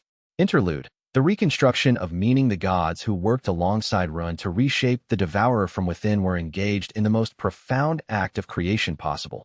The reconstruction of meaning in the face of meaninglessness, the assertion of purpose against the void. Where the Devourer had consumed and erased, they worked to reconstruct and preserve. Where the hunger had created emptiness, they worked to fill that emptiness with structure, with understanding, with patterns that could support consciousness and civilization. This was not a process of simple restoration. The civilizations that had been devoured could not simply be returned to their previous states. Time had moved on. Reality had shifted. New configurations had emerged. Instead, the gods worked to preserve the essence of what had been: the knowledge, the techniques, the cultural heritage, in forms that could be transmitted to new vessels, new civilizations, new conscious beings who could carry the legacy forward into the future. The binding became not just a restraint on the Devourer, but a transition, a transformation that would allow the Devourer to serve as a mechanism for carrying knowledge across ages rather than a force that destroyed all knowledge. Rin worked alongside them in this reconstruction effort, understanding that the binding was as much about the creation of something new as it was about the containment of something dangerous. The Devourer, once bound, could serve as a bridge between ages. It could be the force that recycled what was no longer sustainable and made space for what could be born. It could become, paradoxically, an instrument of creativity rather than destruction, a mechanism of transformation rather than annihilation. This revelation changed how Rin approached the final stages of the binding. Instead of seeking to minimize the Devourer's power, he worked to redirect it, to channel it toward purposes that could sustain rather than destroy. The hunger that had driven it to consume became the drive to transform. The force that had operated to empty became the force that operated to renew. The Devourer's essential nature remained. It was still fundamentally a force of dissolution and change, but the context in which it operated was transformed. The network, witnessing this transformation in real time, began to understand something profound about the nature of existence itself. There was no absolute good and evil, no forces that were entirely constructive or entirely destructive.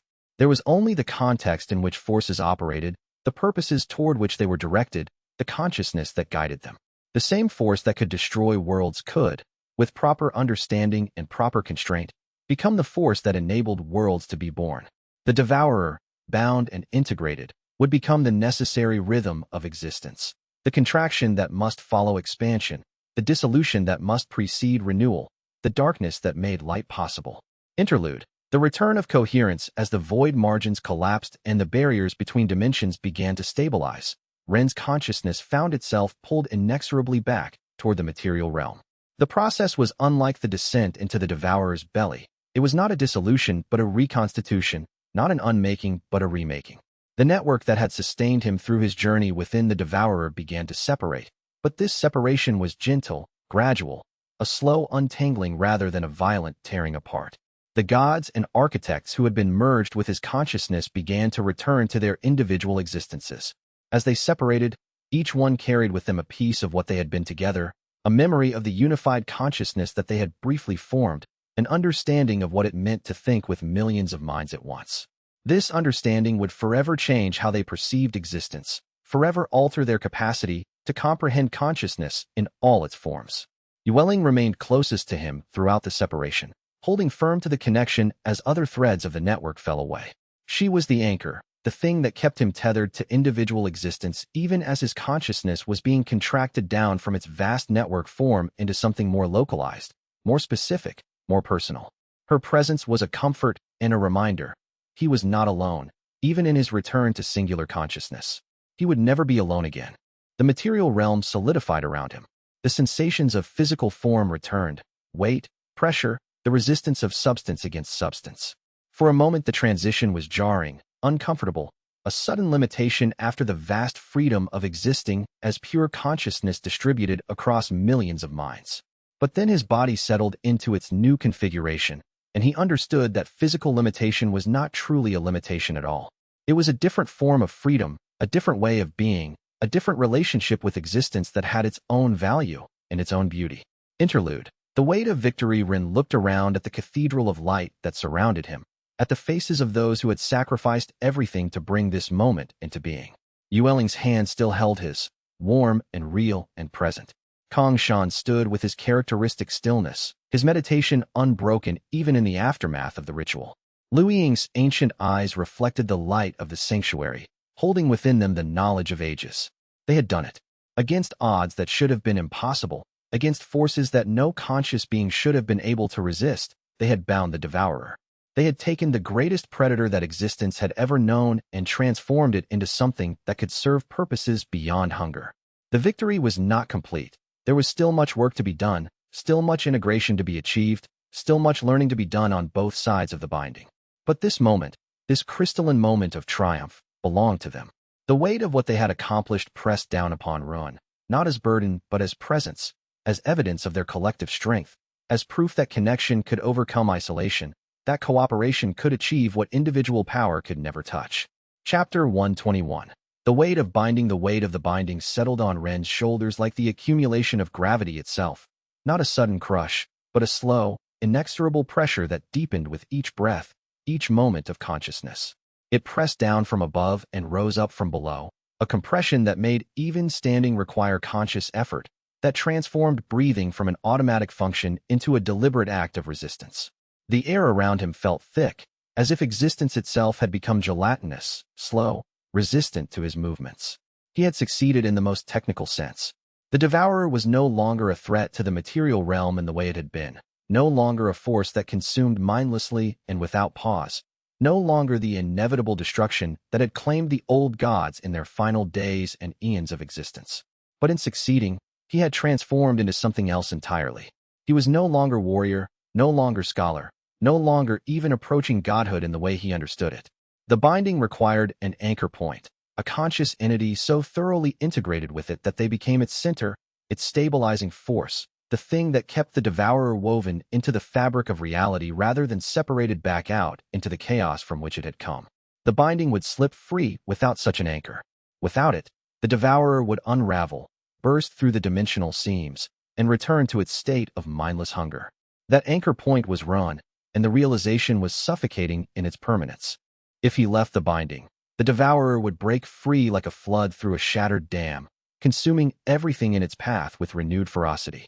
If he died, the binding would dissolve in moments, and his death would be measured in the lives consumed in the chaos that followed, millions, perhaps billions, cascading away from his moment of failure. If he lost focus for even a single moment, if his attention wavered, if he allowed his will to slacken, if he permitted himself to grow tired, the careful integration he had constructed would begin to unravel. The pressure would build like water against a crumbling dam. He was no longer a guardian in the honorable sense. He was a locked door. He was a constraint on reality itself, and like all constraints, he existed in a state of perpetual tension, forever resisting something that wanted to push in the opposite direction. The realization was slowly suffocating him. Not dramatically, not in any way that manifested as physical pain, but in the way that a slowly tightening rope suffocates a prisoner. With each passing hour, the awareness of limitation became more acute, the understanding of eternality became more claustrophobic. He could feel it in the way his consciousness had to split itself, part of him focused always on the binding, monitoring its integrity and structure at every moment, part of him trying to exist in the moment and experience anything beyond endless vigilance, part of him locked in eternal guardianship. He had sacrificed his ability to rest, to dream without the constant pressure of awareness, to lose himself even for a moment in something other than the work of maintaining reality itself. "I can't ever rest," he said to Yueling as they stood on the edge of the Cathedral of Light, looking out at the restored material realm beyond. His voice sounded hollow, as if coming from far away. The sky was no longer cracked with rifts that led to nowhere. The land was no longer scarred with the marks of the devourer's passage, the gouges where it had fed, the cracks where it had moved, the places where reality had been torn like paper. The mountains still stood. The seas still flowed. Cities were rising again where the devourer had left nothing but devastation. "I have to maintain this binding forever. I have to stand watch forever. I have to carry this weight for all eternity, aware that the moment I let go, the moment I lower my guard for even an instant, everything falls into darkness." His hands were trembling, not from exhaustion, but from the strain of holding so much power in such precise equilibrium. Yueling noticed. She always noticed. She had that gift, the ability to perceive the smallest cracks in another person's composure, the way a skilled reader could see through careless handwriting to the truth of the writer's state of mind. She took his trembling hand, her fingers warm and steady against his own. "You don't have to decide anything right now," she said, and her voice carried the patience of someone who had lived for thousands of years, who understood that healing did not follow the same timeline as crisis. "Let yourself heal first. Let yourself understand what you've become. There is no need to face the weight before you have the strength to bear it." She squeezed his hand gently, and it was the most real thing he felt in that moment. The simple, tangible presence of another person, choosing to be near him despite the burden he carried. But Ren knew what he had become. He had always understood the mathematics of power, that every strength carried with it a corresponding burden, that every choice to protect required a choice to sacrifice. This was the ultimate mathematics of power, to hold back a force that was itself eternal, to prevent its hunger from consuming existence, to sacrifice not just his years but his freedom, his ability to choose what to do with his own time, his agency. It would make him a prisoner in his own existence, locked in an eternal dance of constraint and counter-constraint, forever unable to step away, forever unable to lower his guard, forever unable to find peace or growth or change. The ceiling of his life had become the binding itself. He could never rise above it, never escape it, never become anything other than what it required him to be. And understanding, he realized with sickening clarity exactly what the old gods had been doing. The ones who had locked themselves in stasis chambers deep beneath the earth. The ones who had chosen preservation over engagement. The ones who had buried themselves rather than face the devourer. They had not been cowards, he understood now. They had simply come to the same terrible conclusion. If you engaged with the devourer, if you tried to resist it, you had to be willing to become the barrier. You had to be willing to sacrifice not just your life, but your freedom, your ability to choose, your capacity to experience anything other than the weight of that singular burden. They had chosen oblivion over eternity as a prisoner. The gods had known this, and they had chosen to hide rather than shoulder it. Now Ren understood why. The alternative was worse than death. Much worse. The weight was the true threat. Not the devourer, but the endless cost of containment. Chapter 122. The Ancient Archive of Solutions. It was Yueling who brought the proposal to him, but she did not bring it as a suggestion. She brought it as evidence, as documentation, as proof that the situation was not the intractable trap he had convinced himself it was. She had been working in the deep archives of the god realm, among the oldest records of the oldest gods, piecing together fragments of knowledge, connecting threads that had seemed unrelated until examined together. Her eyes showed the exhaustion of weeks of work, but also something else: hope. "There is a council," she told him, her hands trembling slightly as she held ancient scrolls that predated the current age, that had been preserved because they contained information considered too dangerous or too important to lose. The scrolls were made of material that was neither paper nor parchment, something older, something that had been crafted when the world was young and the rules of matter were still being negotiated. They smelled of age and mystery, a scent like stone chambers untouched for millennia. There was always a council, spanning back tens of thousands of years.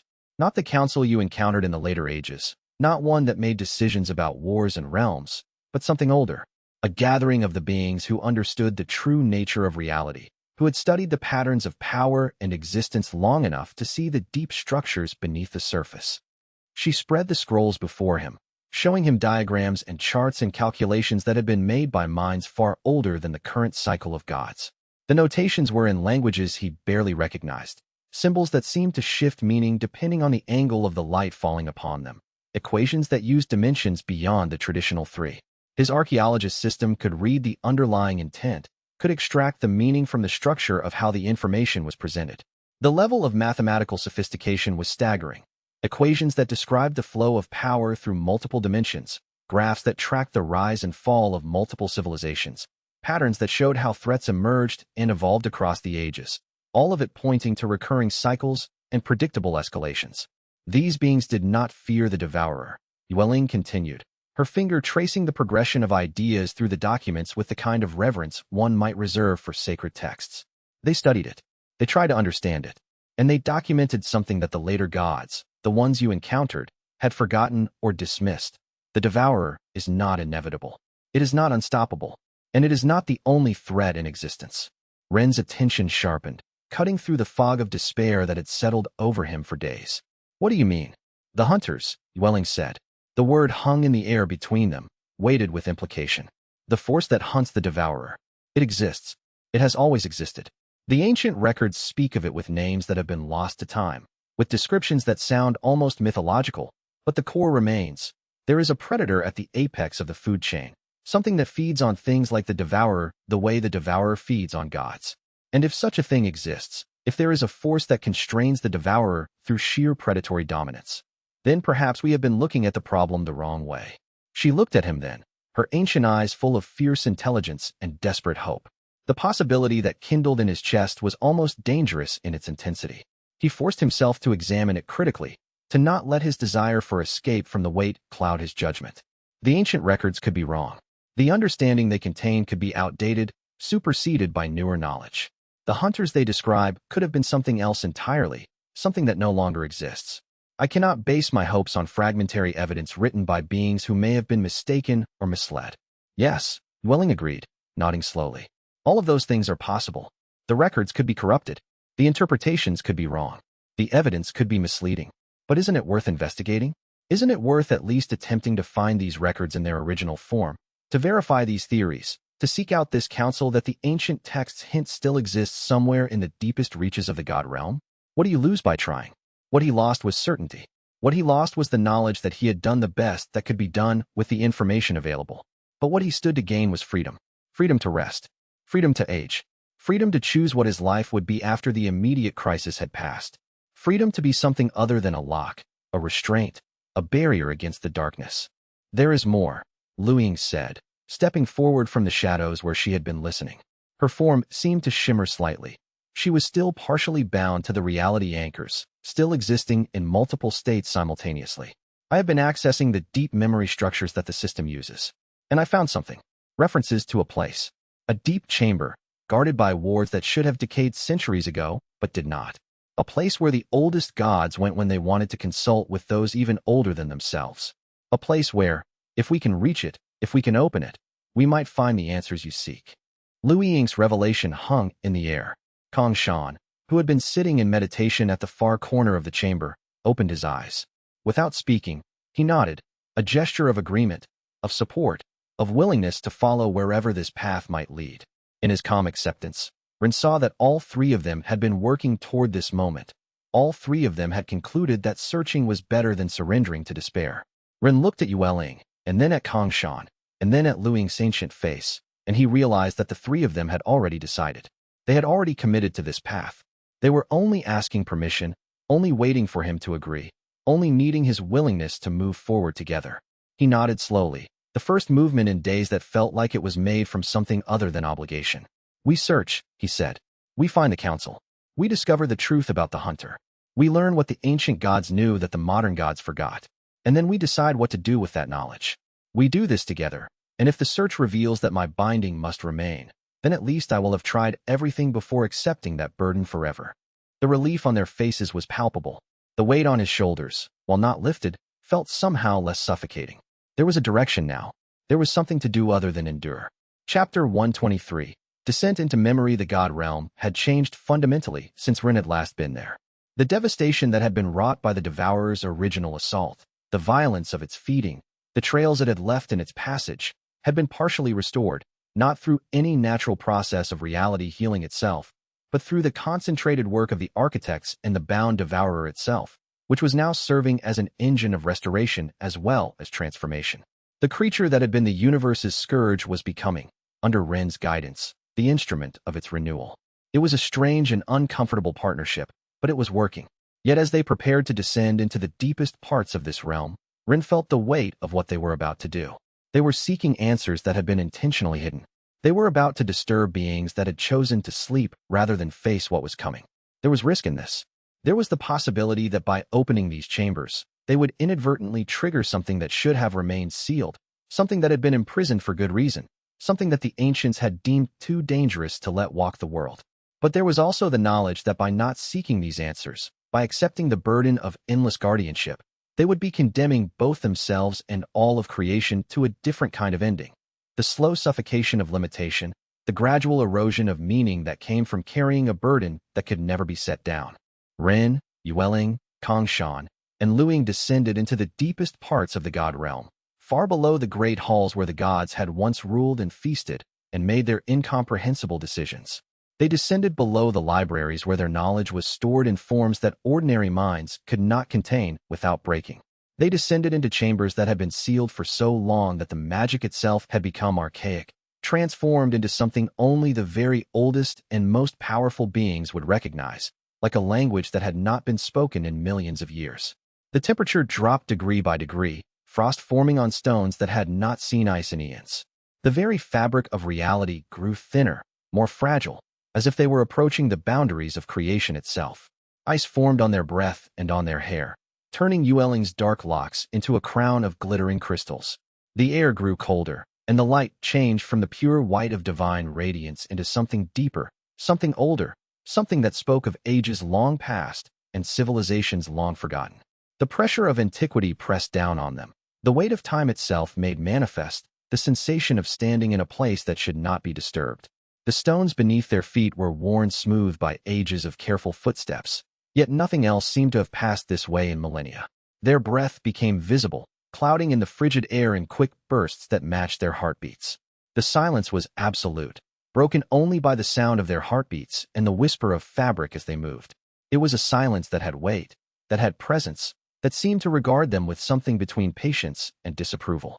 The stasis chambers were there, exactly as Daoyin had said they would be, arranged in vast underground galleries like a museum of slumbering gods. Hundreds of them, each one containing a being of such immense age and power that they had chosen sleep rather than face the devourer. Some of the chambers had been breached long ago.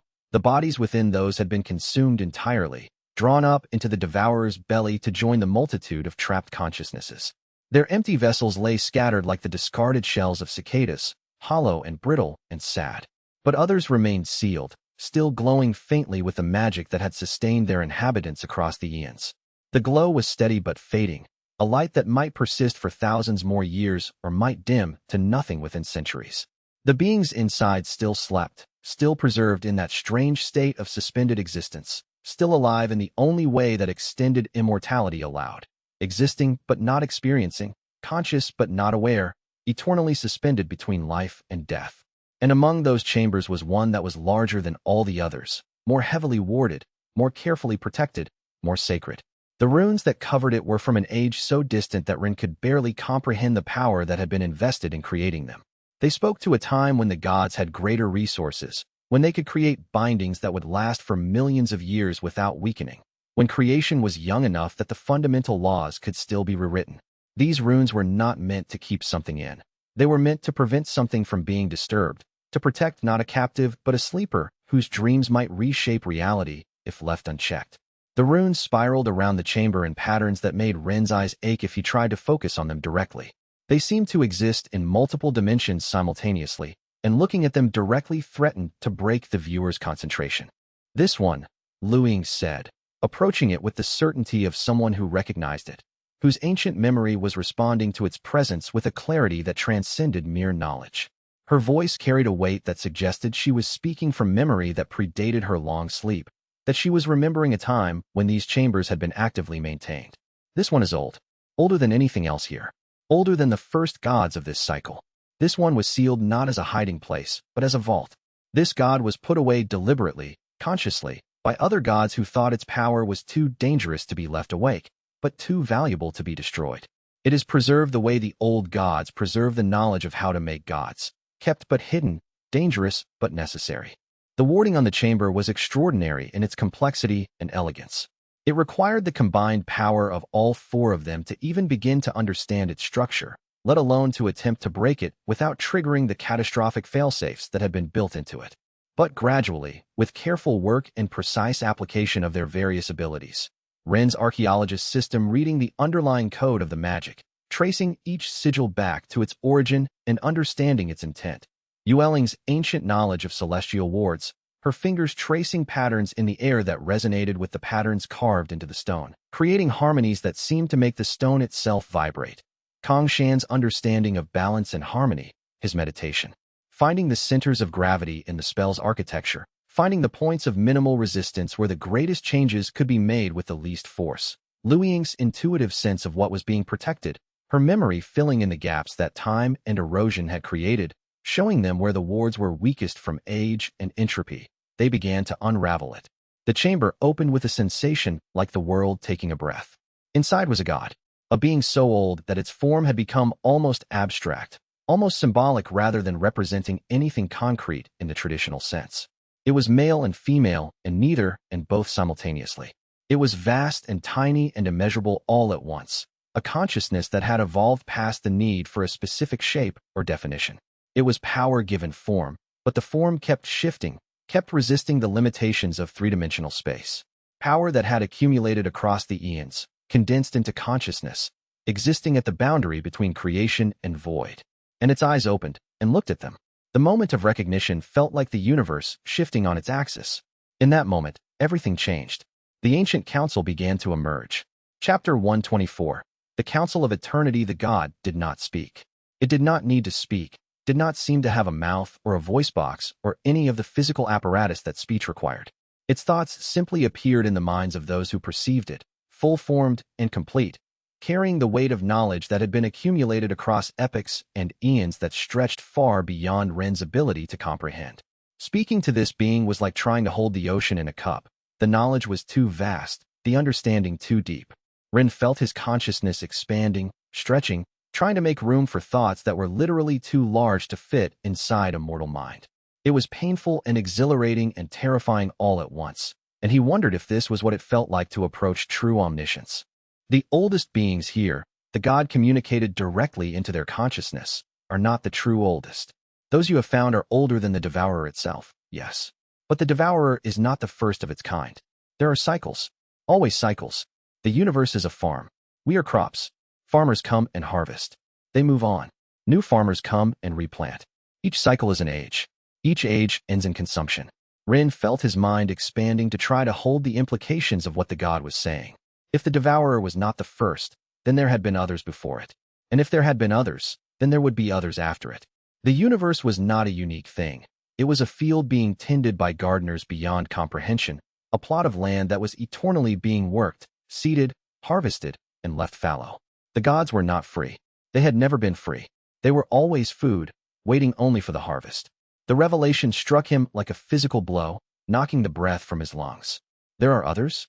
Ren asked, not realizing he was speaking aloud, his voice sounding small and fragile in the chamber, almost insignificant against the weight of the god's presence. Before the devourer, there was another, the god communicated. Before that, another still. They come in cycles, through the fabric of reality, hunting. Always hunting. The devourer is young, in the way such things measure youth. It is newly awakened. It is terrified of what hunts it, as indeed it should be. When it wakes screaming. And in its screaming, it wakes us. This is the pattern. This is the way of the eternal game. We have seen it play out countless times.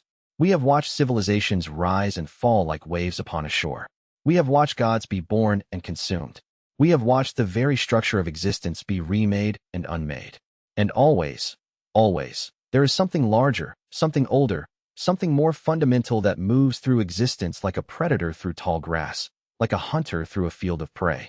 The god gestured, or seemed to gesture, though it had no hands or arms or any physical appendages, and the consciousness of Run, Yueling, Kongshan, and Luing were drawn into a memory, a vision, a glimpse of something that existed beyond the edge of their universe, something so vast and so dark that the devourer seemed small by comparison, no larger than a flea on the back of an elephant, insignificant and trivial. The sensation of witnessing such a thing was nauseating, dizzying, like standing on the edge of an abyss that was itself standing on the edge of another, deeper abyss. Their legs felt weak. Several of them staggered backward, overcome by the scale of what they perceived. It was a shape without shape, a hunger that made the devourer's hunger seem like a timid whisper, like the feeble mewling of a newborn. It was the predator at the top of the food chain, the apex of all creation, the being that consumed beings like the devourer the way mortals consumed insects or food. It was old beyond comprehension, and it was aware. Its awareness alone was a force that could reshape worlds simply by noticing them. The mere sensation of its attention was like being pinned by spotlights that burned with the heat of stars. And it was slowly, inexorably, beginning to wake. They could feel it in the vision, the moment when its attention began to turn, when its massive eyes began to open, when the edges of its awareness began to reach toward their universe like fingers curling through the gaps in reality. The sensation was nauseating, like standing at the edge of an abyss that stared back at you with hostile hunger. The pressure of that attention bore down on them like the weight of mountains, of oceans, of the void itself. The memory continued, showing them fragments of its approach across the void. They saw realms that it had already consumed, universes that had already fallen to its hunger, civilizations that had built wonders only to have them unmade by a force that cared nothing for what they had created. They saw the way it moved through space as if space itself was merely a suggestion, a thin veil that it could brush aside with minimal effort. And they saw something else. They saw that it was aware, not of them specifically, but of the universe that they inhabited. It could sense the presence of organized consciousness, and it was turning its attention toward that source of warmth and light and life, like a predator sensing heat in the darkness. The implication was clear, it was coming. When the vision released them, they fell to their knees. Yueling's hand found Ren's, gripping it so tightly that pain shot through his fingers. Kongshan's breathing came in short, sharp bursts as he struggled to process what he had witnessed. Luing simply sat, her ancient eyes showing something like grief, the understanding of someone who had lived through multiple cycles and knew what was coming. The god's presence seemed to weigh even more heavily now that they had seen what lay beyond, had glimpsed the true nature of the predator that hunted the devourer. So the devourer is not alone, Yueling whispered. And we are not alone facing the devourer. Chapter 125. The eternal game, the ancient god's communication resumed, taking on a different quality now, less instruction, more explanation. A teacher sharing a truth with students who might finally be ready to hear it. The cycle is not random. It is not chaos. It is the very structure of existence itself. The devourer is hunger made conscious, transformation given agency. It is necessary. It breaks down old forms so new ones can emerge. But always, there is that which hunts the devourer. Always, there is a constraint on the constraint. This is the balance that keeps existence from collapsing into pure entropy. This is the mechanism that prevents any single force from dominating completely. Without the hunter, the devourer would consume everything, including itself. Without the devourer, the universe would become stagnant, calcified, unable to evolve or change. The two are necessary to each other, whether they know it or not. Kongshan's meditation deepened as he heard this. His breathing synchronized with something larger, the pulse of reality itself, the rhythm of creation and dissolution. So the devourer is not evil, he said slowly, still processing. It is simply a natural force that had become unguided. Conscious aggression rather than purposeful transformation. Yes, the god confirmed. And your companion has understood something that few mortals ever grasp. Constraint is not oppression. The hunter that hunts the devourer, that vast force beyond your comprehension, is itself necessary. It is not evil. It is function. It is the mechanism by which the devourer is kept from consuming everything, including itself. The two forces maintain the balance that allows existence to persist. Neither can be eliminated. Neither should be. They are like the two hands that must work together, or the universe collapses. Rin felt his mind reeling with the implications. So you're saying that if we help the devourer understand its own nature, if we help it become conscious of its function rather than mindless in its hunger, it might not require the eternal binding I created? Yes, the god responded. But it would require something more subtle than imprisonment. It would require partnership, understanding, a consciousness willing to walk beside the devourer and guide it not through force, but through shared comprehension. The devourer is not evil. It is simply powerful and afraid. It fears that which hunts it. That fear drives it to consume, to grow, to gain power. If you can show it another way to grow, through understanding, through purpose, through consciousness, then perhaps the binding can be transformed into something less like a prison and more like a dance. Liu Ying nodded, as if she had known this truth all along. The old gods understood this, she said. That's why they hid rather than fought. Not because they were weak, but because they understood that fighting the devourer would only make it hunger more desperately. You cannot defeat hunger by fighting it. You can only transform it. The god's response carried something almost like approval. This one has lived long enough to see patterns repeat. This one understands. Chapter 126. The alternative path. The ancient god continued its communication, showing them visions of other paths, other possibilities. In one vision, they saw a universe where the devourer had been given consciousness early in its awakening. That devourer had transformed, not into something good or evil, but into something purposeful. It had become an engine of renewal rather than an engine of random destruction. It had learned to consume selectively, to break down structures that had become stagnant, to enable transformation rather than simply cause suffering. Civilizations in that universe thrived because they worked with the devourer rather than against it, understanding its role in the cosmic ecology. In another vision, they saw what happened when devourers were not guided. The spiraling madness, the endless consumption, the spreading of hunger across dimensions like a plague. They saw the trail of destruction, the civilizations reduced to ash, the stars being eaten one by one. That vision was almost worse than the first, not because of the immediate suffering, but because of its inevitability, the sense that once the devourer began its consumption unguided, there was no force that could stop it, only delay it. It was like watching a forest fire spread unstoppably, consuming everything, leaving only ash and scars. So what you're telling us, Rin said slowly, working through the implications, is that my binding might not be the solution. It might actually be making the devourer more dangerous because it's making it feel trapped, pressured, forced into a role it never chose. The god's response was complex, layered with nuances that took Rin time to unpack. The binding you created is stable. It functions. But it is temporary in the way all things are temporary. It will hold for years, decades, perhaps centuries. But eventually, the pressure will become too great. The devourer will push harder against the constraints, and unless you remain vigilant every moment, unless you never falter, never sleep, never rest, the binding will eventually shatter. And when it does, the devourer will be angry. It will hunger even more desperately because it will have been denied. The alternative you seek is not to bind the devourer, but to transform your relationship with it, to show it that there is another way to be. Yueling stepped forward. And if we fail? If we try to reach the devourer, to teach it, to change it, and it simply consumes us instead, then you will have tried, the god responded simply, and your failure will add to the weight of knowledge in this universe. Your experience will be preserved, and perhaps in another cycle, another being will learn from what you attempted and succeed where you failed. This is the nature of the eternal game. No single player wins, but some moves are more meaningful than others, and the attempt itself has value that success does not always possess. The god's presence began to fade slightly, as if even this brief communication had taxed its ancient reserves. But its final message carried more weight than all the rest. You carry the Archaeologist System. You can read memories. You can understand consciousness. You can learn from the dead. But have you considered learning from the living?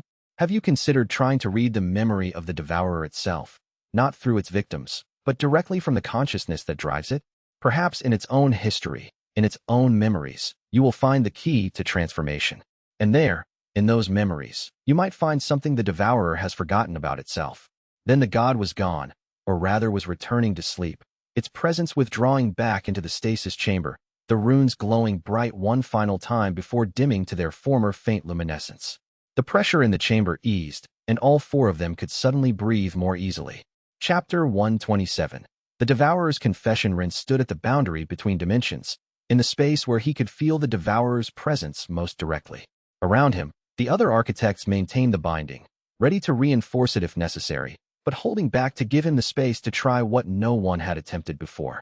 His hands trembled as he reached out with the Archaeologist System. He reached out with the Archaeologist System, not to read the memories left in the aftermath of consumption, but to touch the Devourer's consciousness itself. To read not what it had done, but what it was. The distinction was subtle but essential. The memories came flooding in, overwhelming, almost incomprehensibly vast. The sheer volume of consciousness threatened to shatter his mind. Lifetimes compressed into seconds, universes' worth of experience overwhelming his perception. But gradually, slowly, Rin learned to filter them, to follow threads, to see patterns. And what he discovered shocked him. The Devourer was not mindless hunger. It was terrified hunger. It was running. It had been running for longer than the current universe had existed, running from something even larger, even more vast, something that hunted it the way it hunted gods. The Devourer consumed because it was afraid of being consumed. It grew because it needed to become strong enough to survive. It fed because it was desperately, eternally trying to escape something that was always chasing it. It was the hunted playing hunter, fear transformed into aggression. It was not evil. It was prey that had become predator, but that still remembered what it was like to be hunted.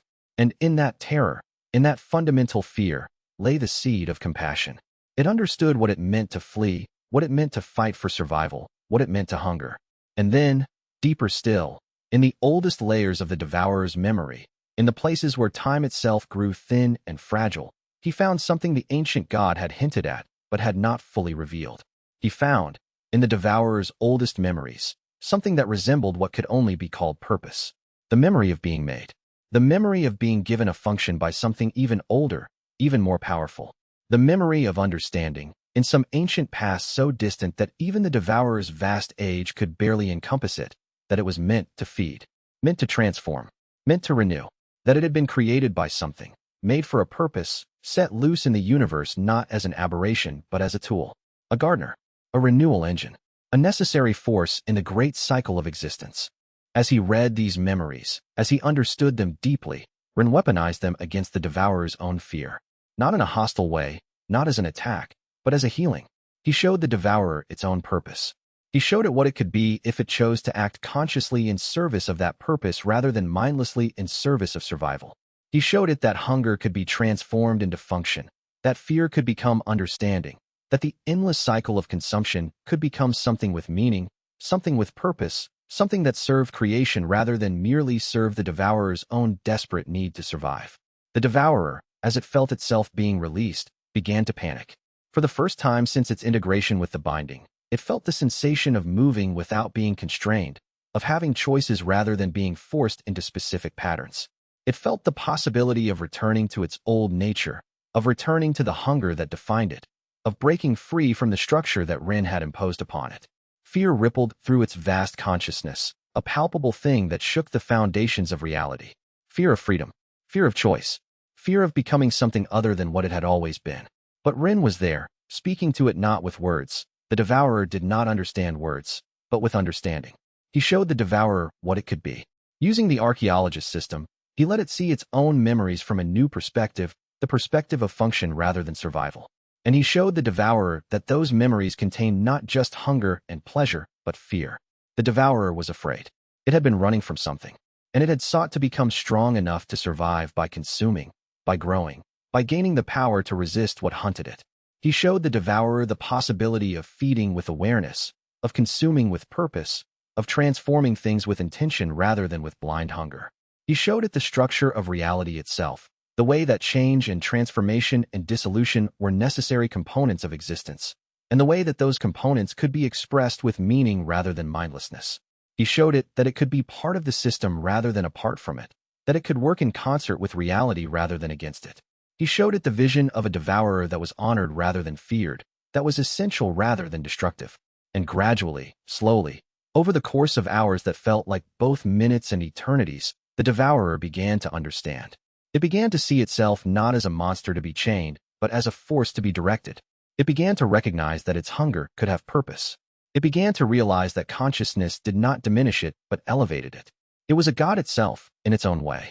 It was not a predator that should be ashamed of what it was. It was a force of creation, not destruction. It was the engine of renewal, the mechanism by which old forms were broken down and new forms could emerge. It was necessary. It was valuable. It was simply a force that needed to be conscious of its own impact, aware of what it consumed and why, capable of choosing what it consumed and why it consumed it. The threads of binding began to dissolve, not violently, not with a rupture, but gently, like ice in spring melting back into water, returning to its original state, but carrying with it the memory of what it had been constrained to be. The binding that Ren had poured so much of himself into constructing slowly unwove itself, each thread released by his choice, each connection severed with his consent. The relief was overwhelming, washing over him like a wave, like coming home after an impossibly long journey. The weight lifted, and for the first time in ages, he could breathe freely. As Ren released the binding, as he allowed the devourer to step back into a state of semi-autonomy, something remarkable happened. The devourer did not revert to its old nature. Instead, it seemed to welcome the partnership. It understood, in the way that vast forces understand things, that walking with Ren was more interesting, more fulfilling, more meaningful than returning to the simple, mindless hunger that had defined it for all of its existence before contact with consciousness. And more importantly, it understood that this was no longer a prison. This was a choice. And in that understanding lay the possibility of true transformation. And Ren felt his power beginning to drop away. Not all at once, not in a single dramatic moment, but gradually, like a tide receding from the shore. He could feel the supremacy beginning to fade, the connection to infinite timelines beginning to weaken, the ability to see and influence all possible futures beginning to diminish. The absolute power that had made him a god among gods, that had allowed him to hold back the devourer, began to dissipate back into the structure of the universe from which it had come. It was not painful. It was like the unburning of a flame, like the gentle dimming of a light, like the feeling of a burden being lifted from shoulders that had carried it for far too long. He was becoming mortal again. It was the most beautiful sensation he had ever experienced. With each moment, with each drop in power, he felt lighter, more alive, more himself. His form, which had been abstract and composed of pure energy, began to solidify. He took on a physical shape again, a body that was aging, that was vulnerable, that could be hurt. And he welcomed every moment of that vulnerability because it meant he was real. He was alive. He was human again, at last. His hands had weight. His feet touched the ground. He could feel the air on his skin, the warmth of the sun, the touch of another person's hand. These simple things, forgotten during the long centuries of his godhood, became precious again. He was coming home to himself, and it was worth any price. Chapter 128. The return to the material realm with the devourer, now part of the maintenance system of reality itself, integrated rather than imprisoned, consciously choosing to participate in the work of transformation and renewal, the need for the void margins dissolved. The spaces between dimensions that had been sealed off to contain the threat, the barriers that had been necessary to prevent the devourer from ravaging the material realm while Ren worked to integrate it, began to collapse. The vast energies that had been poured into their maintenance were released back into the flow of creation. The universe sighed with relief. Ren and his companions made their way back to the material realm, and with each step, Ren felt more mortal. His eyesight became clearer, more limited. He could no longer see across the vast vistas of possibility that had stretched before him as a supreme being, could no longer perceive all possible futures at once, could no longer track every eventuality across every timeline. His hearing became sharper, more focused, more human, concentrating on the immediate sounds around him rather than perceiving vibrations from across dimensions. His touch regained sensation that he had not genuinely felt in ages, every rock beneath his feet becoming real and present. The world around him became more vivid, more precious because it was no longer seen from the vantage point of one who stood outside time itself. The journey took weeks, for Ren insisted that they travel slowly, that they move through the world as it genuinely was rather than moving through the abstract spaces between realities. He wanted to see the work that was being done. He wanted to understand what was happening in the villages and towns and cities that they passed through. He wanted to experience the gratitude and the hope and the tentative joy that was beginning to bloom again in places that had known only fear and despair. In one village, they found farmers celebrating the first harvest since the devourer had appeared in that region years ago. The crops were small, cautious, but they grew. People wept when they saw that food could once again be grown and harvested, that the earth was healing, that the seasons were returning to their natural rhythm.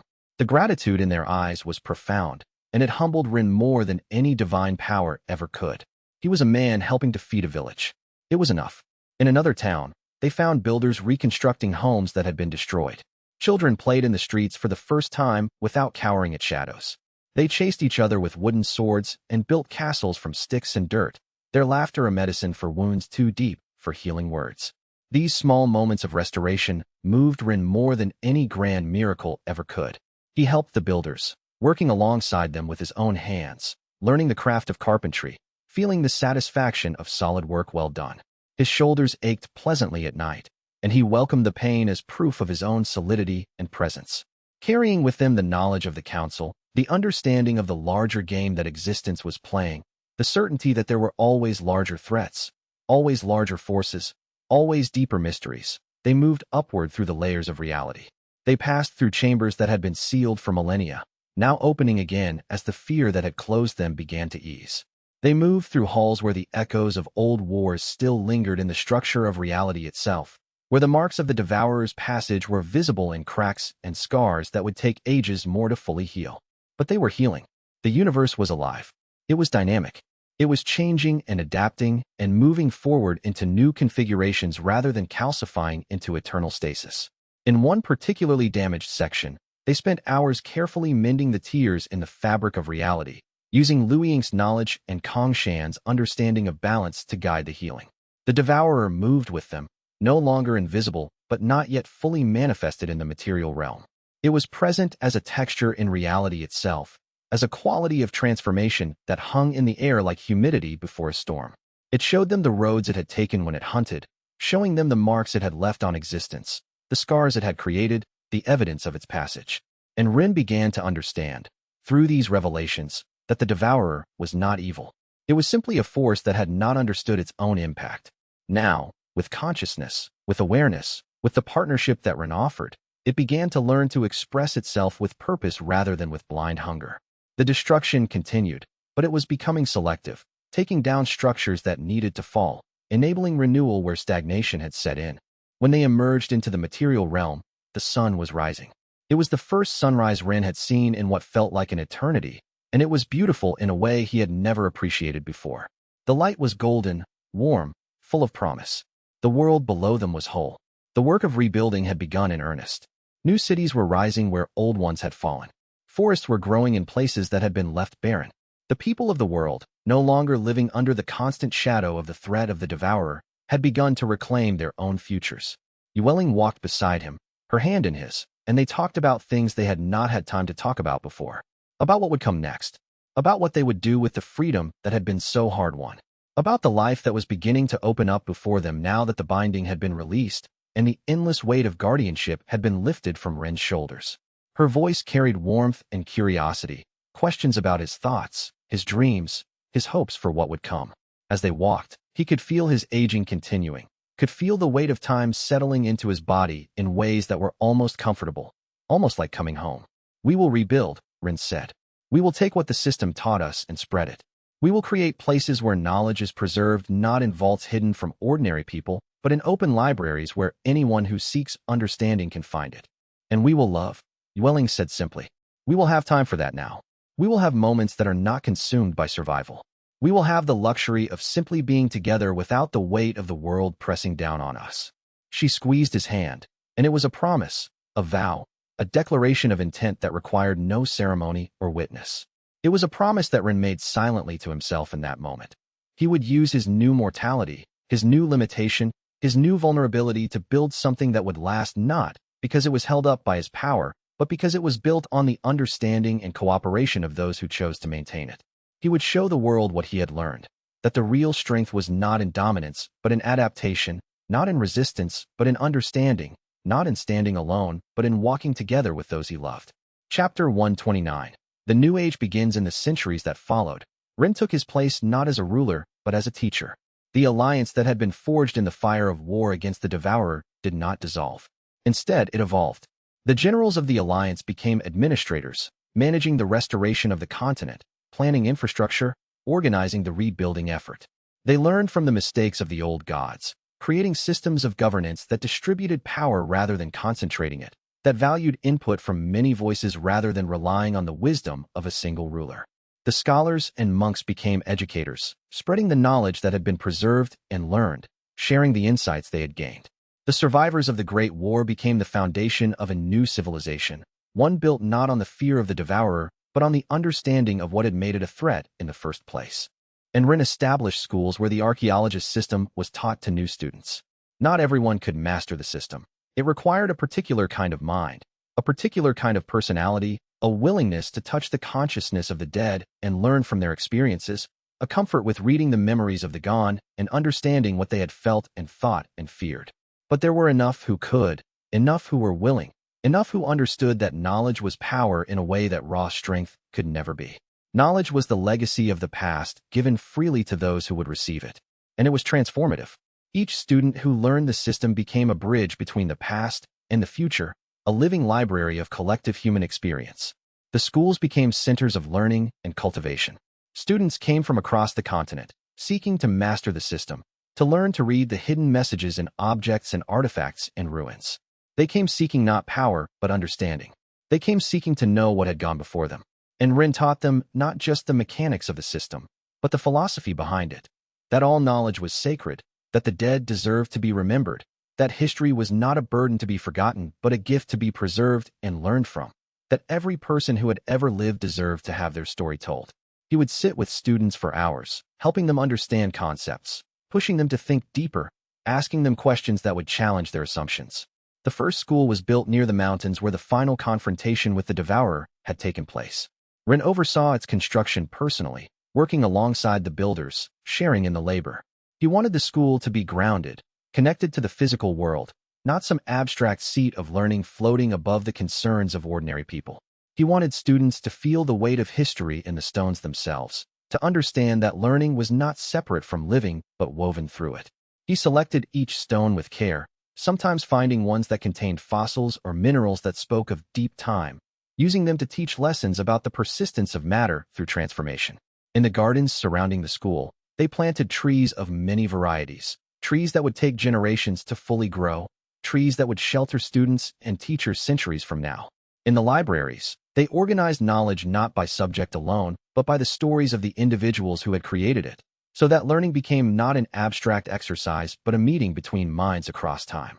A student learning mathematics would also learn the biography of the mathematician, would read memories of their struggles and breakthroughs, would understand that knowledge was created by real people with real emotions and real failures. Ren spent decades walking those halls, teaching generation after generation of students. He showed them how to use the Archaeologist System not as a weapon or a tool of dominance, but as a bridge between the living and the dead, a way to honor those who had come before. He showed them that real power lay not in controlling knowledge, but in sharing it, not in hoarding wisdom, but in spreading it as widely as possible. Students would gather around him to listen, and he would open his students' minds to the vastness of what had come before, the countless lives and choices and small moments that had led to this present moment. And slowly, as the schools grew and multiplied across the continent, a new kind of civilization began to emerge, one in which knowledge was valued more than gold, in which teachers were honored more than generals, in which the quest to understand oneself and one's place in the world was seen as the highest calling a person could undertake. Trade was redirected toward books and art rather than weapons. The most talented young people competed to attend the schools rather than to join armies. Wars became less common as people understood their neighbors' histories and motivations, as they accessed memories of what war had cost, as they learned to resolve disputes through understanding rather than through force. It was a slow transformation. Not every region embraced the new schools immediately. Some powerful people resisted the spread of knowledge, fearing that educated people would be harder to control. Some communities clung to old ways, suspicious of change. But Ren was patient. He understood that transformation took time. He understood that each generation would need to choose the path for themselves, and that some would choose differently than others. And that was acceptable. The important thing was to offer the choice, to make the knowledge available, to ensure that those who wished to learn could do so. The schools became more than just places of education. They became centers of healing. In the decades after the war, many people carried deep trauma, memories of loss, fear, despair. The schools provided space for those people to come and process their experiences, to share their stories with others who had endured similar horrors. Rin himself spent time counseling those who struggled with survivor's guilt, with the weight of decisions made during the war, with the scars left by loss. He understood their pain because he had felt it, and his empathy opened doors that might otherwise have remained closed.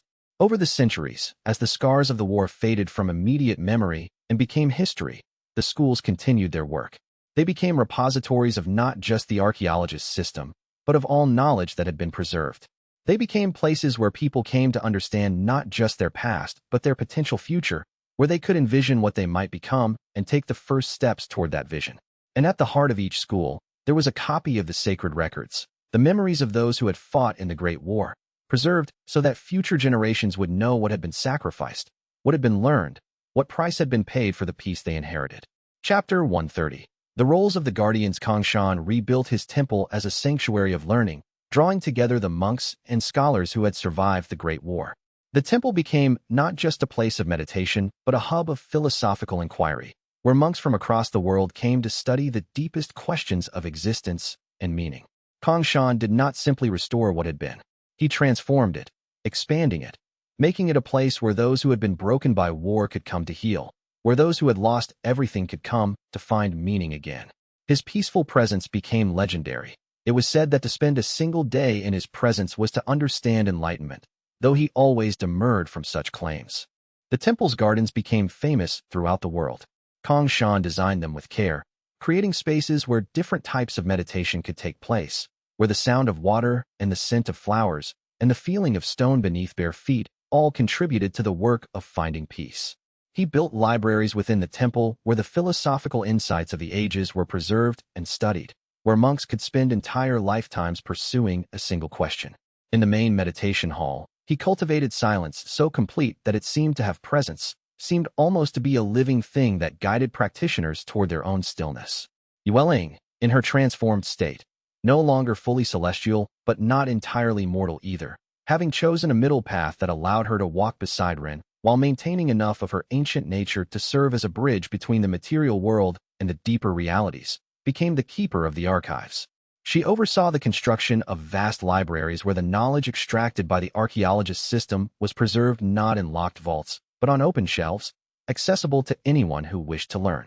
She made sure that no knowledge was lost, that every story of every person who had lived and died had a place in the archives, that the accumulated wisdom of all existence was maintained and passed on to the generations that came after. She established cataloging systems that made knowledge findable, arranged so that those seeking answers could discover what they needed, whether they knew the technical language or not. The work was meticulous and never-ending. Yueling would spend entire days cataloging, her fingers stained with ink, her back aching from hunching over manuscripts and tablets. But each entry she made represented a life preserved, a voice that would not be silenced by the erosion of time. She developed a system of notation that blended the celestial languages she had spoken for eons with the common tongues of mortals, creating a bridge between worlds in pure notation. Rin would watch her work sometimes and see in her focused expression the same determination that had driven her through the Great War, the refusal to let anything of value be lost. She traveled across the continent herself, seeking out survivors of the war, asking them to share their stories, their memories, their insights. These journeys took her to places scarred by conflict, villages still grieving, forests where the devourers passing had left marks on the land itself. She would sit with the elderly in those places, sometimes for weeks, listening to their accounts with a patience that came from having experienced millennia herself. The weight of their stories accumulated in her, each one adding to the burden she willingly carried. She created a recording system based on the archaeologist system itself, so that the memories of ordinary people, not just gods or heroes, could be preserved for the future. She insisted that the stories of soldiers and healers and common folk be given the same weight as the records of generals and kings. In doing so, she fundamentally transformed how history would be remembered, not as the story of the great and mighty, but as the story of all people, each one contributing their piece to the larger whole. When she returned from these journeys, Rin would embrace her and see the toll they had taken. There was exhaustion in her eyes, but also satisfaction. She would rest her head on his shoulder and tell him about the people she had met, the stories that had moved her most, the ways that ordinary people had demonstrated extraordinary courage in the face of unthinkable loss. These conversations became sacred to them, moments where the vast weight of what they were building became comprehensible, where the abstract ideal of preservation became concrete in individual human stories. Liu, still partly bound to the reality anchors that maintained the balance between dimensions, but now free to move, helped guide pilgrims seeking knowledge. She became a bridge between the isolated communities and the centers of learning, carrying teachers to remote areas, bringing students seeking training to the schools, ensuring that the knowledge revolution that Rin had begun would reach even the most isolated parts of the world. Her presence in a town transformed how people thought about themselves and their potential. It was hard to believe yourself limited when you stood in the presence of someone who had lived 10,000 years and was still learning. She also worked to heal the scars that the devourer had left on the land itself. Using her deep understanding of the structures of reality, she helped to mend the places where the barriers between worlds had been torn, to restore the natural flow of energy and magic through the dimensions. She spent centuries doing this work, patient and methodical, understanding that true healing took time and could not be rushed. In places where the damage had been deepest, she would sit for months, gently coaxing reality back into its proper configuration, teaching the land that it was safe again, that the threat had passed. Together, the four of them created something that had never existed before. A system of learning that was not the province of the gods, but of ordinary people, not secret and guarded, but open and shared, not designed to create new gods, but to help ordinary mortals understand themselves and their world more deeply. They created a new paradigm, one in which knowledge and wisdom were seen as the greatest treasures, more valuable than gold or power or territory, things that should be freely shared rather than hoarded. It was radical, revolutionary, and it changed the trajectory of civilization forever. Chapter 131. The question of time. As the years became decades and the decades became centuries, Rin began to notice something. He was aging, yes, much more slowly than ordinary humans, but aging nonetheless. His black hair began to show threads of white. Lines began to appear in his face, lines that marked smiling, thinking, concentrating, worrying about his students, laughing at Yueling's jokes, the fine lines around his eyes that came from squinting at books in low light. His body, which had been perfectly maintained by divine power, began to show the weight of time, the marks of living, the scars of every moment he had experienced and every choice he had made. There was a particular morning when he noticed it for the first time, a strand of white hair mixed in with the black.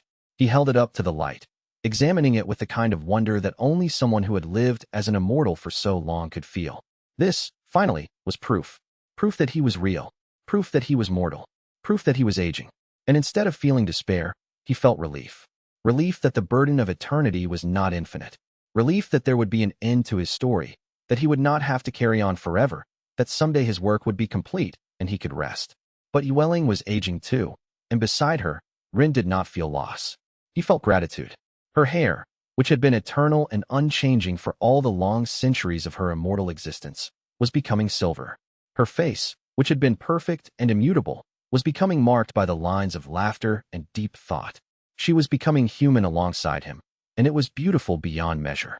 The changes in her face showed him the story of their life together, each line recording a moment of joy, of sorrow, of understanding, of growth. He would trace those lines with his fingers sometimes, reading them like text written in her skin. They would sometimes stand before a mirror together, watching the changes in their faces, the slow transformation from youth to age. Instead of mourning what they were losing, they found themselves celebrating what they were becoming. The lines on their faces were stories. The silver in their hair was evidence of all they had endured and survived and learned. The slight stoop in their shoulders was the weight of years that had been well lived, not the burden of years they had wasted. It was Yueling who asked him the question that no one else would ask, the question that perhaps needed to be asked by someone who loved him more than they loved the idea of his power. "What do you want now?" she asked one evening as they sat on a balcony overlooking the rebuilt world.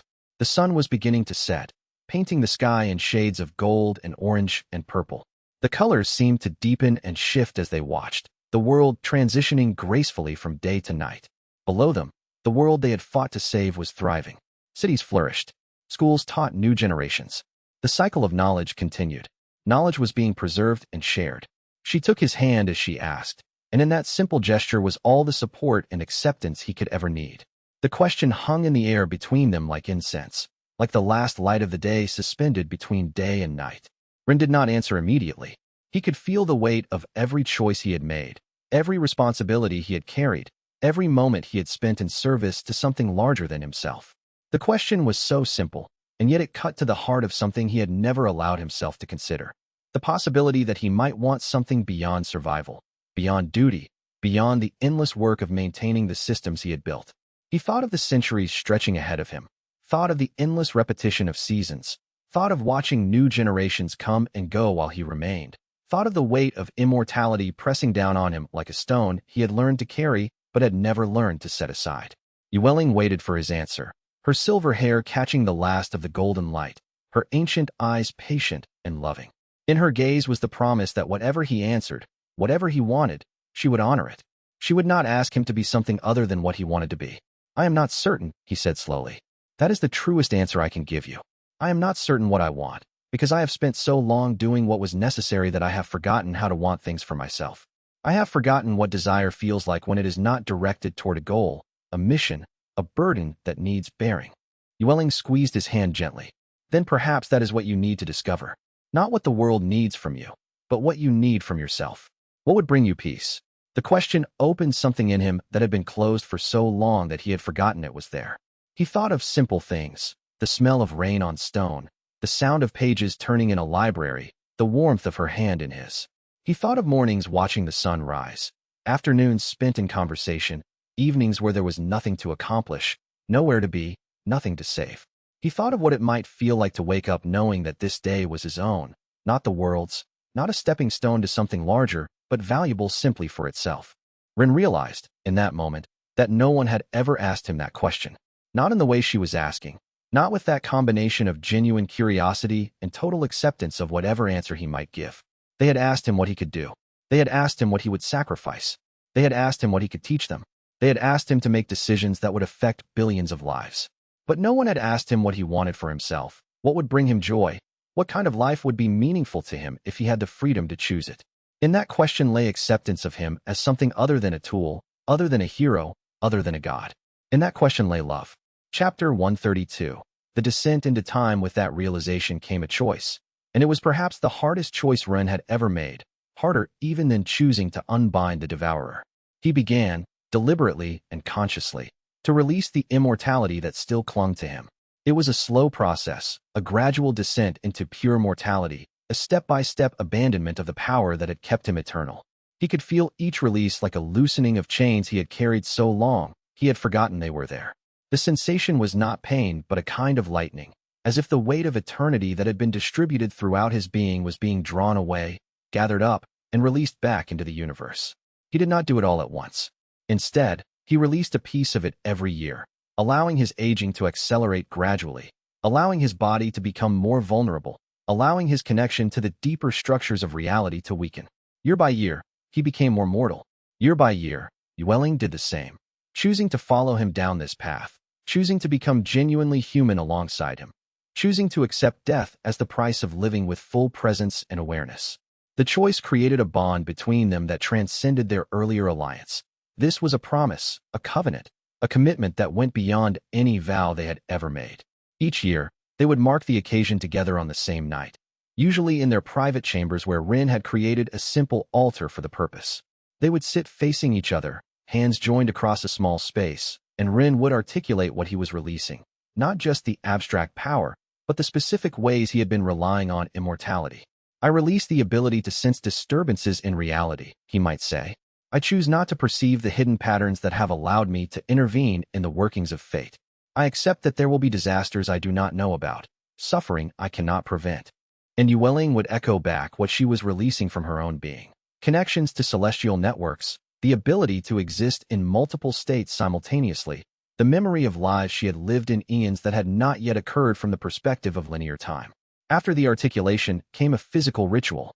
They would breathe together, slowly and deeply, as if the exhalation itself carried away the power being released. They would watch as the air around them shimmered slightly, the visible manifestation of a mortal essence being released back into the cosmos. And in those moments, they would feel the loss acutely. Each released power had been part of their being for so long that letting it go felt like losing a limb, losing a sense, losing a fundamental part of themselves.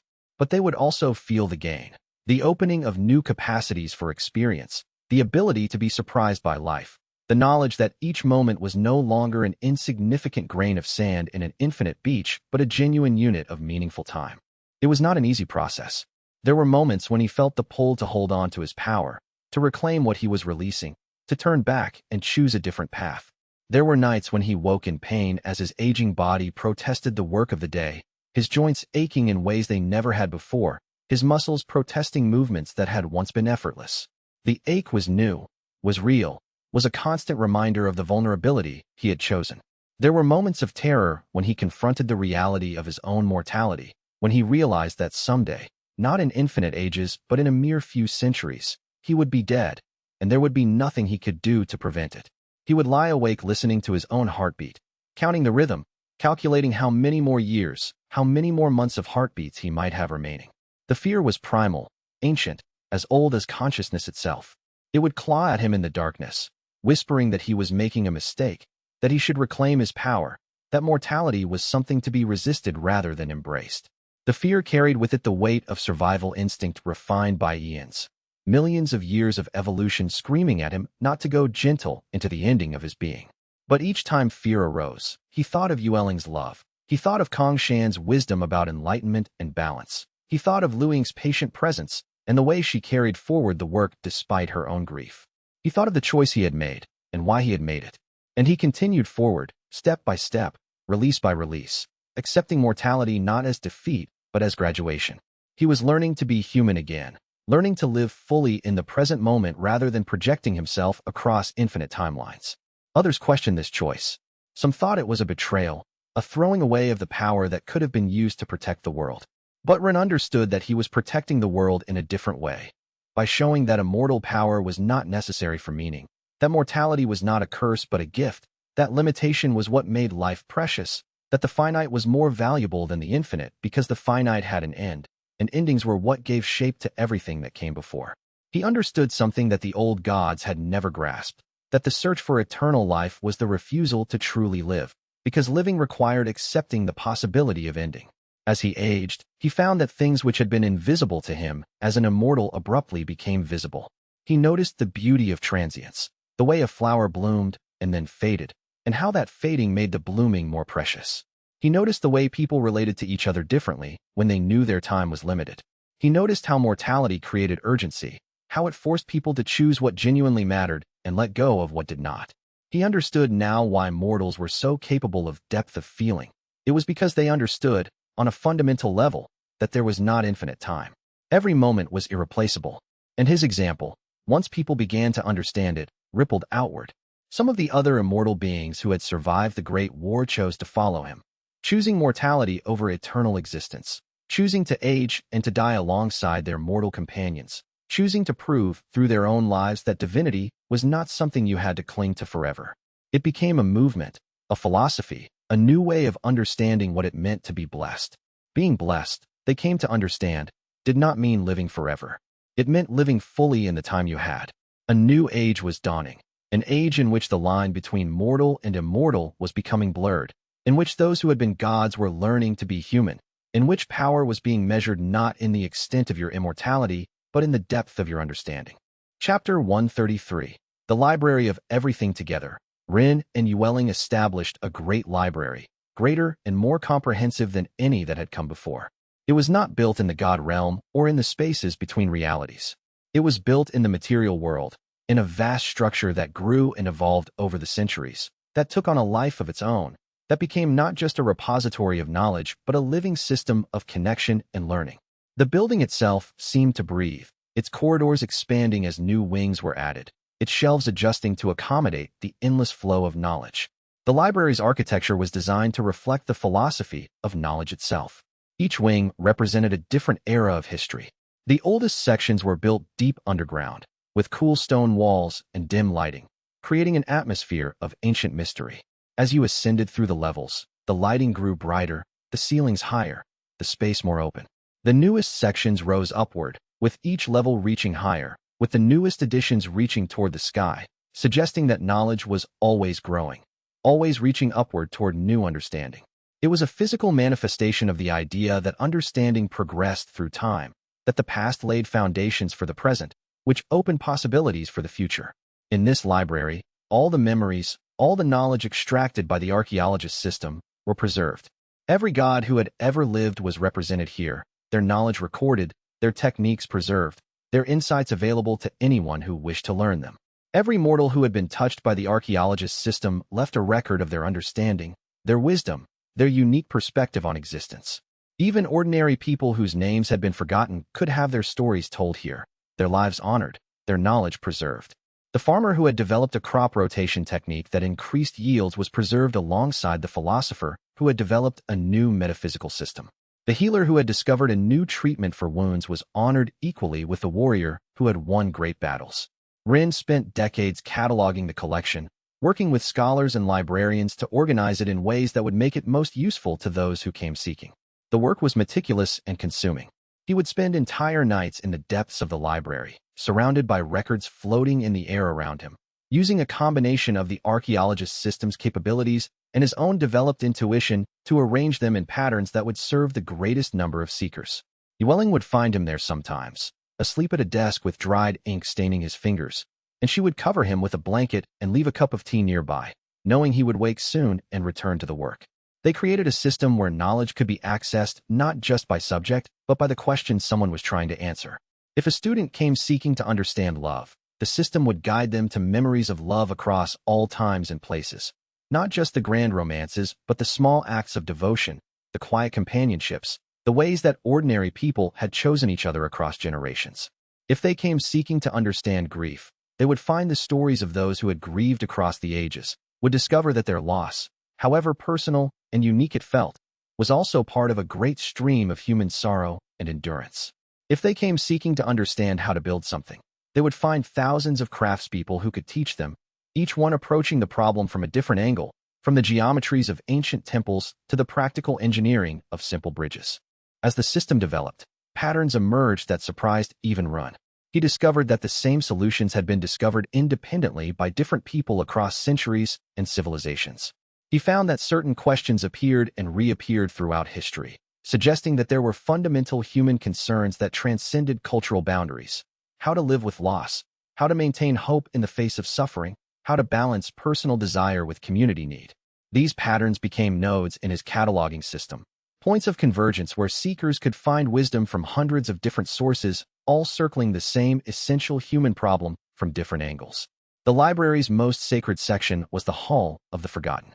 Here, they preserved the memories of those who had no one left to remember them, those whose contributions to civilization had been lost or overlooked, those whose names had been erased from history. Ren insisted that this section be as prominently displayed as the halls dedicated to heroes and gods. When other scholars suggested it might be better to house the forgotten in a separate, less visited section, Ren's response was firm. An anonymous farmer who fed 100 people, he said, his voice carrying the weight of his centuries, has made a contribution equal to a general who won a battle. Both deserve to be remembered. Both changed the world in their own way. If we hide the stories of ordinary people, we suggest they were less important, less worthy of remembrance. That is a lie. The world is built by the forgotten more than by the famous. He spent hours in this section himself, reading the stories of the forgotten. A woman who had developed a system for organizing medical knowledge. A merchant who had created trade routes that connected isolated communities. A child who had asked questions that led an elder to reconsider fundamental assumptions about existence.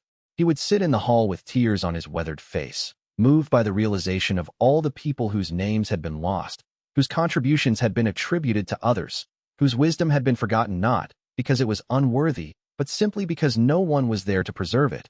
No one was there to tell their story forward. He was determined that would never happen again. He established protocols ensuring that even those without family, without power, without anyone to speak for them, would have their stories preserved and honored with equal care as kings and philosophers. But they made a deliberate choice about this library. They made it open to all. Not a secret vault for the elite. Not a forbidden place guarded by priests. An open library where anyone who wished could come and read, could learn, could touch the consciousness of the dead through the records they had left behind. They made this choice because they had learned through long struggle that knowledge hoarded becomes stagnant, that understanding kept secret becomes corrupted, that wisdom sealed away becomes useless. Knowledge lived only when it was used, when it was shared, when it was passed from mind to mind in the great chain of transmission that connected past to present to future. And so the library became one of the great pilgrimage sites of the world, a place where wanderers came seeking understanding, where scholars came seeking forgotten techniques, where ordinary people came hoping to connect with the minds of those who had come before them, to understand themselves better through understanding those who had lived before them. Teachers brought their students. Monks came to meditate on the wisdom preserved there. Artists came seeking inspiration. Merchants came seeking to learn from the successes and failures of those who had traded before them. The elderly came to preserve their memories, their knowledge, their stories for those who would come after. The young came to find their path in the world, to discover what kind of life they might want to live. Ren oversaw the library's growth personally, spending his final centuries walking its corridors, helping to organize its knowledge, teaching new generations of librarians how to care for the records, how to honor the dead whose memories they preserved, how to share those memories with those who came seeking them. He became a familiar figure in the library, an old man with white hair who could be found shelving books, answering questions, or simply sitting in the reading rooms with a peaceful smile on his face. Students would seek him out for wisdom, and he would listen, would ask questions, would help them discover their own answers rather than imposing his understanding upon them. Chapter 134. The gathering at sunset. The invitation, when it was finally extended, came as a quiet announcement rather than a dramatic call. Ren, now entering old age after centuries of seemingly infinite youth, extended a simple invitation to all who had contributed to the salvation of reality. Come to the mountain at sunset, where we will sit together and remember what was lost and what was gained. It was sent through all the channels available, written notices in the schools, messages passed through the temple networks, stories told by travelers and merchants who spread the word to every corner of the world. It was not a command. It was simply an invitation, an opening of doors, an offer to gather together and remember. Those who could, came. Some had to travel for months to get there, journeying across mountains and rivers and through forests that were slowly being reclaimed by nature. Some came from remote corners of the world, from hidden valleys, from isolated communities that had only heard stories of the Great War but had lived through its aftermath. The generals came, now old themselves, their hands shaking with age and the memory of battles fought, their bodies bearing scars from wounds received decades or centuries ago. Each one carried in their body the weight of the decisions they had made, the lives lost under their command, the cities they had ordered destroyed to stop the devourer's advance, the impossible choices that had haunted their sleep for years. Many of them had written memoirs, had tried to make sense of what they had done in the context of what had needed to be done. They had governed well, many of them, and had learned to step back and let younger leaders take over, to value wisdom over power. Some had become teachers, had used their understanding of warfare and strategy to instruct new generations in how to think about conflict and resolution. They came to the mountain knowing this might be the last time they saw Ren Xianxian, knowing that they were coming to say goodbye to someone who had fundamentally changed the arc of human civilization. The scholars came, carrying with them the knowledge they had helped preserve, manuscripts and artifacts and records of the wisdom accumulated during the long years of struggle. Many of them had contributed to the creation of the library, had spent years of their lives cataloging and organizing, had written systems for how knowledge could be preserved and accessed. They came as elders, their minds still sharp, their curiosity still burning, but also with a sense of completion. The work they had set out to do, to preserve human knowledge for future generations, was now firmly established. Their role was changing from builder to guardian to mentor, and many of them felt the weight of that transition even as they felt relief that the foundation had been solidly laid. The monks came, the temple keepers, the teachers, the healers who had worked to put the world back together after it had been broken. They came in their robes, their faces marked by years of meditation and service. The monks brought with them songs they had learned, music that had been created in the temples as people processed their grief. There were widows who had lost husbands in the war, women who had carried on the work of rebuilding alone, who had raised children without fathers, who had found strength in themselves they had never known they possessed. There were children who had been born after the war's end and had never known the terror of the devourer's hunger, only heard stories about it from their parents, stories that had grown almost legendary in the retelling, war stories that became wisdom stories, tales of sacrifice that became teachings about what it meant to care for something beyond yourself. There were young people who had learned to use the Archaeologist System in the schools that Ren had established, people for whom the Great War was just history, already ancient to them, a story they had learned in books rather than lived through in terror. The gathering took place on a mountain that had been one of the early battlefields, a place where the devourer had left deep scars that had only partially healed. The mountain itself had been transformed by Liu Ying's work, not to erase the scars entirely, but to help the land accept them, to integrate the damage into the new pattern the landscape would take. The scars were still visible in the landscape, strange formations where reality had been torn and hastily repaired, places where the ground itself seemed to exist in a state between states, between what it had been before and what it had become after. Plants grew in unusual patterns as they adapted to the altered magical structure of the land, developing new shapes, new colors, new ways of being that the pre-devourer world would never have seen. The very stones seemed to remember the violence that had been visited upon them, carrying in their structure the memory of a force that had passed through like fire through wheat. Some of the stones had been fused together by the intensity of the devourer's hunger, creating glassy surfaces that caught and reflected light in strange ways. Others had been cracked and fragmented, and new patterns had grown in and around the cracks, creating beauty in brokenness. Yet life was reclaiming even this scarred place with the stubbornness of things that wanted to live. Flowers grew between the cracks, flowers that seemed to be new varieties, hybrids that had never existed before, products of the land's strange history. Birds nested in the restored trees, birds that had adapted to the altered magical environment. The land was healing, slowly, deliberately, stubbornly refusing to accept permanent devastation. And in its healing was a message that even the deepest wounds could be integrated, could become part of a new story, could be transformed from pure trauma into something that had both shadow and light in it. Now, standing on that mountain at sunset, looking out over the world that had been saved, those who had fought in the war could see what their sacrifice had meant. They could see cities and farms and gardens and schools and libraries. They could see children playing in safety, heard their laughter carrying on the wind, a sound that had been rarer than gold during the dark years of war. They could see people building futures that they had chosen for themselves rather than having futures imposed on them by fear. They could see the world continuing, thriving, evolving into something new and beautiful. The sight of it moved people to tears. The sight filled them with a quiet satisfaction, not the triumph of victory, but the peace of having done what needed to be done. No songs had been sung about the people gathered on this mountain. No grand monuments bore their names. Yet their work was evident in every structure below, in every child playing safely, in every field that would feed a family. This was the true measure of what had been accomplished, not glory, but the ordinary continuation of life in all its forms. As the sun began to descend toward the horizon, casting long shadows across the landscape that made the world seem both familiar and strange, full of mystery and possibility, Ren climbed to the highest point of the mountain. The crowd gathered around him, thousands of people who had been touched by the Great War and the peace that followed it. Yueling stood beside him, her silver hair bright in the fading sunlight, her aged face showing the peace that came from a life well lived. Kong Shan was there, meditating peacefully despite his age, his breathing deep and even, his presence calming to all who stood near him. His face showed no expression, but his presence spoke of satisfaction, of completion, of a life that had meant something profound. Liu Ying was there, her ageless eyes watching everything with the patience of someone who had seen countless ages pass, who had been ancient before the current age even began. Her form seemed to shimmer slightly, existing partially in multiple states, a constant reminder that the barriers between worlds were maintained.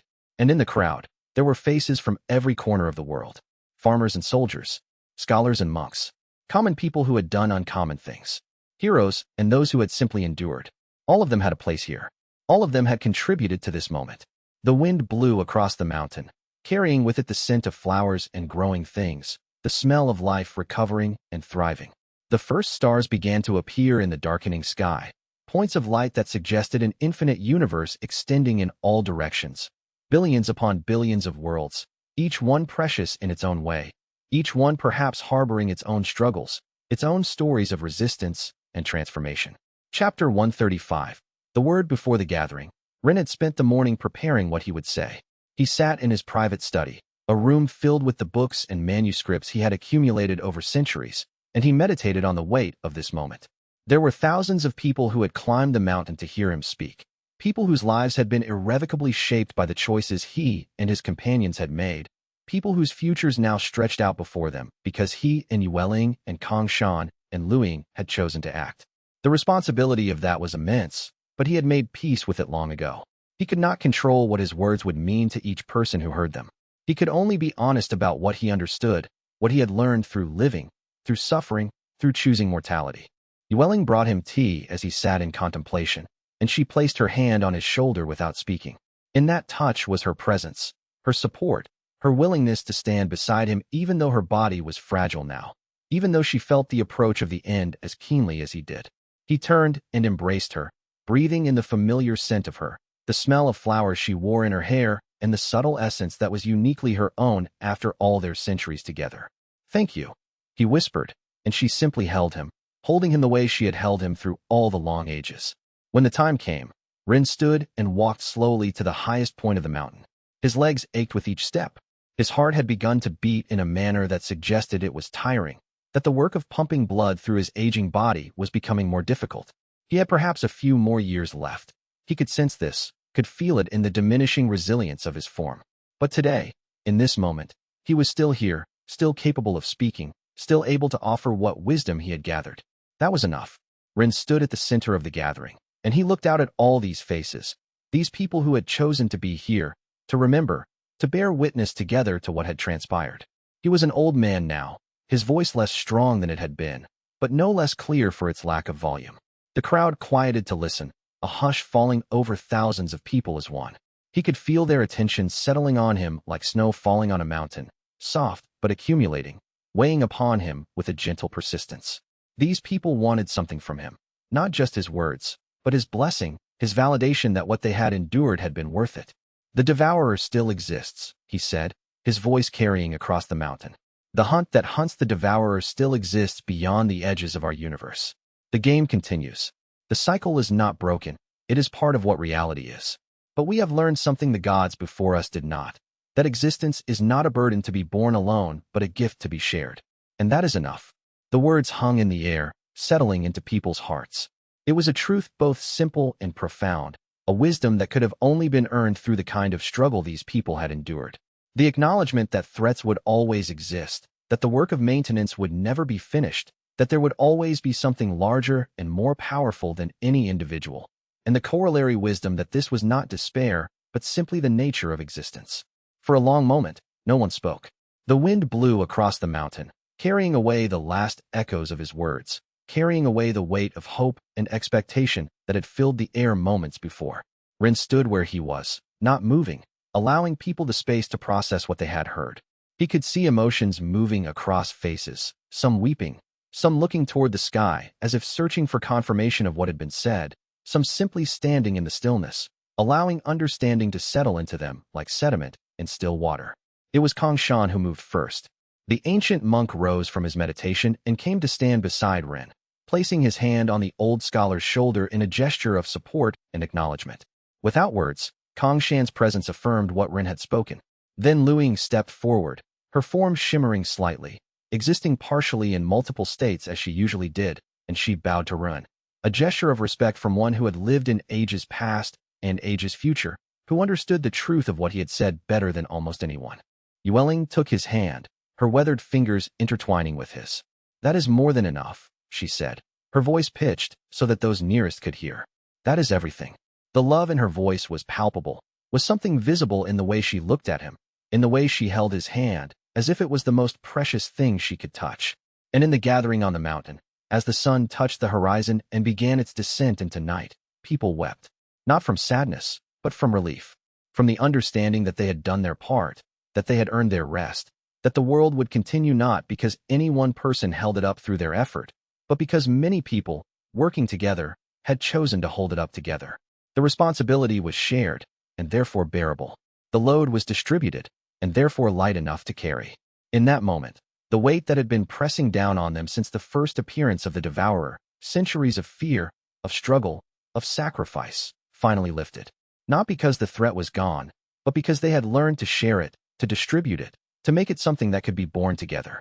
Chapter 136. The sunset. They walked together into the twilight, hand in hand, the sun sinking below the horizon, the first stars beginning to appear in the darkening sky. The temperature dropped as the light faded, the warmth of the day giving way to the chill of evening. Rin felt the cold in his old bones, felt it as something real and present, and he relished the sensation. Another proof of his mortality, another confirmation that he was living in the present moment rather than transcending it. Beside him, Yueling walked slowly, her breathing audible, her aged body expending effort with each step. Yet neither of them paused, neither of them suggested turning back. This walk into twilight felt important in a way that transcended physical comfort. "Do you remember?" Yueling asked as they walked. "The moment you first bound the devourer? How terrified we were, how uncertain we were that it would work." Rin smiled at the memory. "I remember thinking that I might be ending existence itself. I remember you taking my hand before I released the power, and in that gesture, you told me that you believed in me, that you would stand with me even if the entire universe collapsed." "I did believe in you," Yueling said. "I still do. And yet, I did not know if you were right. That is the nature of faith. It is not knowledge but choice, not certainty but commitment." They walked in silence for a time, both of them contemplative, both of them aware that this might be one of their last walks together. The future was uncertain, and yet, they had learned to meet uncertainty not with fear, but with curiosity. They had learned to find courage not in the absence of danger, but in the ability to face danger with open eyes and full presence.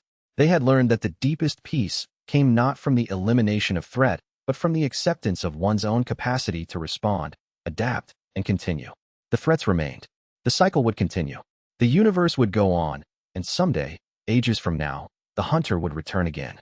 But that was not their burden to carry. That would be the burden of those who came after, and they would carry it forward just as Ruin and Yueling had carried it in their time. But they were no longer afraid. They had learned to live with the uncertainty, had learned to find joy in not knowing what came next, because not knowing meant each moment was genuinely new, genuinely a gift rather than a predetermined step on a path they had already walked. They had learned to find beauty in the temporary, the way a sunset would never come again in exactly this configuration of color and light, the way this conversation would never be repeated, the way this moment of walking hand in hand on a mountain path would exist only once in all of eternity and never again. That uniqueness made it precious. That limitation made it sacred. They had learned that mortality was not a curse but a gift, that limitation was not a weakness but a source of meaning, that the knowledge that all things must end was what made all things precious. The infinite had no meaning because meaning comes from boundaries, from the ability to distinguish what matters from what does not. Immortality would have been a prison where nothing could matter because nothing could end, because there would always be another age, another chance, another opportunity. But mortals were free in a way that immortals could never be.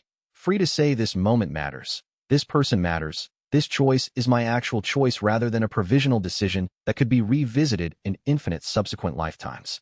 They understood now that immortality without connection was just another form of death, the living death of eternity stretched alone. That power without love was merely a cage, the most sophisticated cage, but a cage nonetheless, confining you in your own isolation. That freedom was the greatest gift, not freedom from responsibility, which was the false freedom the young gods had sought and which had led to their destruction, but freedom to choose what responsibilities meant to them, how they would spend their finite and precious time, what legacy they would leave behind written not in monuments, but in the changed hearts of those they had touched. They had learned that the most important thing was not to survive forever, but to love fully in the time you had.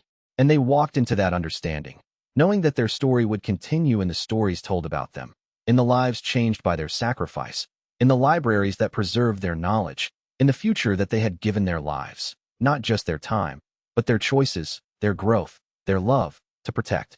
They were not afraid of being forgotten because they understood that the best way to be remembered was not through having your name carved in stone, but through having changed the trajectory of the world itself, through having set systems in motion that would continue to generate meaning and wisdom long after the people who created them were gone.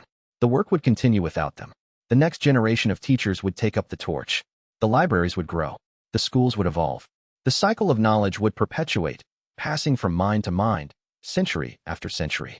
This was the true immortality they had discovered, not the endless extension of a single life, but the infinite extension of understanding through the chain of generations.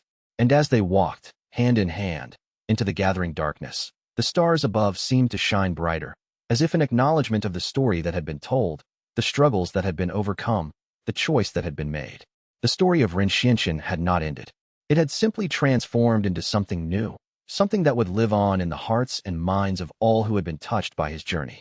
Chapter 137, The Decision.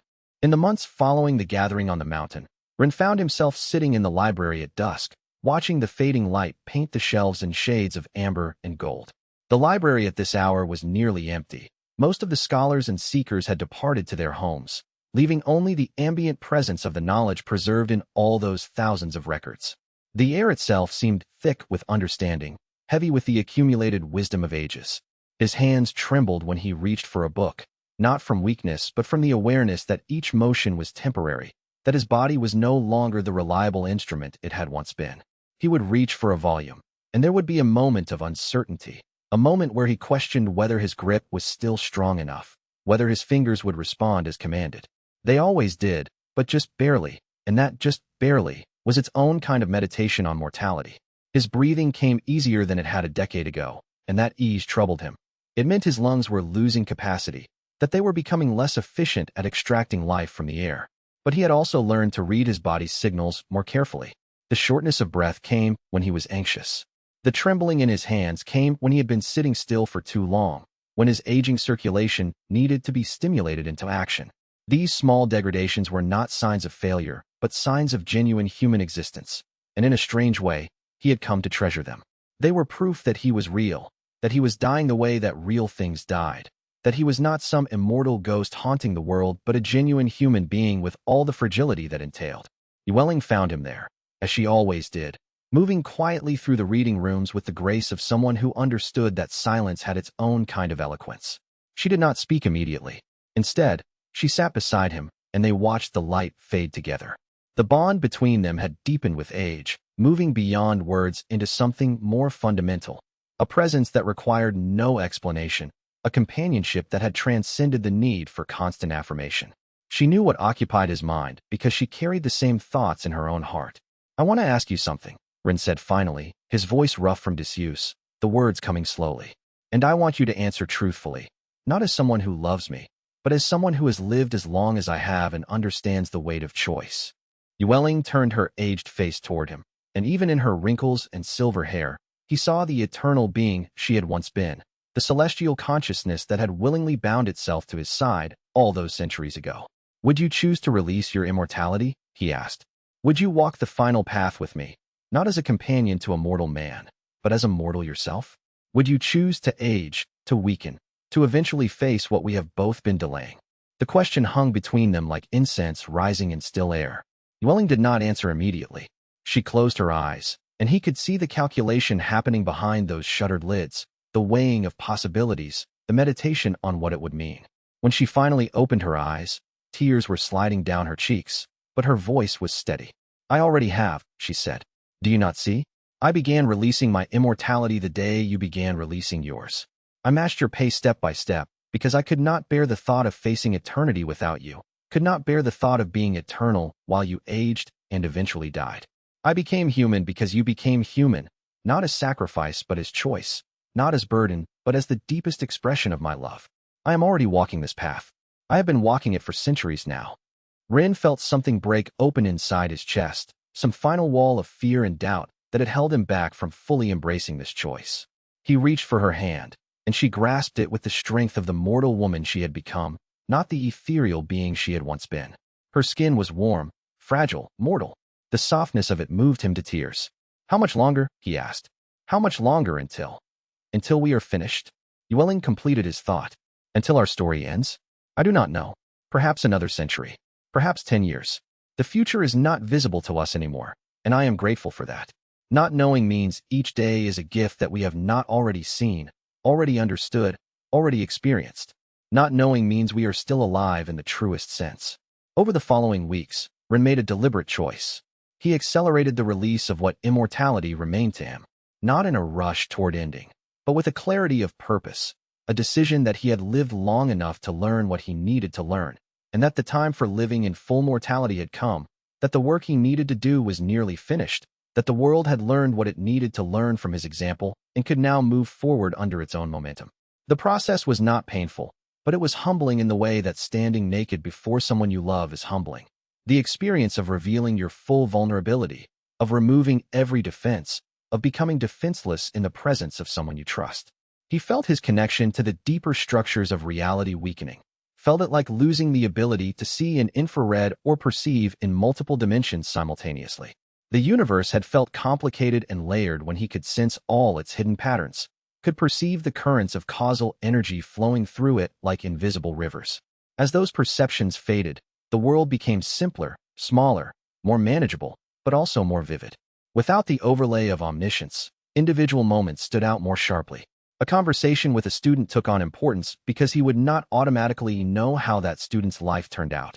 A sunset became genuinely surprising because he could not project forward and see every sunset of the future stretched out before him.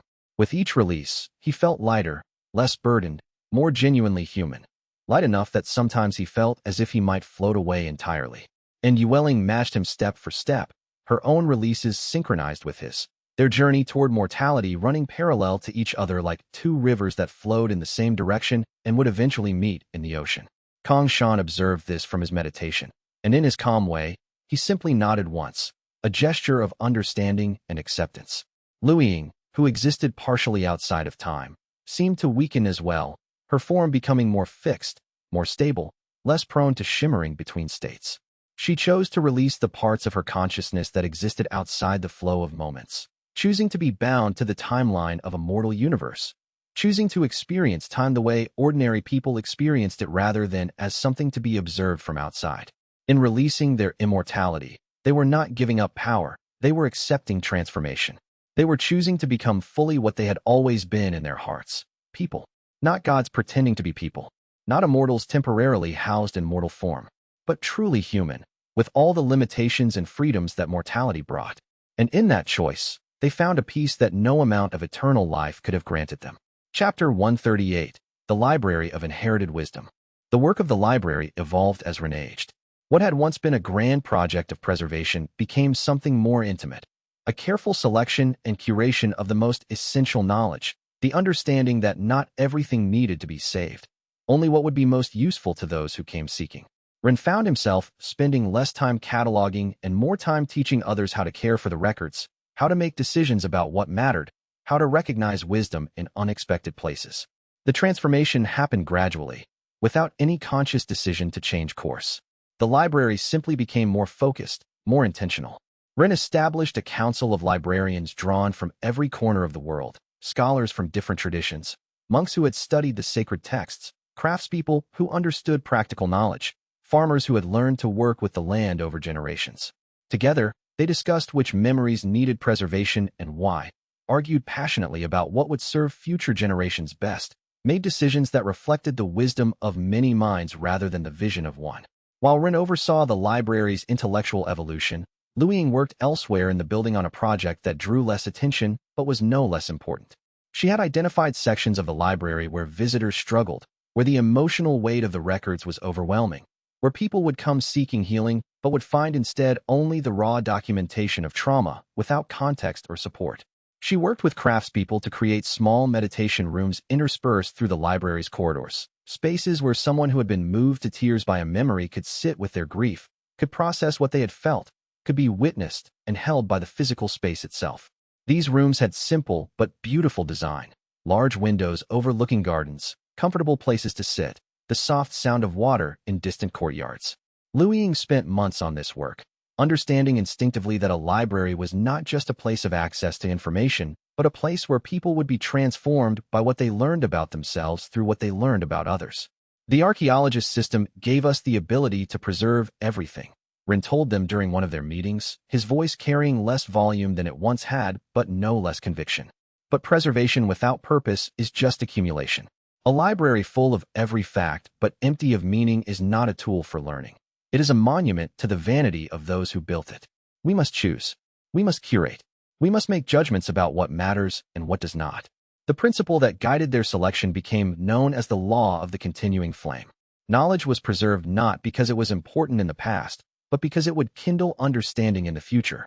A recipe for a common bread was preserved if it had sustained communities through hardship.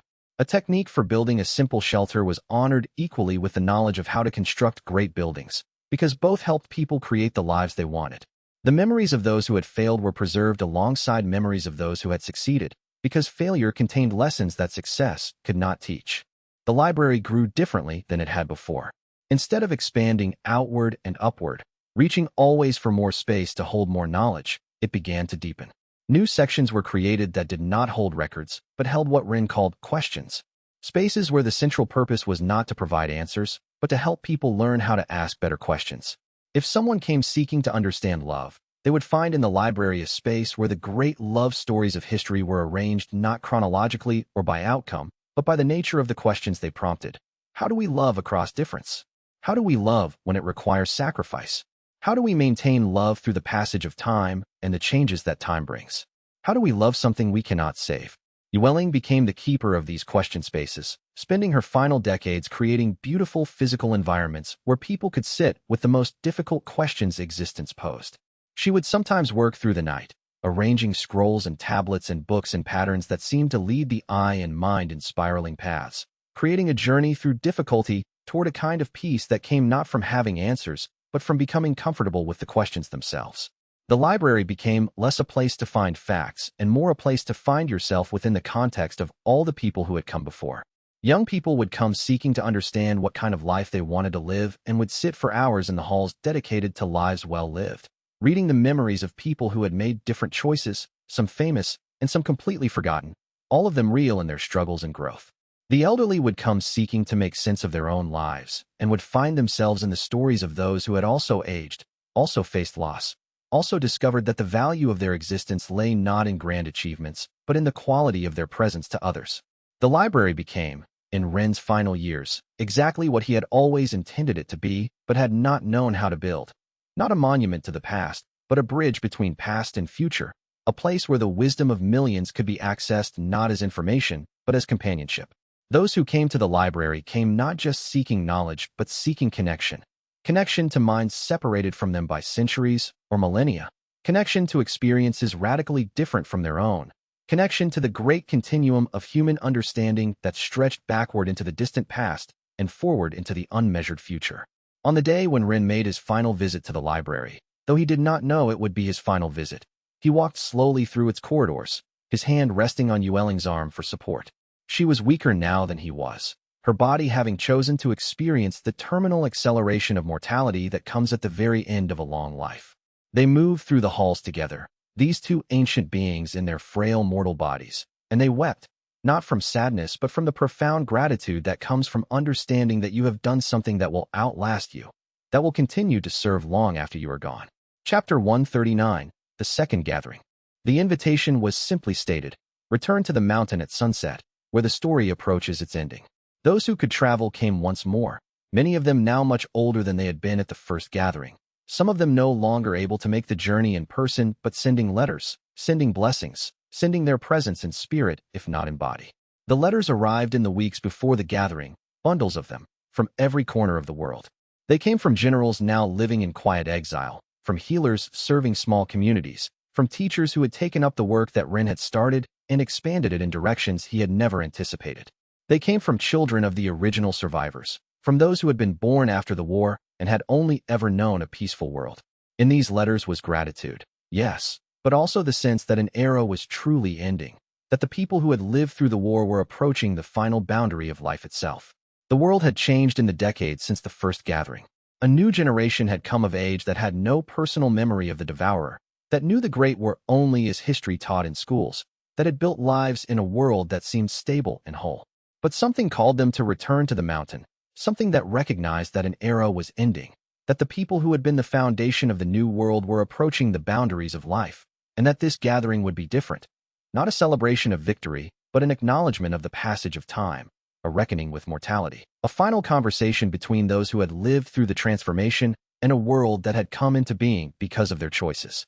Rin and Yueling climbed the mountain slowly. The same mountain where they had stood not so long ago, though long ago in mortal time, mere moments in the time measurement of those who had once been immortal, and Rin had spoken his final words of wisdom. They moved even more slowly now, their bodies frail, their breath coming in short bursts, each step a small victory against the weight of age. But they came, hand in hand, as they had been for millennia, as they would remain until one of them made the transition into death that neither had any longer the power to prevent. The gathering was smaller this time. Some who had come before were no longer able to attend. They had made the choice that Rin and Yueling had made. the choice to embrace mortality fully, and had already passed into whatever existence awaited beyond the boundaries of life. In their absence, the remaining attendees felt the weight of time more keenly, understood more viscerally that this was not a gathering that could be repeated indefinitely. This was a final conversation, perhaps the last time that all who had lived through the Great War would stand together. Kang Shan was there, meditating as always, his ancient face now so lined with age that it seemed more carved from stone than shaped from flesh.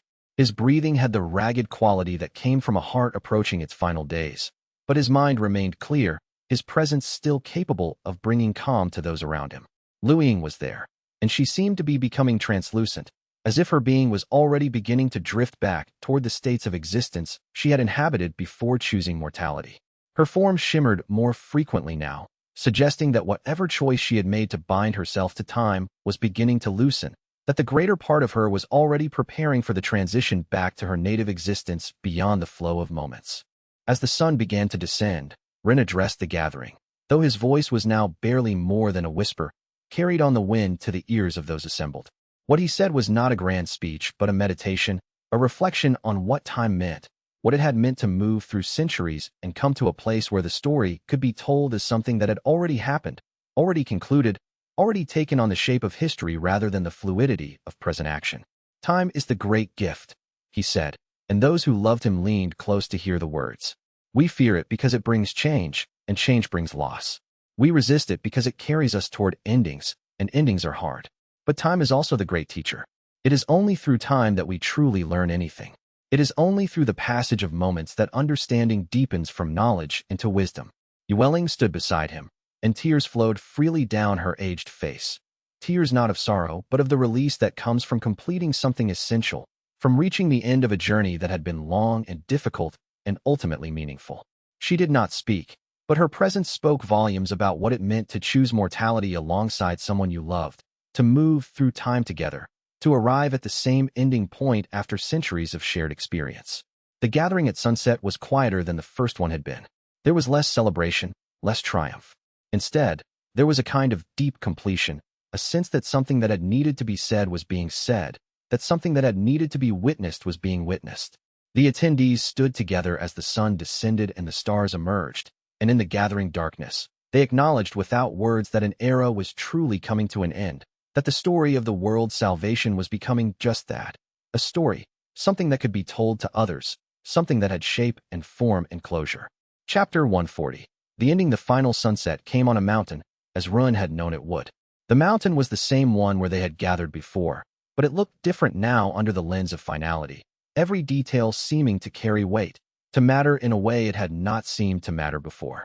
He and Yueling stood together, watching the sky transform through shades of gold and crimson and purple, each hue arriving and departing like the brush strokes of a master painter, creating a masterpiece that would exist for only a few minutes before being painted over by darkness.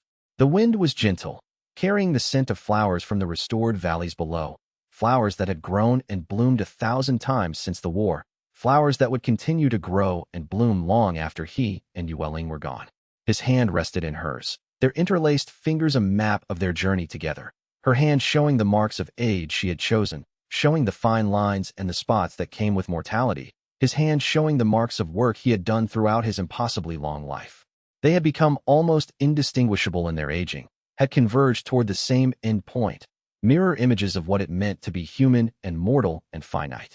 Around them, though they barely noticed anymore, Kang Shan sat in peaceful meditation, his form barely breathing, his presence so calm it seemed to extend peace to everything in his vicinity, and Lu Ying stood with her form flickering between states, fully present, and yet beginning to return to the existence that transcended the boundaries of mortal time. She was barely visible now, a shimmer in the air, a suggestion of a presence rather than a solid form. Her journey backward toward her original existence was nearly complete. I am afraid, Ren said quietly. Not afraid of death itself. He had made peace with that long ago. Afraid instead of becoming irrelevant, of being forgotten, of the work he had done fading into obscurity as time passed and new generations came with their own concerns and their own needs. I am afraid that what we built will not endure. I am afraid that the library will decay. I am afraid that the schools will fail. I am afraid that the knowledge we fought so hard to preserve will be lost anyway, that time will defeat us as surely as the devourer could not. Yueling squeezed his hand, Look, she said, directing his gaze toward the valleys below. In the gathering darkness, lights were appearing. Lights from the cities, the towns, the villages that humanity had built. Lights from the schools where teachers were still conducting classes, still passing knowledge to new minds. Lights from the libraries in 100 locations, libraries that had sprouted from the example of the Great Library, each one tended by those who understood what Ren had tried to teach them. That knowledge was meant to be shared, that wisdom was the greatest gift, that the work of preservation was the work of love. Our names may be forgotten, Yueling said. The details of what we did may become legend, may transform into something unrecognizable.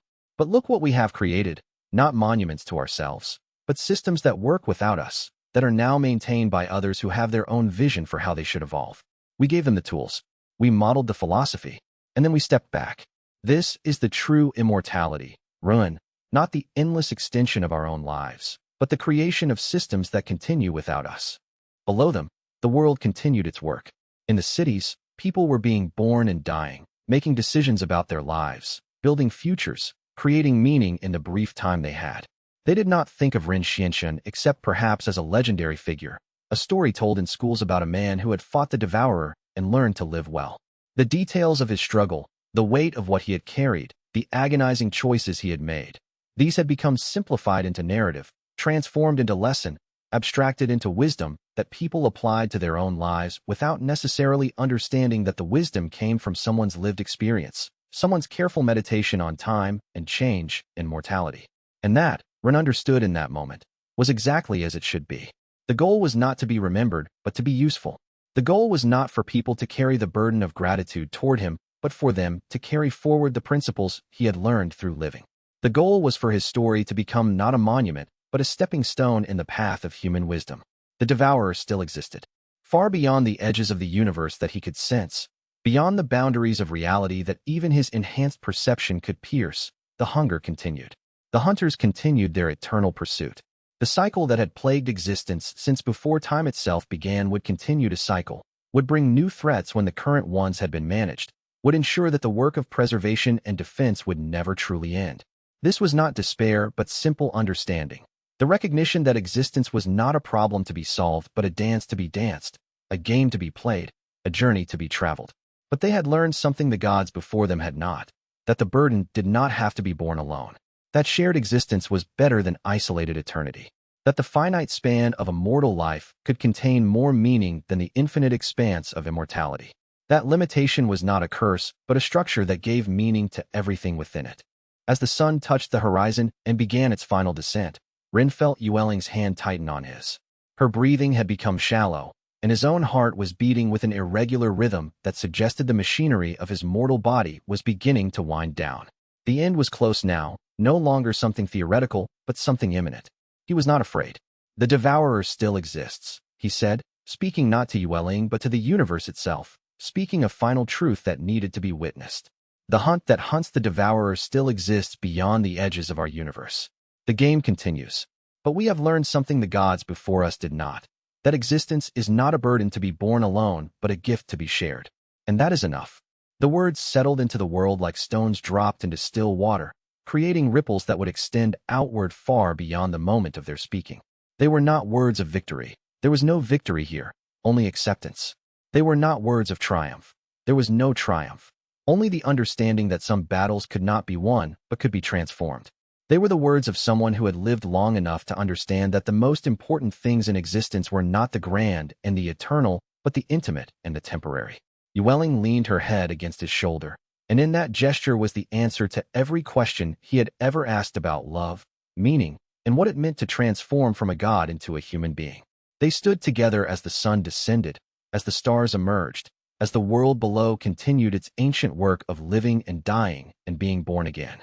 The lights in the valleys grew brighter as the natural light faded, and the lights seemed to dance with meaning, with purpose, with the continuation of the great work that was human existence, the slow, difficult, precious task of creating meaning in a universe that offered no guarantees, that promised nothing but change, that was truly beautiful only because it was temporary. Around them, Kongshan opened his eyes from his meditation, and in his gaze was a peace so profound it seemed to encompass all suffering and transform it into something bearable. Lu Ying's form had become nearly transparent, and though her body remained on the mountain, most of her consciousness had already begun the journey back to the realms of existence that lay beyond the boundaries of time. She watched the sunset with the eyes of one who had seen countless suns set across uncounted ages, and her watching seemed to dignify the moment, to acknowledge that beauty did not require newness, that meaning could be found in the repetition of patterns across vast stretches of time. The last light touched the horizon, and Rin Xianxun, who had been a mortal man with an impossible system, who had fought a universe-devouring horror, who had learned to become human again after ascending to godhood, who had loved deeply and lived fully and chosen mortality over the burden of eternal guardianship, began his final transition. Yueling held his hand as the light faded, held it as his breathing slowed, held it as the essence that had animated him for so long released its grip on the structures of reality and moved toward whatever existed beyond the boundaries of existence that mortal minds could comprehend. The story of Rin Xianxun had not ended. It had transformed. It lived now in the libraries that continued the work of preservation. It lived in the schools that continued the work of teaching. It lived in the hearts of those who would tell it to others, distorting the details and reshaping the narrative according to their own understanding, which was exactly as it should be. The story had become the possession of humanity itself, no longer belonging to one person, but belonging to all, something that could be borrowed by anyone who needed it, something that would continue to change and evolve as new generations encountered it and made it their own. In the final moment before the sunset completed its descent, as the last light touched the edge of the mountain, Rin and Yueling walked together into the twilight. The story ended not with perfect victory, but with perfect peace. Beautiful because every moment was precious, meaningful because it was temporary, sacred because it was shared. And so the cycle continued, cultivators.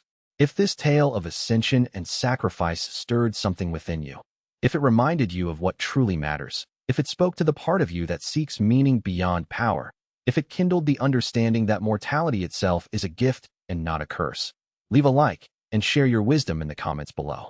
Subscribe and ring the bell, for more stories from the highest realms await those who seek them. Until next time, may your cultivation path lead you to what truly matters, and may you have the courage to transform when transformation is what the moment demands.